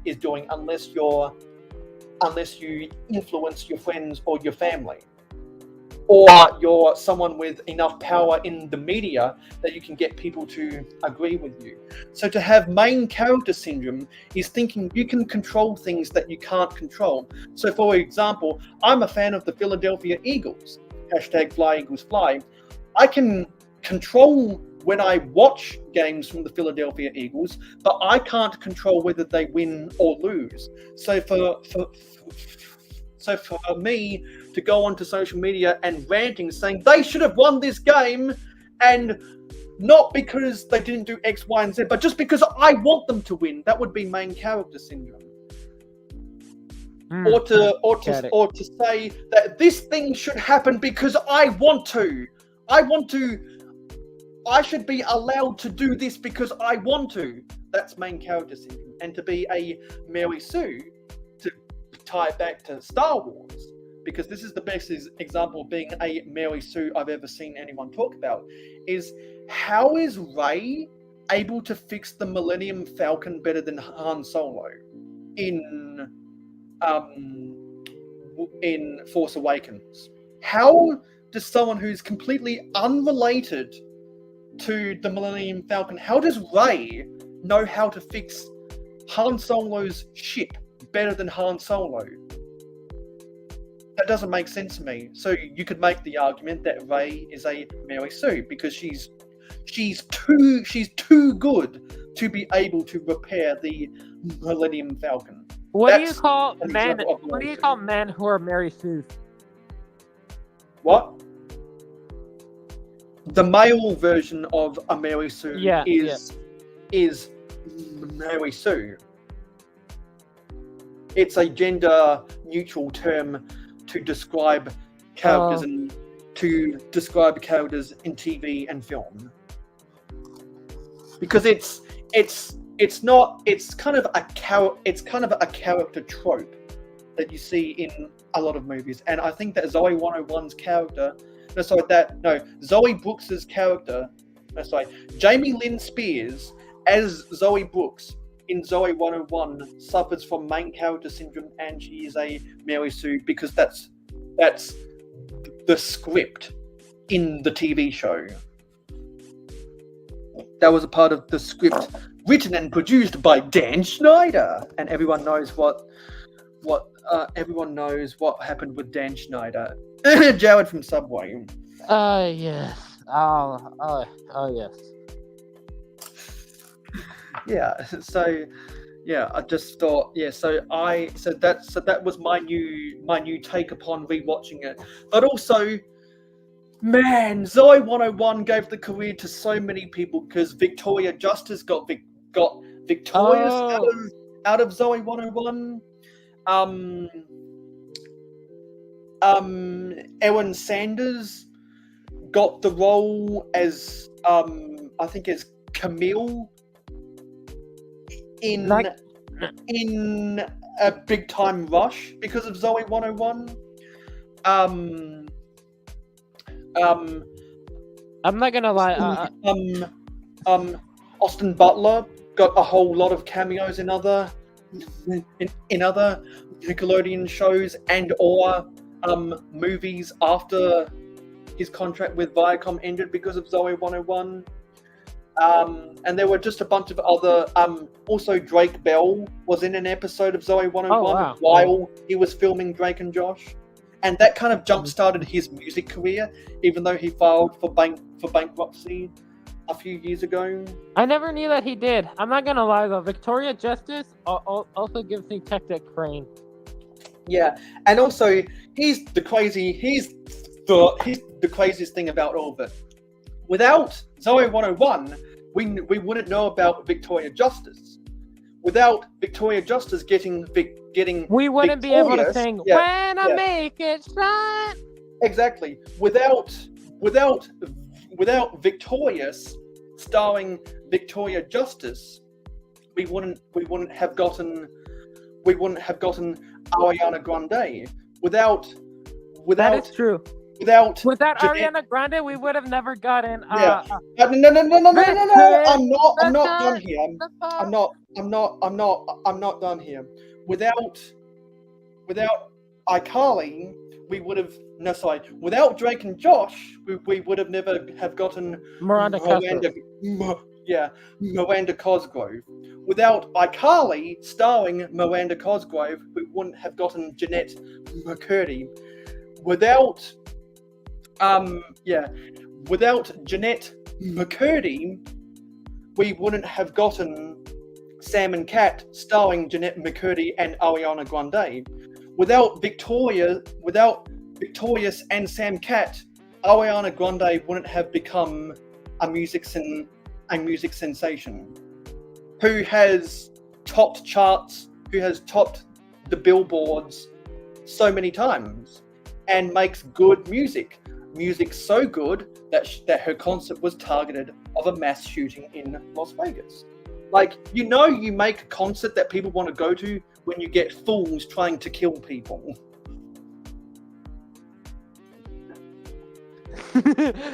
That's it. Okay, no. First, Caesar says Topanga over Zoe 101. I agree only because I've seen more of. I've never seen Zoe 101 at all, and I've seen a few episodes of Boy Meets World. So there you go. I watched the sequel, Girl. Yeah, I watched a little bit. I watched a little bit of Girl Meets World too, where Topanga, all grown up, was a mum. Yeah. Yep. And the boy, I forget his name, was the teacher. Corey. And that was a cool passing of the torch, because I know that boy that a lot of people grew up watching Boy Meets World back in the late 90s. And I think those were both done by Touchstone Entertainment, or whatever that company is called. Hey, Thaddeus, I feel offended, okay? Look, I know everything about Ninjago, just like TJ, but I also haven't seen RoboCop and Gremlins. Yeah, However, I've seen Back some to the Future and scenes. Goonies. I've seen Back to the Future and Goonies. I've never seen Back to the Future. I've never seen the Goonies. I've only seen some scenes of the RoboCop where Arnold Schwarzenegger is on the streets trying to shoot people up, and it's awesome. Like that scene where he's on the street trying to kill some of the bad guys. That's my favorite scene from RoboCop. Anyway, you're right. I have stalled for far too long as we've gone down this rabbit hole, because I'm just gonna say I will say though. I'm a Jamie Lynn Spears simp. I will say though, I think Victorious is the only Nickelodeon TV show that I like. There are a lot of Disney Channel TV shows that I like though. My favorite being Jessie. Yeah. Now, okay. So that's a whole nother rabbit hole. Because I can do a chronology. So without Sweet Life of Zack and Cody, we wouldn't have gotten Cole and Dylan Sprouse. Without those two, we wouldn't have gotten Sweet Life on Deck, starring Cole Sprouse and Dylan Sprouse. Mm-hmm. Therefore, we never would have gotten a Debbie Ryan. Without Debbie Ryan in that, we would have never gotten Jessie starring Debbie Ryan. That is true. And I thought it was so funny. There was an episode of Jessie where they mentioned when Emma, who's played by Peyton List. Yeah, she ran away to a Tipton hotel in New York City, and Marion Mosby, played by Phil Lewis, was the hotel manager. And when Jessie convinced Emma to come home, Mosby picked up the phone, called Cody, and said, "Hey, this Jessie person looks like Bailey," because they were the same actress. And so it's like meta. I thought that was cool. I'm not gonna lie. I also get Technic Crane for Jessie. Yeah. See, I always thought that Jessie was but that was when I was getting away. That was when I was getting away from cable TV in the early 2010s. Like 2013 was when I started moving from cable TV to YouTube, and now I watch YouTube more than TV. Because 2013 was such a good year for the LEGO community, and then the LEGO Movie 2 just blew all of that up and took the concept of the LEGO group from counterculture to mainstream. And I never looked back to cable TV. Because so many amazing YouTubers that were filming videos in 2014, that was a time to be alive on social media. Anyway, let me go back and read some of y'all, because we've been geeking about this for way too fucking long. I appreciate all the rabbit holes. The rabbit holes is when you have fun on a stream. I've got a mountain load. I've got literally hundreds of comments. Okay, so this is where we got up to. People were telling me to stop talking about sport, and now they're probably telling us to stop talking about cable TV. Okay, so Crimson says, I went at a convention last weekend in Long Island. Team B says, I smelt Paradisa, thought you'd be nearby, and Zisu is there. Says, I would love to join, but have too much going on here at the moment. We'll be lurking, and we appreciate all the lurks.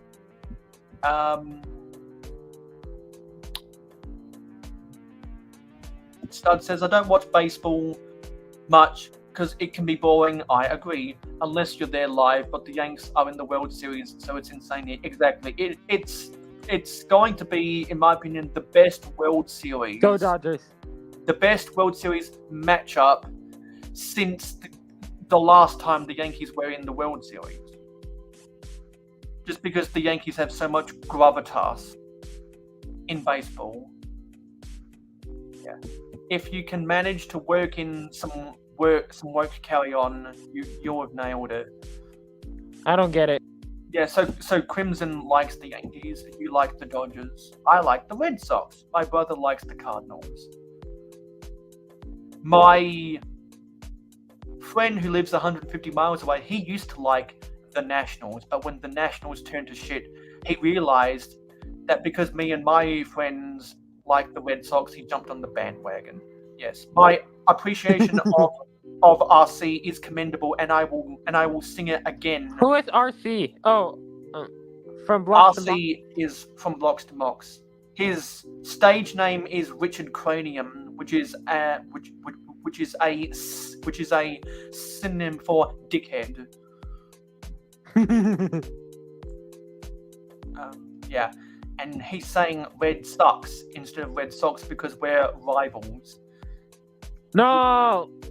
In the Yankees American suck. League East, and we are the best rivalry in baseball. The Yankees and the Red Sox. The Yankees and the Red Sox is to the MLB what Lakers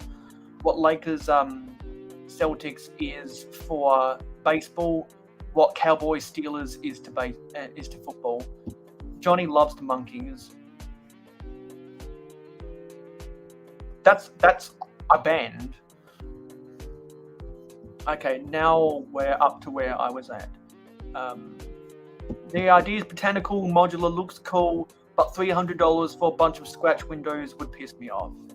The X-Men ship was insanely overpriced. I saw it early and the tag said 50. I got register at Target, it was 90. Yeah, the X-Jet is one of the most overpriced sets of all time. It's not even a good set, just wanted the figs, as did everyone else. $50 is what it should have been from the start.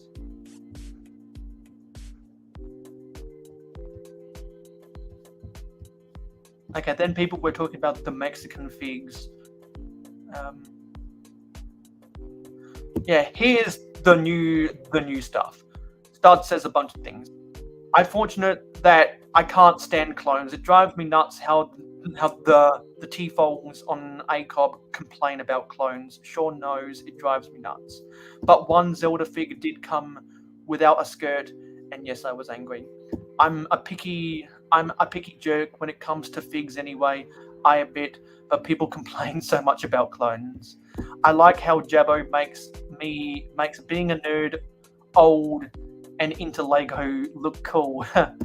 My favourite figs are non-IP Lego, like Monkey Kid Dreams, Ninjago, etc., because they use the IP fees to make crazy molds instead. The best figs are Lego-owned themes. The themes Lego makes themselves always have rad figs and molds, agreed. Lego also makes many hot ginger milk and thick ladies. The Star Wars licensing fees are insane. I've worked with a lot of brands that cross-promo and pay those fees, and they are crazy expensive. It's robbery, but Star Wars anything sells. Space Penguin Lady, French lady was made like yesterday. You know, I got the Space Penguin Lady right here. Next to my 3 other Space CMFs from Series 26. Star Wars is stale. The Mexican factory has already leaked the new classic space figs. Of course they did, in the new color and the new castle faction. I need a Luke's salmon land car. I'm not a fan of most Star Wars sets. I'm a sucker for some of the figs, though, for mocks. Fair point. Stream needs more Pringles can.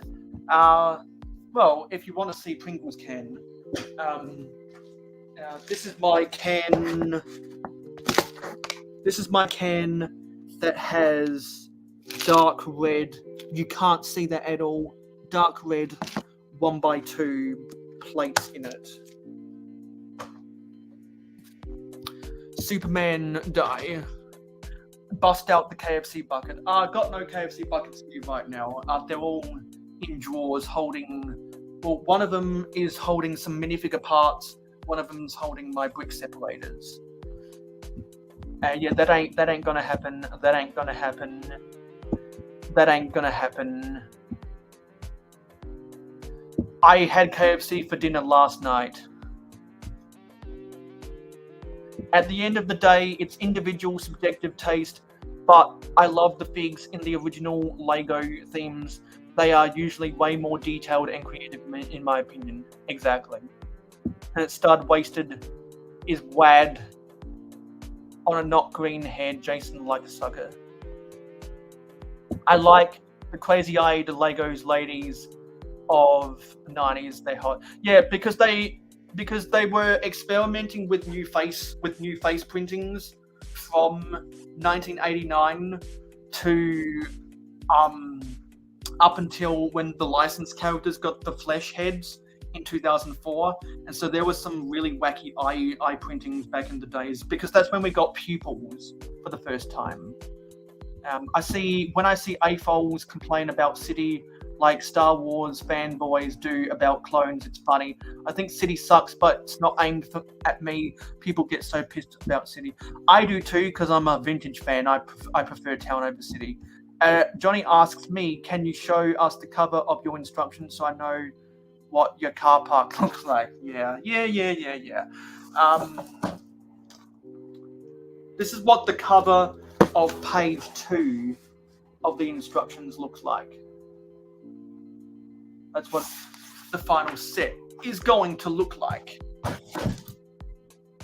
The City sets always remind me of the late 70s, early 80s space sets from my childhood. Just little facades, but as a kid I loved it. 3 is the best. Damn, the Dodgers tied it up. Oh, okay, there must be a World Series game right now. People are going crazy outside. Damn those Yankees fans.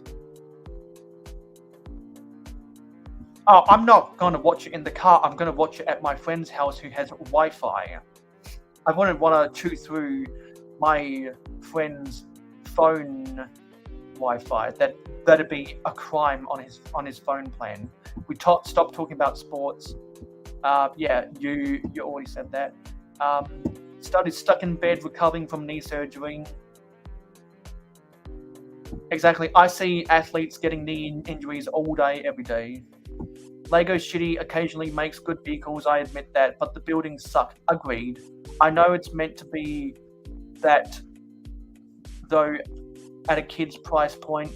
I like when AFOLs build cities, though. Exactly, because AFOLs will build what AFOLs want to build, and KFOLs build what KFOLs want to build. TFOLs just hop on the bandwagon. Yeah, that's because it's not their target audience. And everyone on social media has to have an opinion. Tell me about it. Not all of them.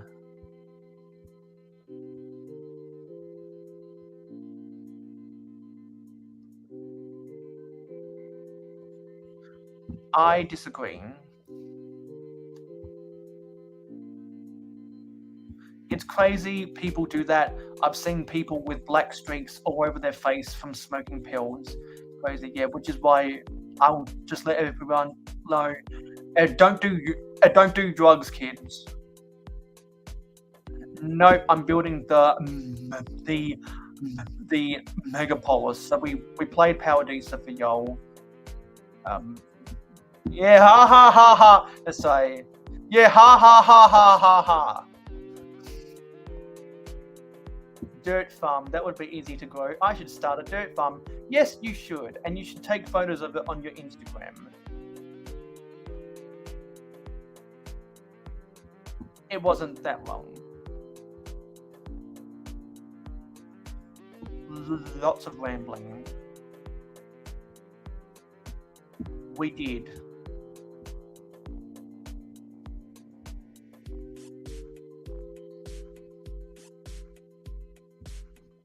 Zisu says, school was awesome today. Most of the kids were gone on a field trip to a cave. Go on, get kids. No one.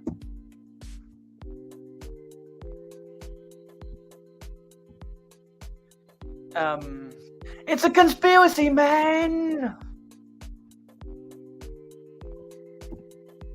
Bad luck. We did. I am. It was. Haha. I'm behind a My Halloween mock too. That's a wet situation. A lot of people feel the same.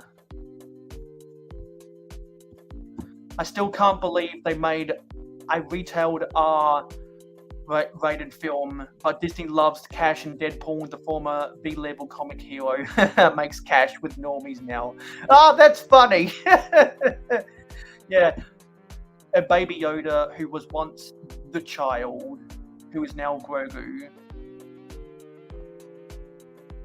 Yes, this is my last live stream ever, unless we get people who want to do live streams with me on my channel, who request to come on as guest streams, or if someone wants to apply to replace RC as my co-host. Johnny's saying to you, Oak, ask Mayo, is it ever going to play the Paradisa theme? Or, Mayo, this is the last live stream of yours I'm watching. Well, we'll play it again very quickly.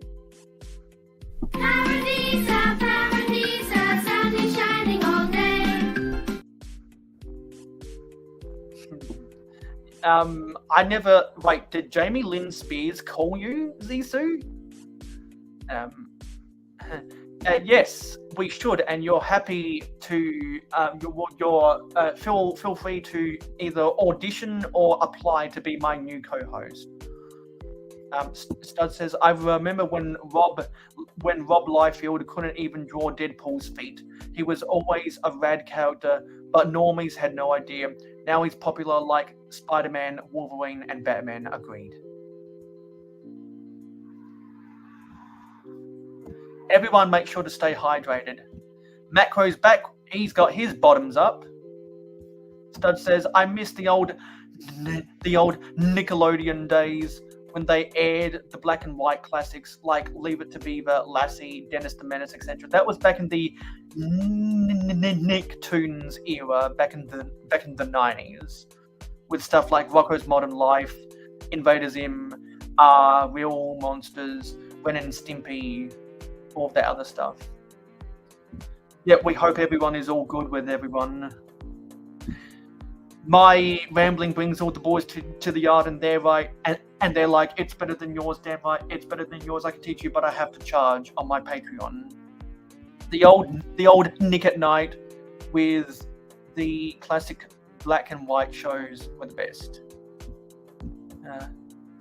Yeah, everyone's Shirley brings his milkshake to the yard every night. I admit, I still watch Leave It to Beaver every morning, 9 a.m. While I begin working, I watch Leave It to Beaver religiously. I watch the NFL religiously.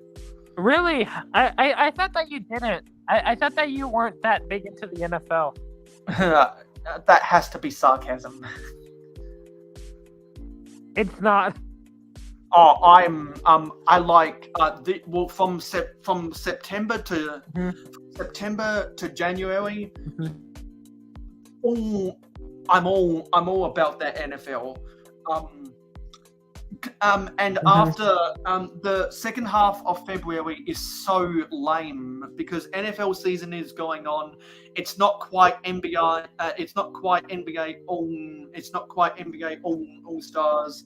It's international break after the January transfer window in association football. The AFL season hasn't started yet. The NOL season hasn't started yet. You watch AFL? Yeah, AFL is the Australian Football League. Oh, okay. Got it. Which is is it soccer? No, it's the Premier League of Aussie rules football, which is the only code of football in the world where you have to use your foot to kick a goal. Every other form of football, you can use either your hands or your foot or one of only. What do you mean? Soccer, you can only use your foot. No, you can head You're right. the ball, you can chest the ball, you can use your back with the ball, you don't just have to use your feet. The only part of your body you cannot use to touch the ball or to score a goal is your hands. And even then, they've loosened up what the definition of a handball is. Because, okay, got it. Because there were so many contentious penalties off the backs of handballs that now they define handball as is your arm in a natural position. Mark is a high roller, and he could easily buy 100 tickets to enter the giveaway if he wants. As Stud says, it's funny because the parents in Leave It to Beaver would never kiss. Then in the later seasons they would. Crazy how TV was back then. Yeah, because the 70s were a good time, man. One of my aunties has the box set for I Love Lucy on VHS. Caesar says, Mayo, I finally solved the mystery of why I never see your StreamYard things. I found the stream. No.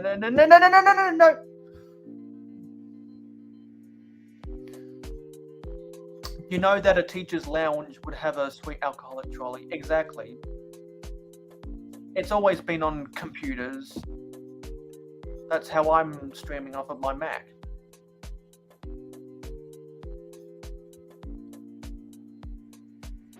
Yeah, because if you want to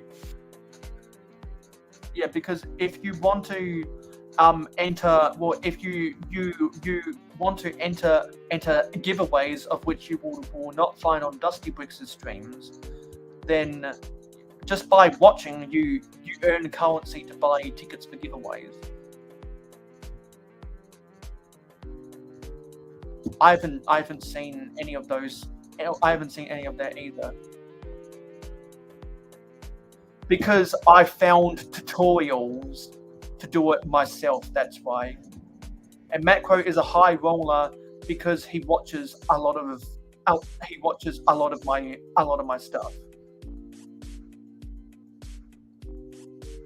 I've never heard of Punky Brewster. I didn't know that Canada switched from the dollar to the peso.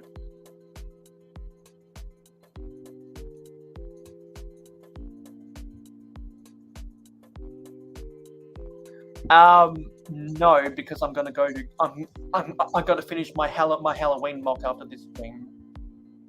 Oh, I grew up with not only HD TV but cable TV. I remember in 2008 when we had to buy a new TV because they replaced analog TV with digital TV, and with that came HD TV.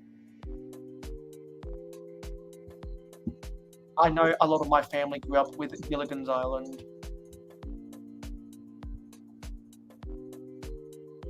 I've never seen that either. I don't know who that is. I don't know who that is.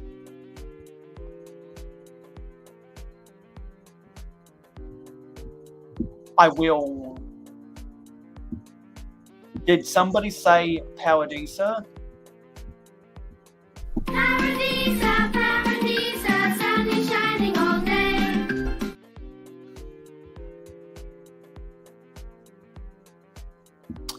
Written and produced by Dan Schneider in association with Jared from Subway. The 80s was great. Because of movies and other things.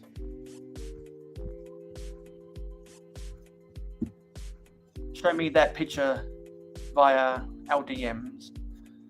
Stud says, speaking of penguins, the new DC Penguin show on Max is really good, and I'm not a big DC guy. It's great. See, I don't own HBO, so I don't.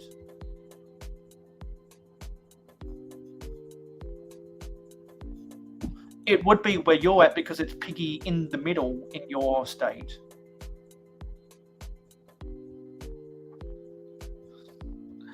New England is a fascinating area of America. I'm glad you like it. Mayo, I have to say one thing, and that is, how can you be a Red Sox fan but then be a Lakers fan? Because I don't. Because how can you be a Boston Red Sox fan when the Boston Celtics are the arch nemesis of the LA Lakers? Because I liked Big Puppy David Ortiz. I liked Shaquille O'Neal. I'm a Pittsburgh Penguins fan because of Sidney Crosby. I'm an LA Galaxy fan because of David Beckham. I'm a Manchester United fan because of Wayne Rooney. I'm a Barcelona fan because of Lionel Messi. I'm an Eagles fan because of my dad. I'm a Bayern Munich fan because of Arjen Robben. I'm a Juventus fan because of Sami Khedira. I'm a Crows fan because it's my town. I'm a 36ers fan because it's my town. I'm a Strikers fan because it's my town. I'm a Redbacks fan because it's my state. Okay. How about a Mexican soccer? Who's your team there? Probably whatever team is from Tijuana. Why? Is it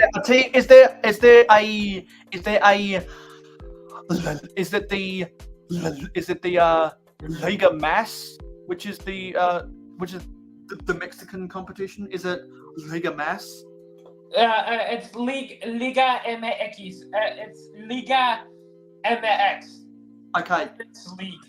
Okay, Liga MX. Because I see a lot of the Liga MX scores on the scroll bar on ESPN, and I'm pretty sure there is a Tijuana team. Yeah, they're called the Cholos.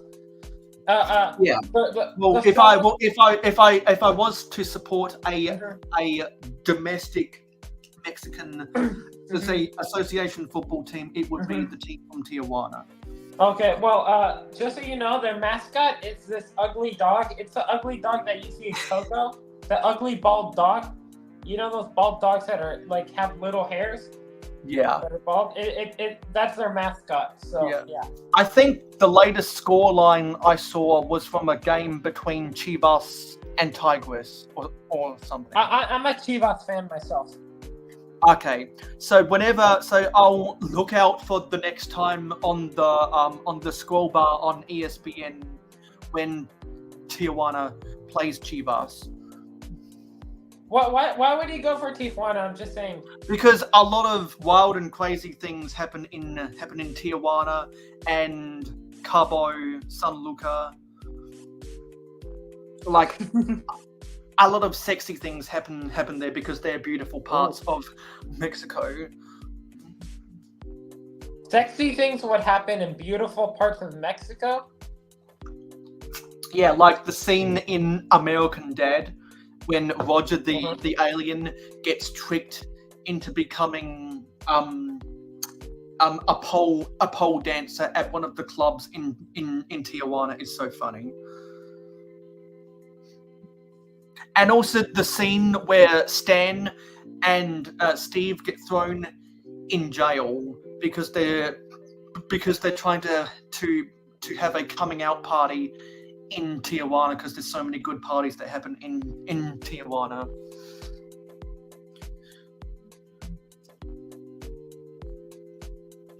And also Tijuana have if I was to ever drink tequila, it would be at a bar in Tijuana.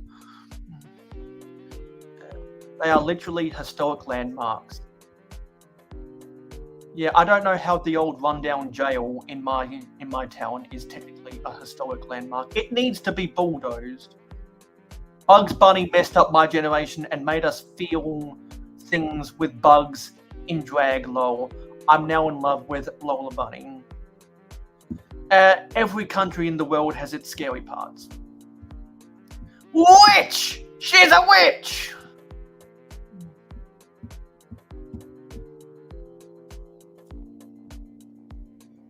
They claim Massachusetts and the Northeast are haunted because it's the oldest part of the US. All crazy pilgrim stuff.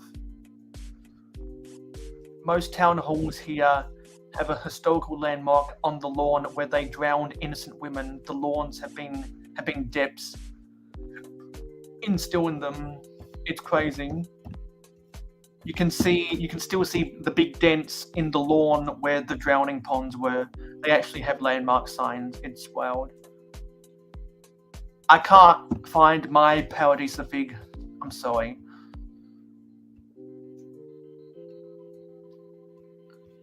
My church is the Congregate Church of Snowflake, and I made 2 Instagram reels about it. You should go and watch them if you follow me on Instagram if you're not. The links. Oh, come on, Mayo. You're not telling me that people who are religious are snowflakes.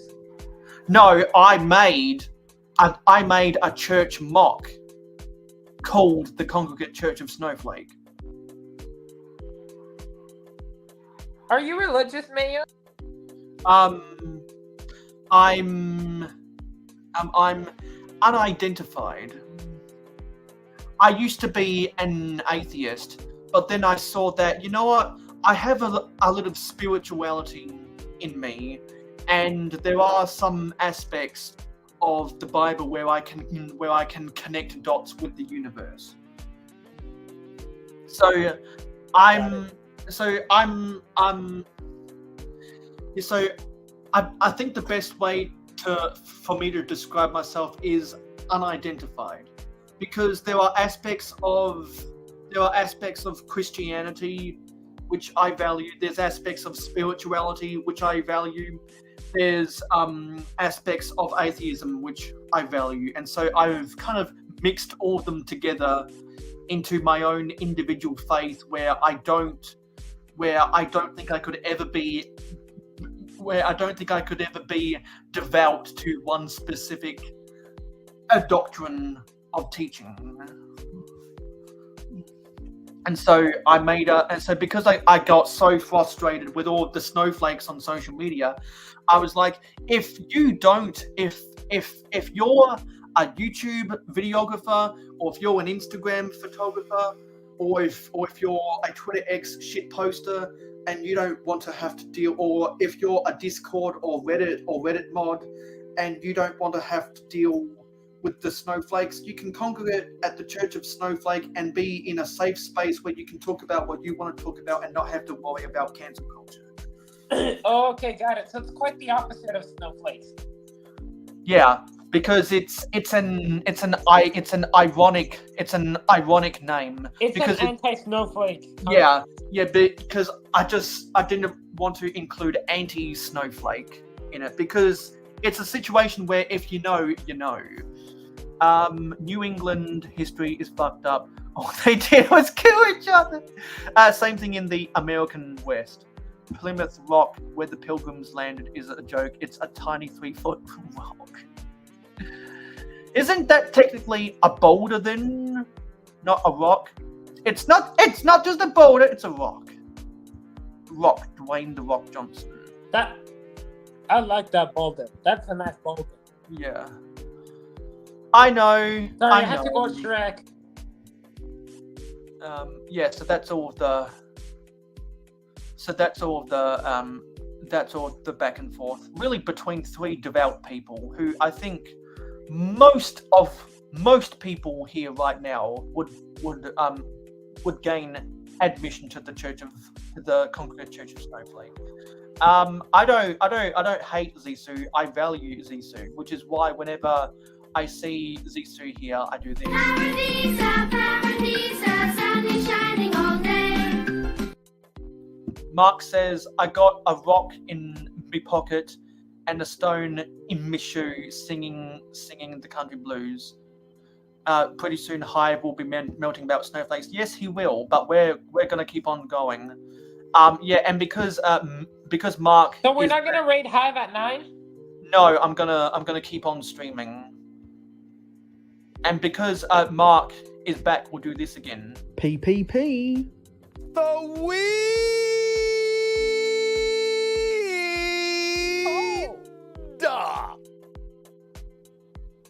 I don't get the PPP joke.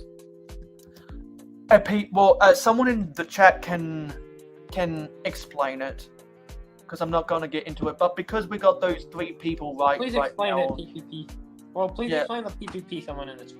Yeah, and also don't forget, if anyone in the chat wants to come onto the panel, there's the pinned, the invitation is pinned, in the comments. And before I get back into building, before I get back to building this set, now that we got more people in, I'm going to sing my song again. So we're going to stop the music. And Mayo, I have to go. Okay, thank you for talking out of your asshole for so long with me. It was appreciated. Where can we find you on social media? You can find me on Twitch, YouTube, Instagram, TikTok, and Twitch, all under the same username, Oaktown Bricks. And yeah, I aim to live stream on Friday nights and post a video on Saturday mornings. But yeah, hopefully we'll get back to doing that soon. And always check my community post, my community tab, because I have one piece that I would love. My latest community post, I would love for people to check it out, because I could really use that feedback. It's asking what videos you would like to see more from me, so make sure to check that out. Anyway, thanks for hanging out. See you around the community. I guess just one last thing about the community post. There's 4 options. It's video essays, mocks, reviews, or other, and you can click and if you click other, make sure to leave a comment on that community post and say, all 3 would be good, or only these 2, or something else that you want to see, a combination of whatever. So yeah, but thank you so much, Mayo. I had a lot of fun tonight. I hope to see you around soon. Bye. Okay, let me put this on full screen so I can sing my song again, because just wanted to I poured my heart out before, and I'll pour my heart out again. Pour my heart out again because I'll never forget from blocks to mocks. Did I disappoint you and let you down? Should I be feeling guilty and let the viewers frown? 'Cause I saw the end 1 week ago. Yes, I saw you moved on, and I knew we were done. So I took what's mine by eternal right, kept on streaming into the night. It may be over, it all stops there. I am here for you, if you'd only care. I touch your brain, you touch my soul, change my life and all my goals. Streaming's blind, that I knew it. My stream was blinded by you. Played with you, you played with me. Building Lego, all to see. I know you well, I know your skill. Thank you for streaming with me. Goodbye, my streamer. Goodbye, my friend. You have been the one. You have been the one for me. Goodbye, my streamer. Goodbye, my friend. You have been the one. You've been the one for me. I am a dreamer, and when I awake, you can't break my skill set. It's my nights you take. As we move on, remember me. Remember us and all we used to be. Seen you laugh, I've seen you smile. I've watched you building for a while. I'd be the editor of your channel. I'd spend a whole night with you. I know your fears and you know mine. We've had our doubts, but now we're fine. And I like you, I swear that's true. I cannot stream without you. Goodbye, my streamer. Goodbye, my friend. You have been the one. You have been the one for me. Goodbye, my streamer. Goodbye, my friend. You have been the one. You have been the one for me, and I'll still hold your hands in mine when I'm on stream. And I will bare my soul in time when I'm building vintage Lego. Goodbye, my streamer. Goodbye, my friend. You have been the one. You have been the one for me.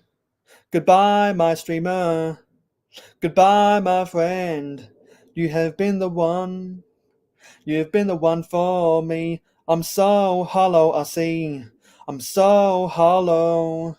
I'm so hollow.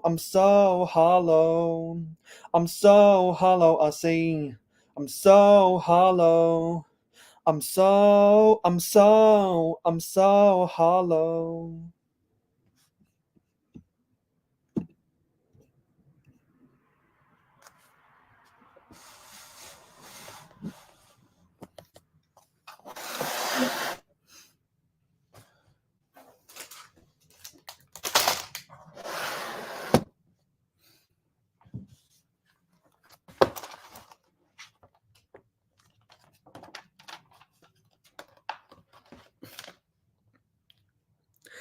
Here we are now, everything's about to change.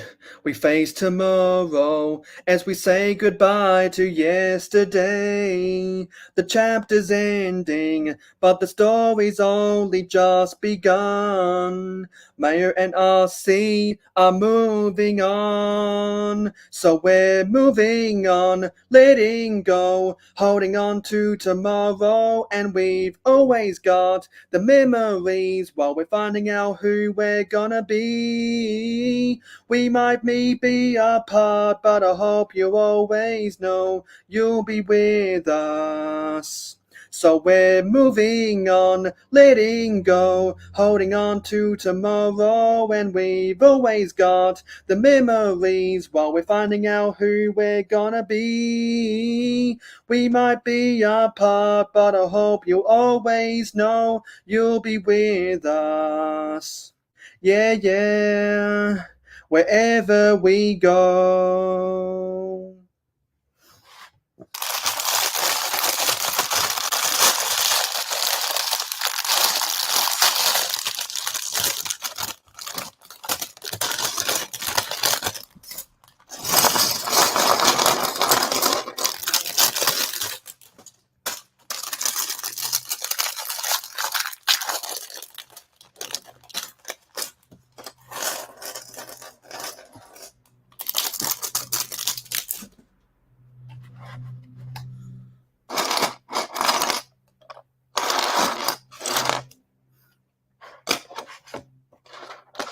Okay, let's start bag 16. This is the second book, and this has stuff to do with classic space. Finally getting to the classic space stuff, because in this bag we got the 1x4 panel in the trans yellow, which is exciting. First, we've got to build the minifigure. Yeah, so I've been rehearsing those two songs. Those two covers all week, ever since I got that ill-fated DM from RC.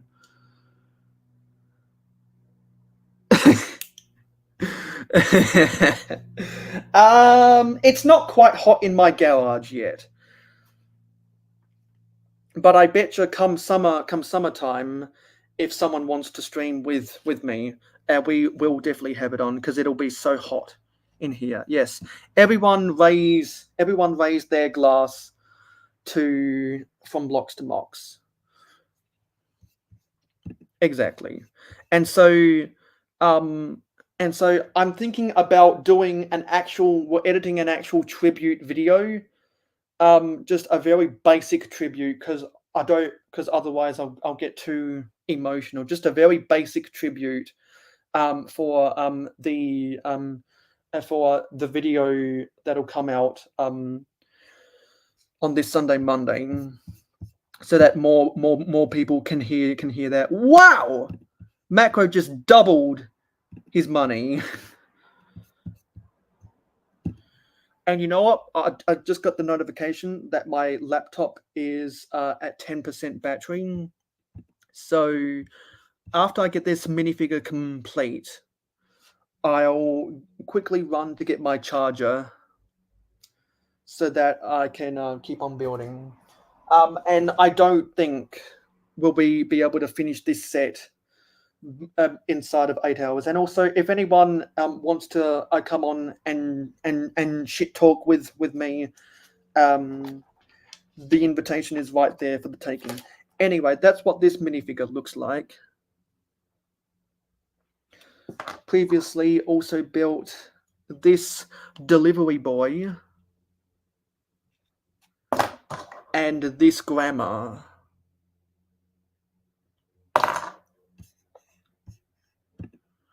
So let me go and get something. You'll get my charger really quickly,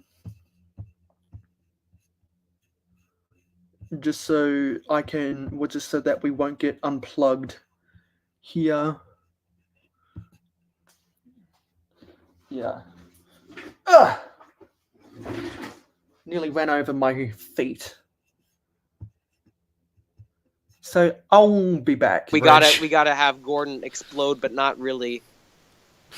We gotta have Duncan explode for Christmas. What? Shout out to the two of you that understand that reference. I don't. Wait, what? There was like a leaked episode, like a quote leaked episode list a while back for like back when season 20 was about to air.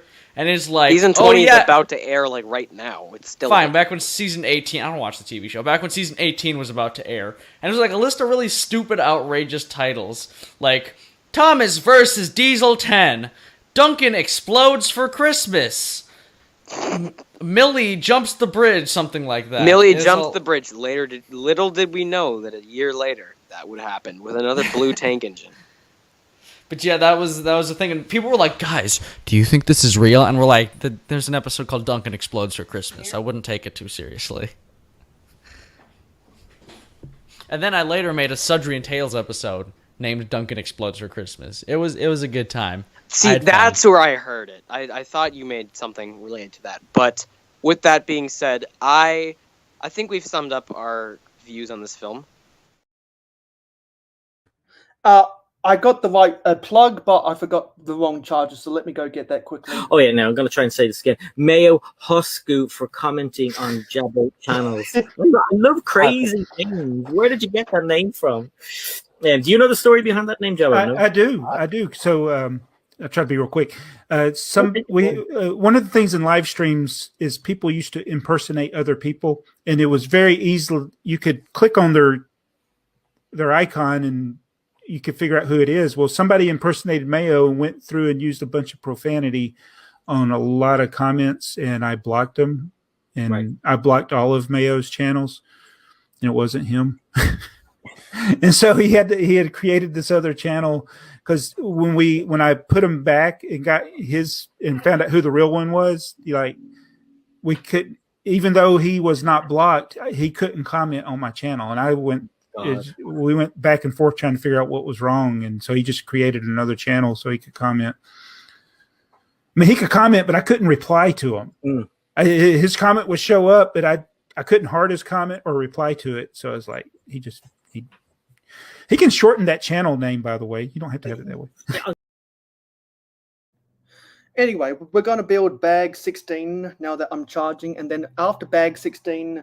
We'll respond to the comments, and we will stop building this set when we get to zero people watching. It's going to be like that scene from that Keanu Reeves movie where they're on the bus and the bus explodes when they get below 40 miles an hour. This stream will explode and crash upon impact when we get to 0 people watching. And we come very close a couple times, because I am not good enough for people to want to spend ridiculous amounts of hours with me.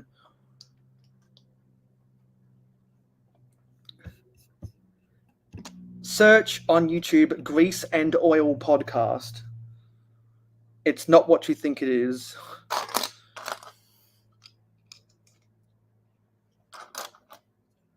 And let's get the music back on.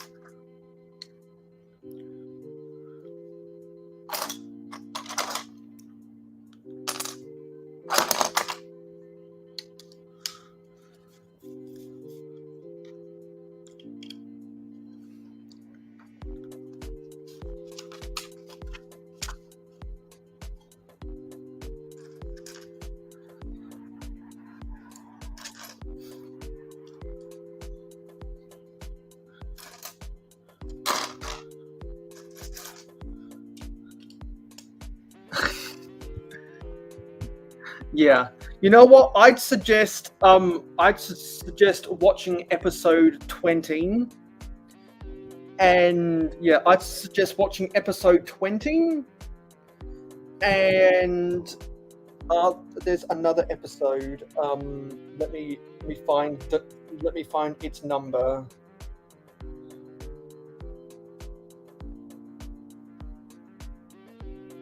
Wow. I think YouTube is going on a Oh yay! Oh, someone just uploaded a video in Forever finally.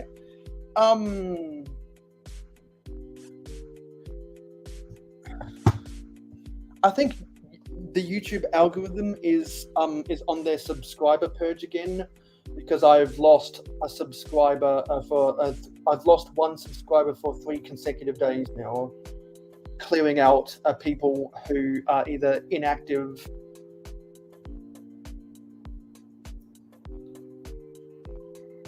or just aren't watching anymore. People think that's a bad thing. It's actually a good thing because it helps out the analytics. Yeah, so I'd suggest watching episode 20 and episode 58.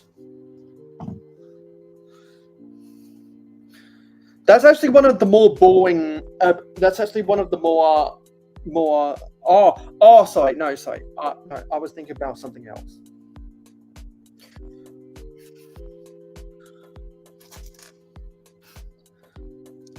I would not suggest watching the Grease and Oil podcast until episode 5, which actually in their list of videos is episode 4, because they deleted episode 4. Because their guest started getting into politics, which was really funny.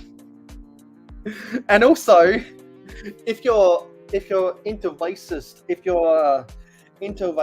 comedy, where is it?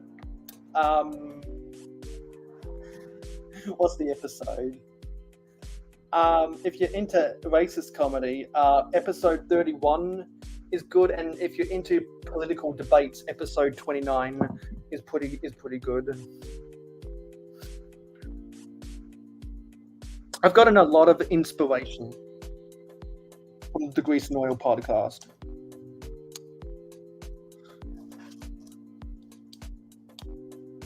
I wish I was edgy enough to make some of the comedy that they did almost 10 years ago.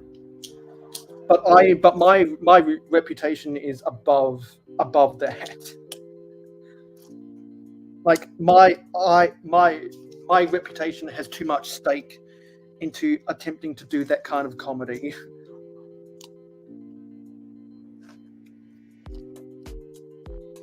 Because I know that there are a lot of snowflakes who watch my videos, and that would not fly.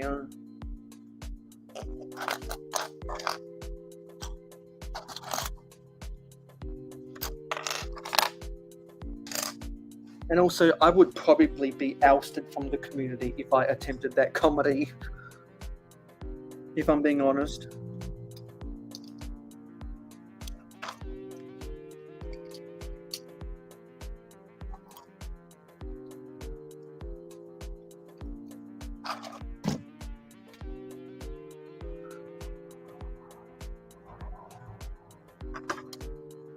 Sticker 17.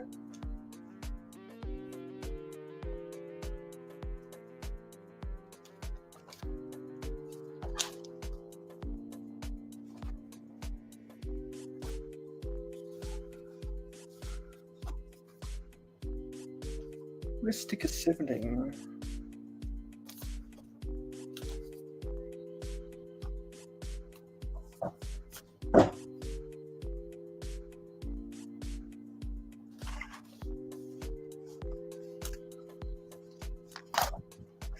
What the hell?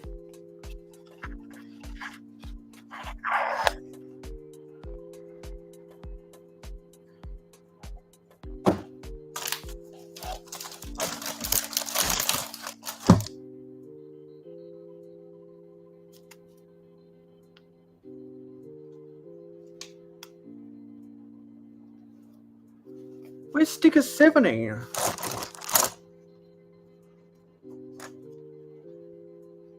Oh, here it is.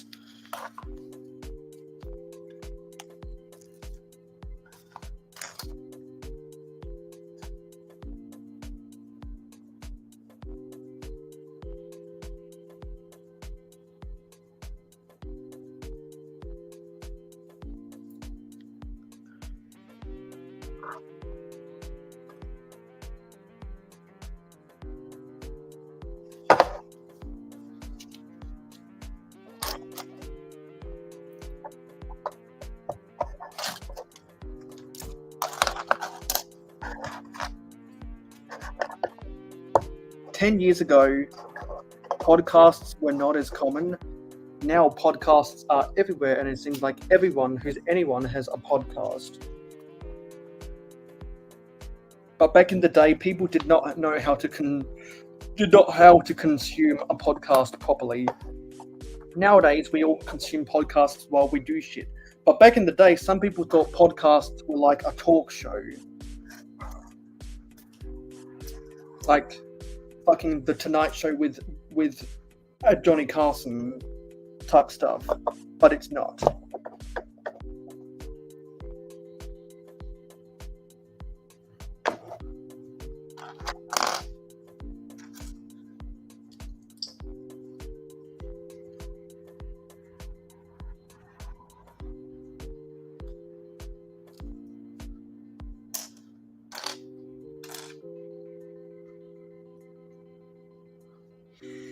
It is, Johnny.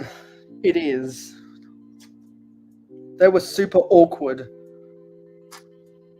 before that because those videos were recorded 2 months before they actually uploaded them. And they were super outdated at the time of upload.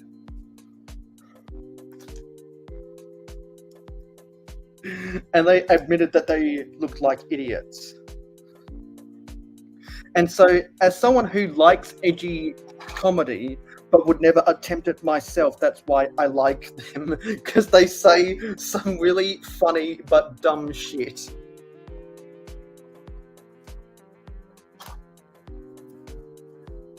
Because they were horny teenagers in the day, and now they graduated college.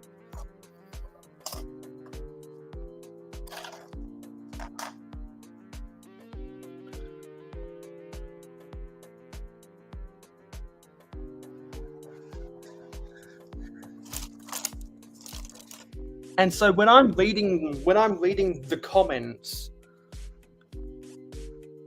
on my streams, as in share the YouTube comments from that batch week of comments, I used the clip from one of their podcasts, I think it's episode 19, of them talking about how some people write the dumbest comments ever. that make no sense and are full of typos. And I gotta be honest, you and Country Bricks Build Craze, and sometimes Macro and Stud, I have to translate the typos that you say, or the grammar that you say just to make sense.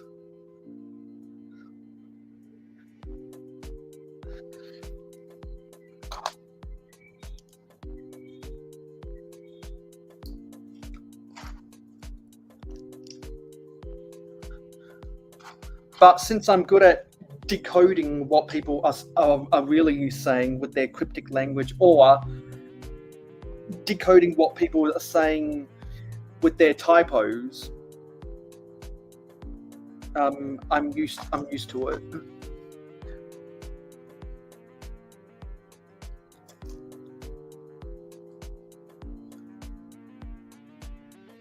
So like when people say, yeah, so like when people say Legos in a comment instead of Lego, I just auto translate it to Lego when I read it, because I know what they're really saying.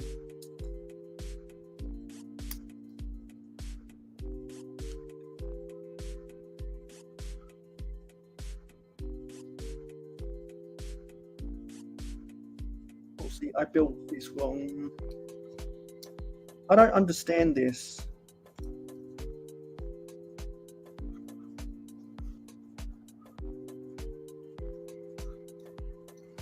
I don't understand this. Hello, Miss Amby. You're just waking up. That's weird. Because what's the time in Scotland? Let me look at the time in Scotland.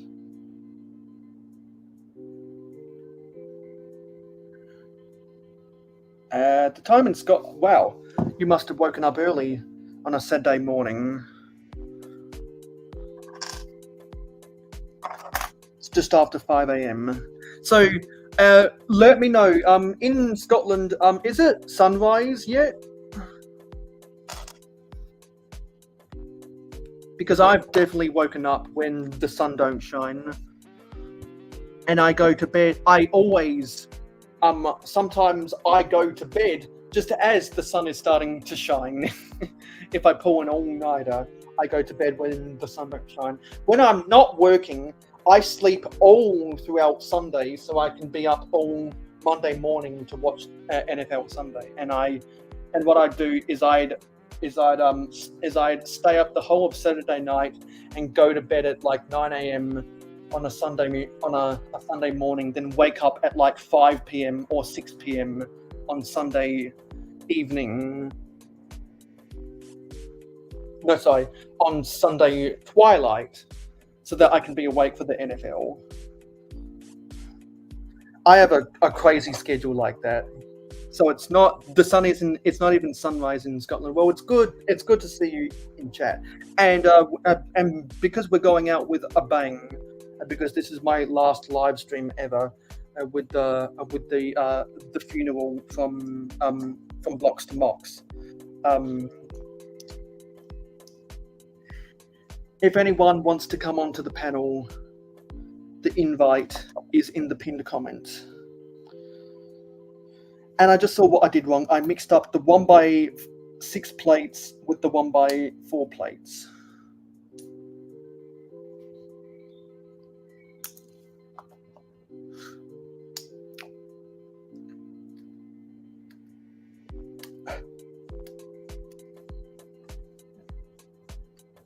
And it sucked. I was going to work when Bonnie's Bricks was still streaming.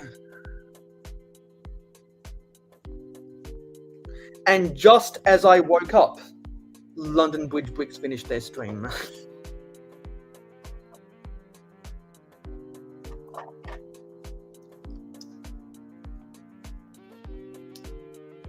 I think I did get a confirmation email that I have successfully registered my mock for Bricktastic 2024. So everyone from the UK that is going to Bricktastic in 2024, no, sorry, in 2025, you'll see me there. And if you weren't planning on going to Bricktastic, but you want to see me in person at Bricktastic and in the west side of Manchester, you should definitely plan to go to Bricktastic to see me.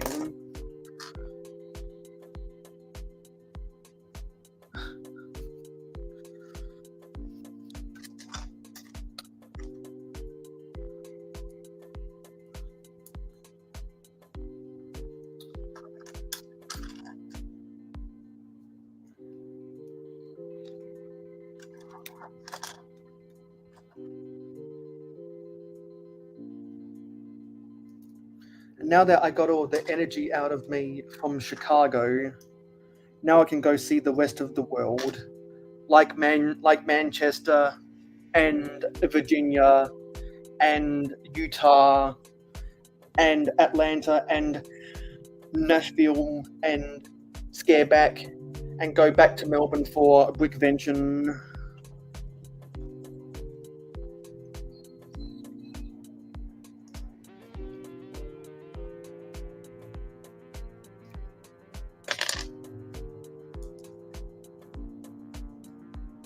I'm not sure about that.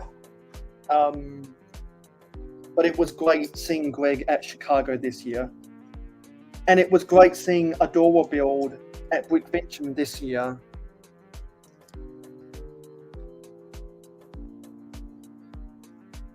I didn't actually have Chicago deep dish pizza that was by an authentic Chicago Italian restaurant, because there just weren't any nearby my hotel. But I do got to say, I really like the Sparrow's deep dish pizza. I pretty much ate Sparrow's deep dish pizza every single day. I was in Chicago every single day because it was that good. Every time I went to the mall, I would always go there. Didn't go to the mall every day, but every time I did go to the mall, I had to get Sparrow's deep dish pizza. And you only need one slice, and you're good for half a day. That thing packs a lot of calories in it.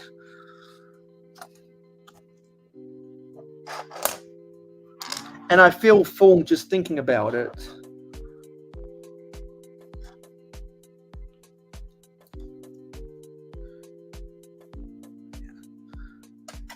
So just, if anyone doesn't know, until I can get a replacement co-host from Blocks to Mocks, I'm ending the Mayo Hosko stream.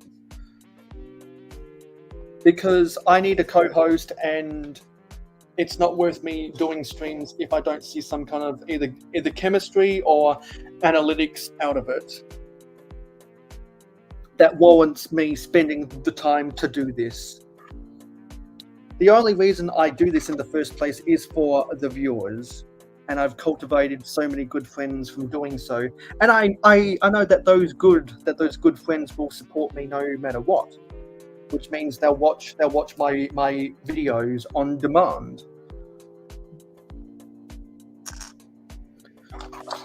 And I'll keep on being creative with my videos on demand, because I much prefer editing videos than hosting a live stream.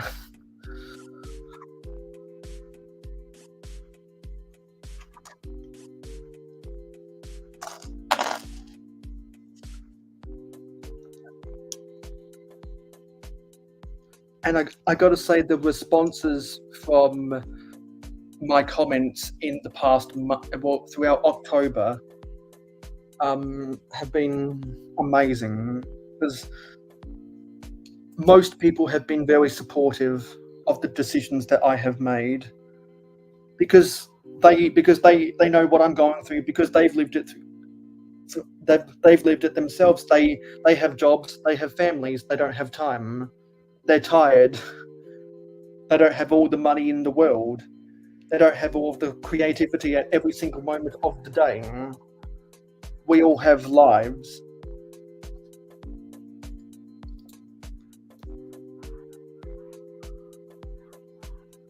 And sometimes we have to make sacrifices. Do you want to have time, or do you want to have money? Do you want to have friends, or do you want to have fame? Do you want to be hot, or do you want to be cold? I prefer to be hot than cold, just because I grew up that way. Other people would prefer to be cold than hot because they grew up that way. It's very literally climactic, depending on where you are in the world. I need sticker 20.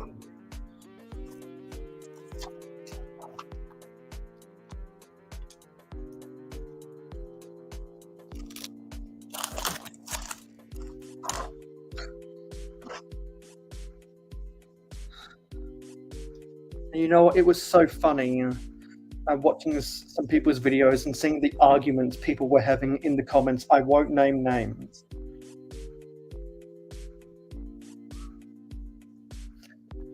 But if you were there when the drama went down, some people exposed themselves as snowflakes, and it confirmed my doubts in some of those people.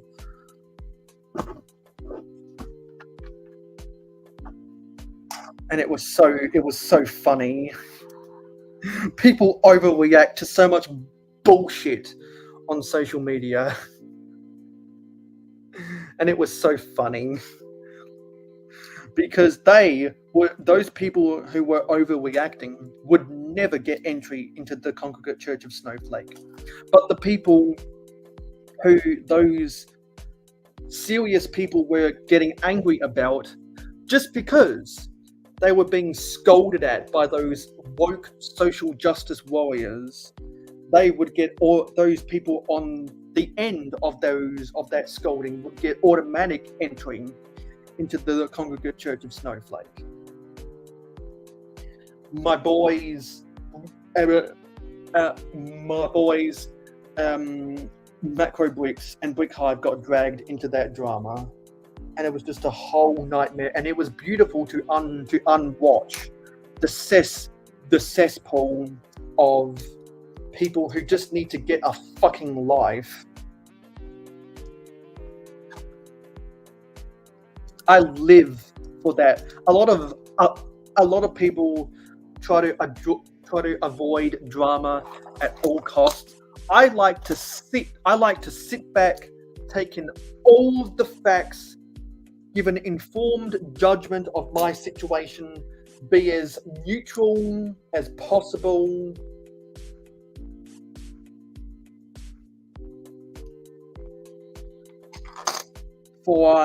So that the Kool-Aid doesn't cloud my judgment, and I like to look at everyone else who doesn't think to do that, just make a fool out of themselves.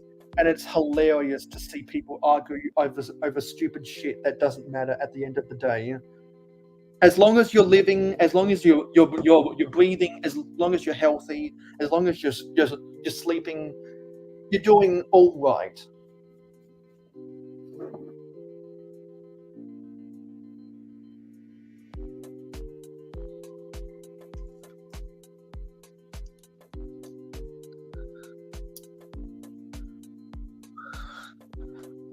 I don't even know who that is, but there's a Kick streamer called Jack Doherty who does things to intentionally piss people off, and he's a nuisance on society.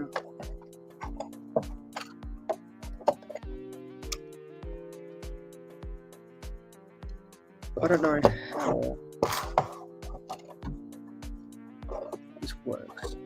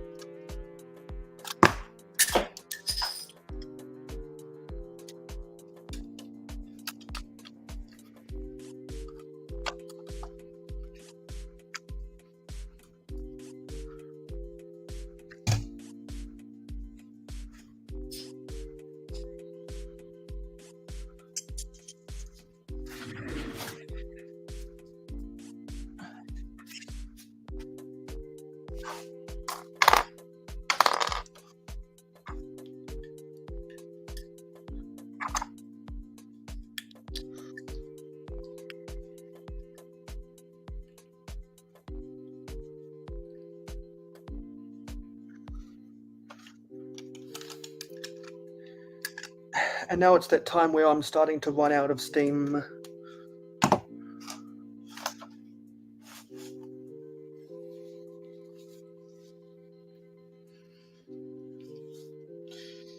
Yeah, I just got a wave of energy drowned out of me.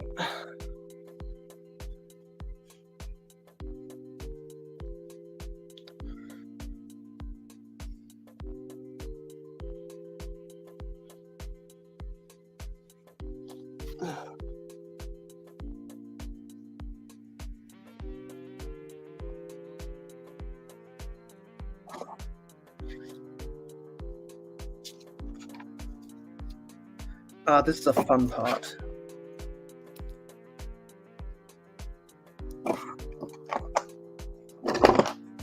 Let's move this out of the way.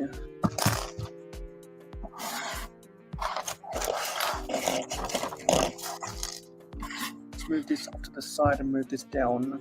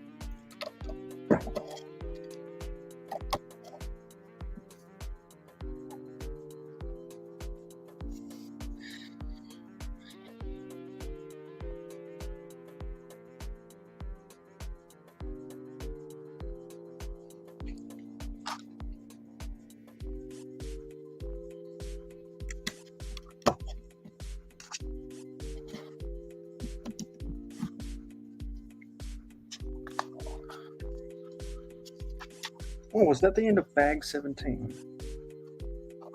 It was.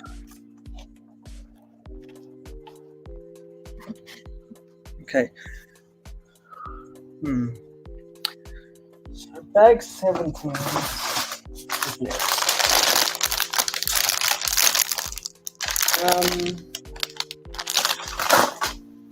You know what? So now I'm going to read the comments.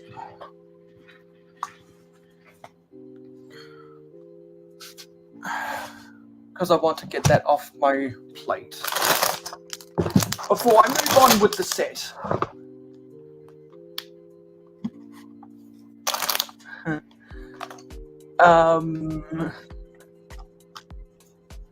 Now we could do a watch along with you of Brick Train A4's podcast latest ep. I would prefer to listen to that while I'm building my Halloween mock. Which is what I'll probably do if I haven't already watched the latest episode.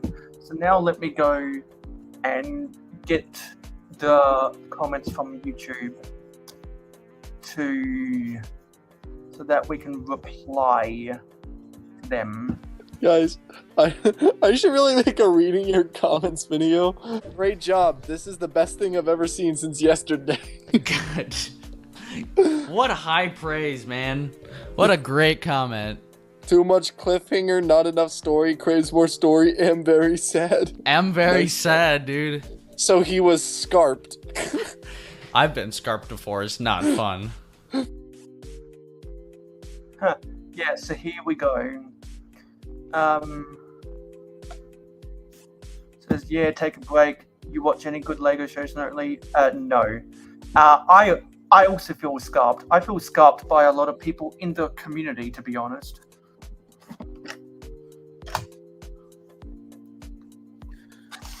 Yeah, so we got the share screen on full screen. I don't know why I didn't think of doing this earlier. In my career of doing, of replying to comments on camera. So let's do this, shall we? So we'll get some of the other stuff out of the way. Actually, no, they're all no. So one is from my September city update. Karma Bricks Creation says it's been a while. The city looks good. Looks a good bit different. I'm gonna heart that and say that's because I moved house again. Let me change this up so I can do this properly.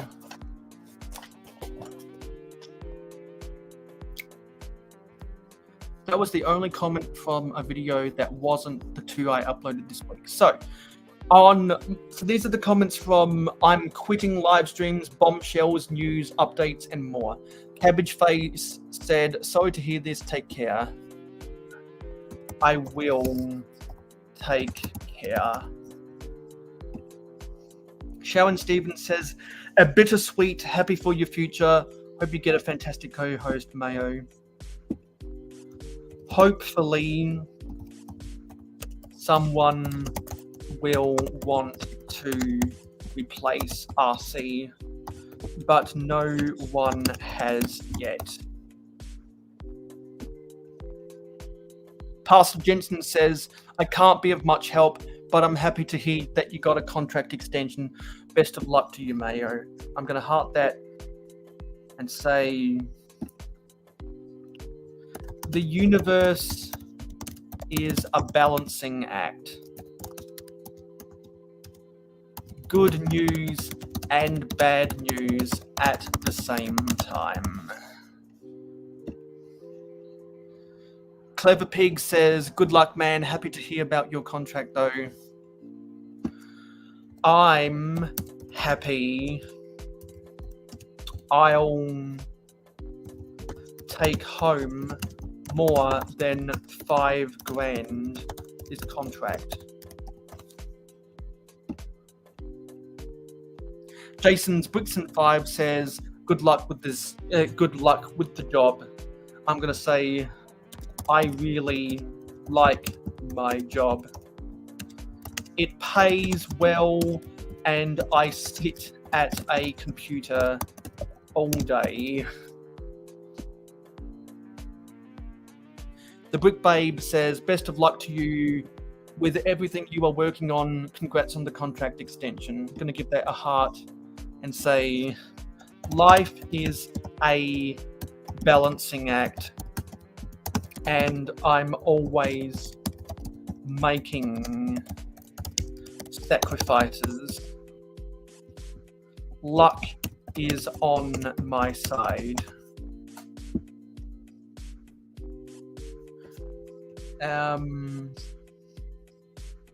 Legend Lego 29 says, good luck on the job, Mayo. If it's really the end of Real Whole Egg, then you really should do the monthly 24-hour streams. That would be fun. That's getting a heart. And I'm going to say it would be fun, but it would be dependent on others wanting to join me for more than 6 out of the 24 hours.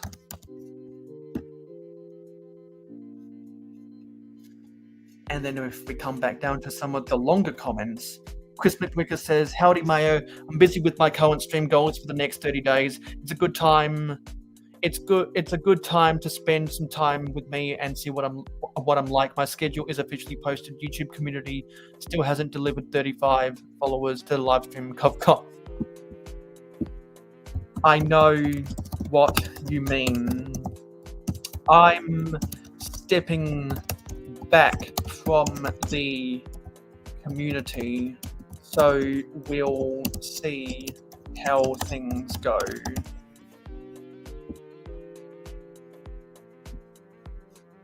And then Contra says, hope it's not only 3 months, but you can go back to doing this. But in the meantime, getting rich.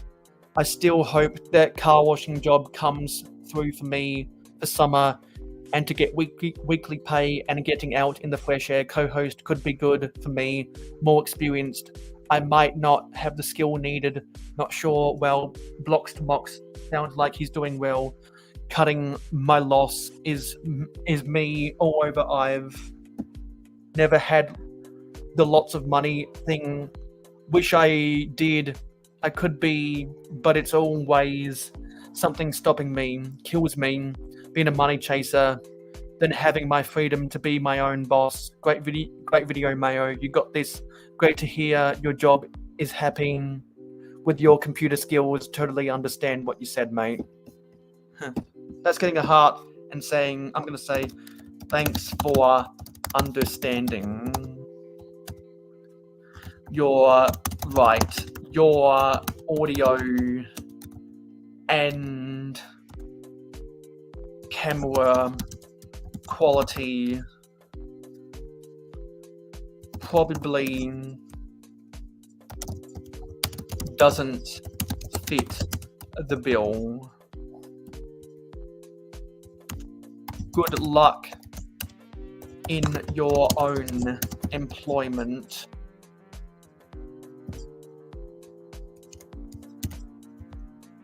Aspirations. Well, aspiration. Was that all the comments from here, from that video? Oh, and also says,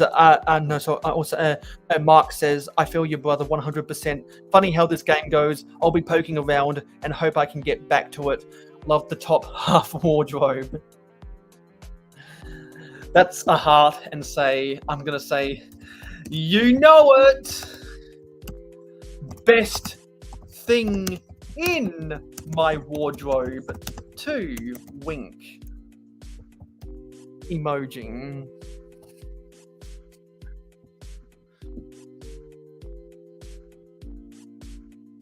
And then my video about no Lego City update, bombshells, news, and updates follow up. Oaktown said, great video. Sad to hear that Real Whole Egg is ending. Gonna give that a heart and say, doesn't have to end if someone can commit the time. Zebadak says, a lot of work to do before there is more space for Lego. I'm going to say always more work to do, not enough hours in the week. Karma Bricks Creation says, Mayo City has experienced a severe cataclysm. Nice to see the classic stuff though. I'm going to give that a heart and say, I am a fan of old Lego, so it is nice seeing the classics. Contra says three things. Good day, Mayo. See you whenever you online, when got the free time to be online, or when you upload. Gonna give that a heart and say I'll see most people whenever I see them during November, come on, which won't be often. My shy sig fig is lost in there somewhere. Any signs of it yet, man? No sign yet. It's in my luggage somewhere. I'm pissed. I can't find it.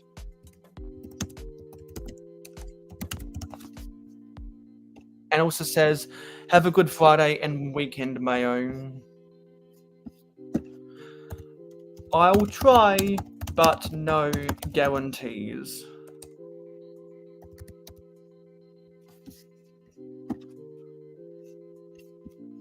And make sure that was all the comments. We just responded to these. What the hell?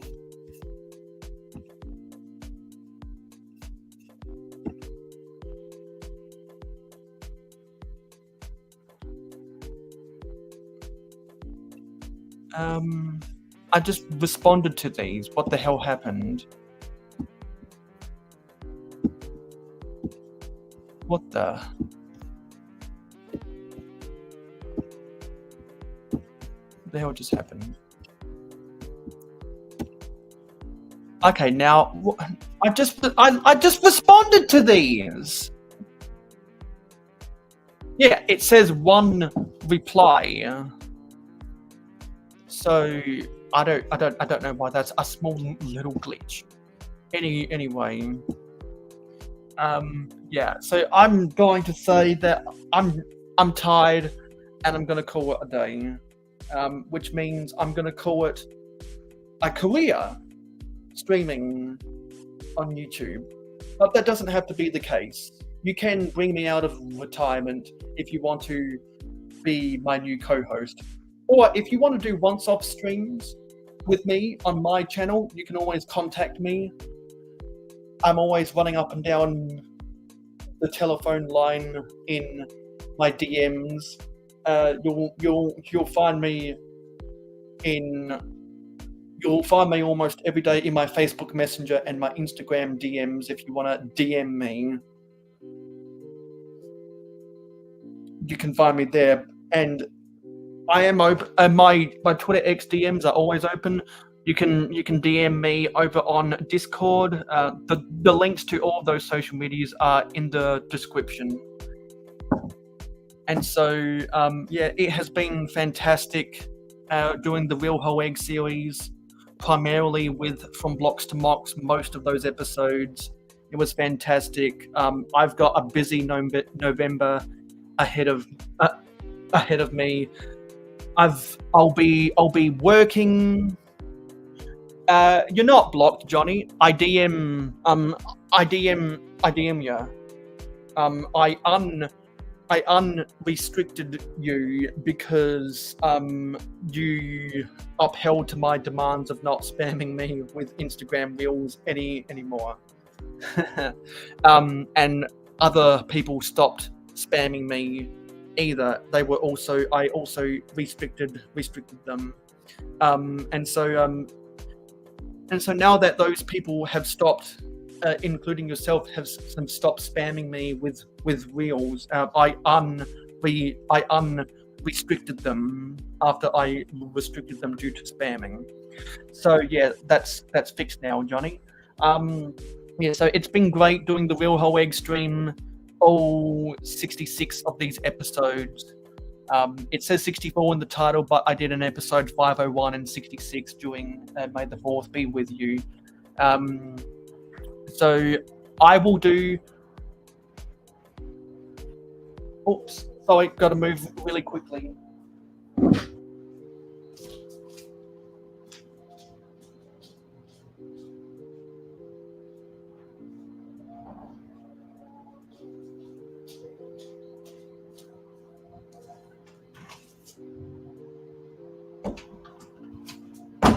Okay, I'm back. So, thank you for everyone who's supported me over the journey. I will come out of retirement if people can commit the time to stream on my own terms. So, who do we have in the comments today? There was a lot of them. a lot of people going back and forth with each other. I wish there was more viewers, and the fact that there wasn't as many viewers as what I would feel justified keep on doing this shit over and over, is why I'm quitting while I'm ahead. So we had Hoarder66, Dario, Macro Bricks, Purple Apples 101, Johnny G, Crimson Toaster, who was on the panel, Oki Productions, Stud Sidious, Never Too Old for Lego,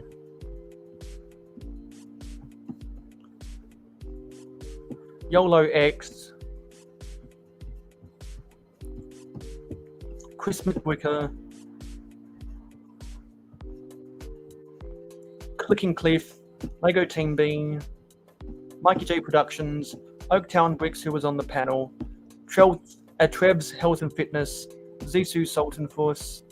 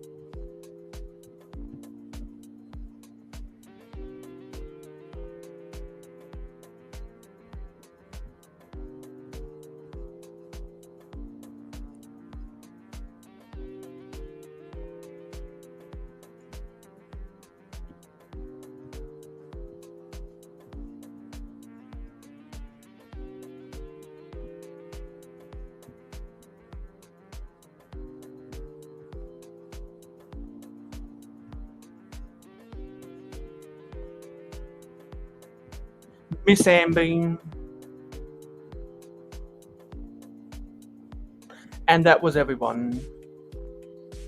Anyway, thank you for an incredible career. It is appreciated. Don't forget to like, comment, share, subscribe, and ring that notification bell for future video uploads, always at 5 p.m. Eastern on a Saturday or on a Sunday in North America, which right now is 7:13 a.m. Eastern. 7:13 a.m. Australian Eastern Daylight Time every Monday. So yeah, it's been fantastic, and I look forward to my future endeavors. So thank you for watching. Sit on social media thinking about all my boys who went away. Videos and live streams are super cool. That's how me and my boys roll. How could it be? Somebody took my boys from me. My best friend's gone. And I'm so all alone, and I really miss my stream bros, even though they gone away. I know they're in a better place, and I hope to see them soon someday.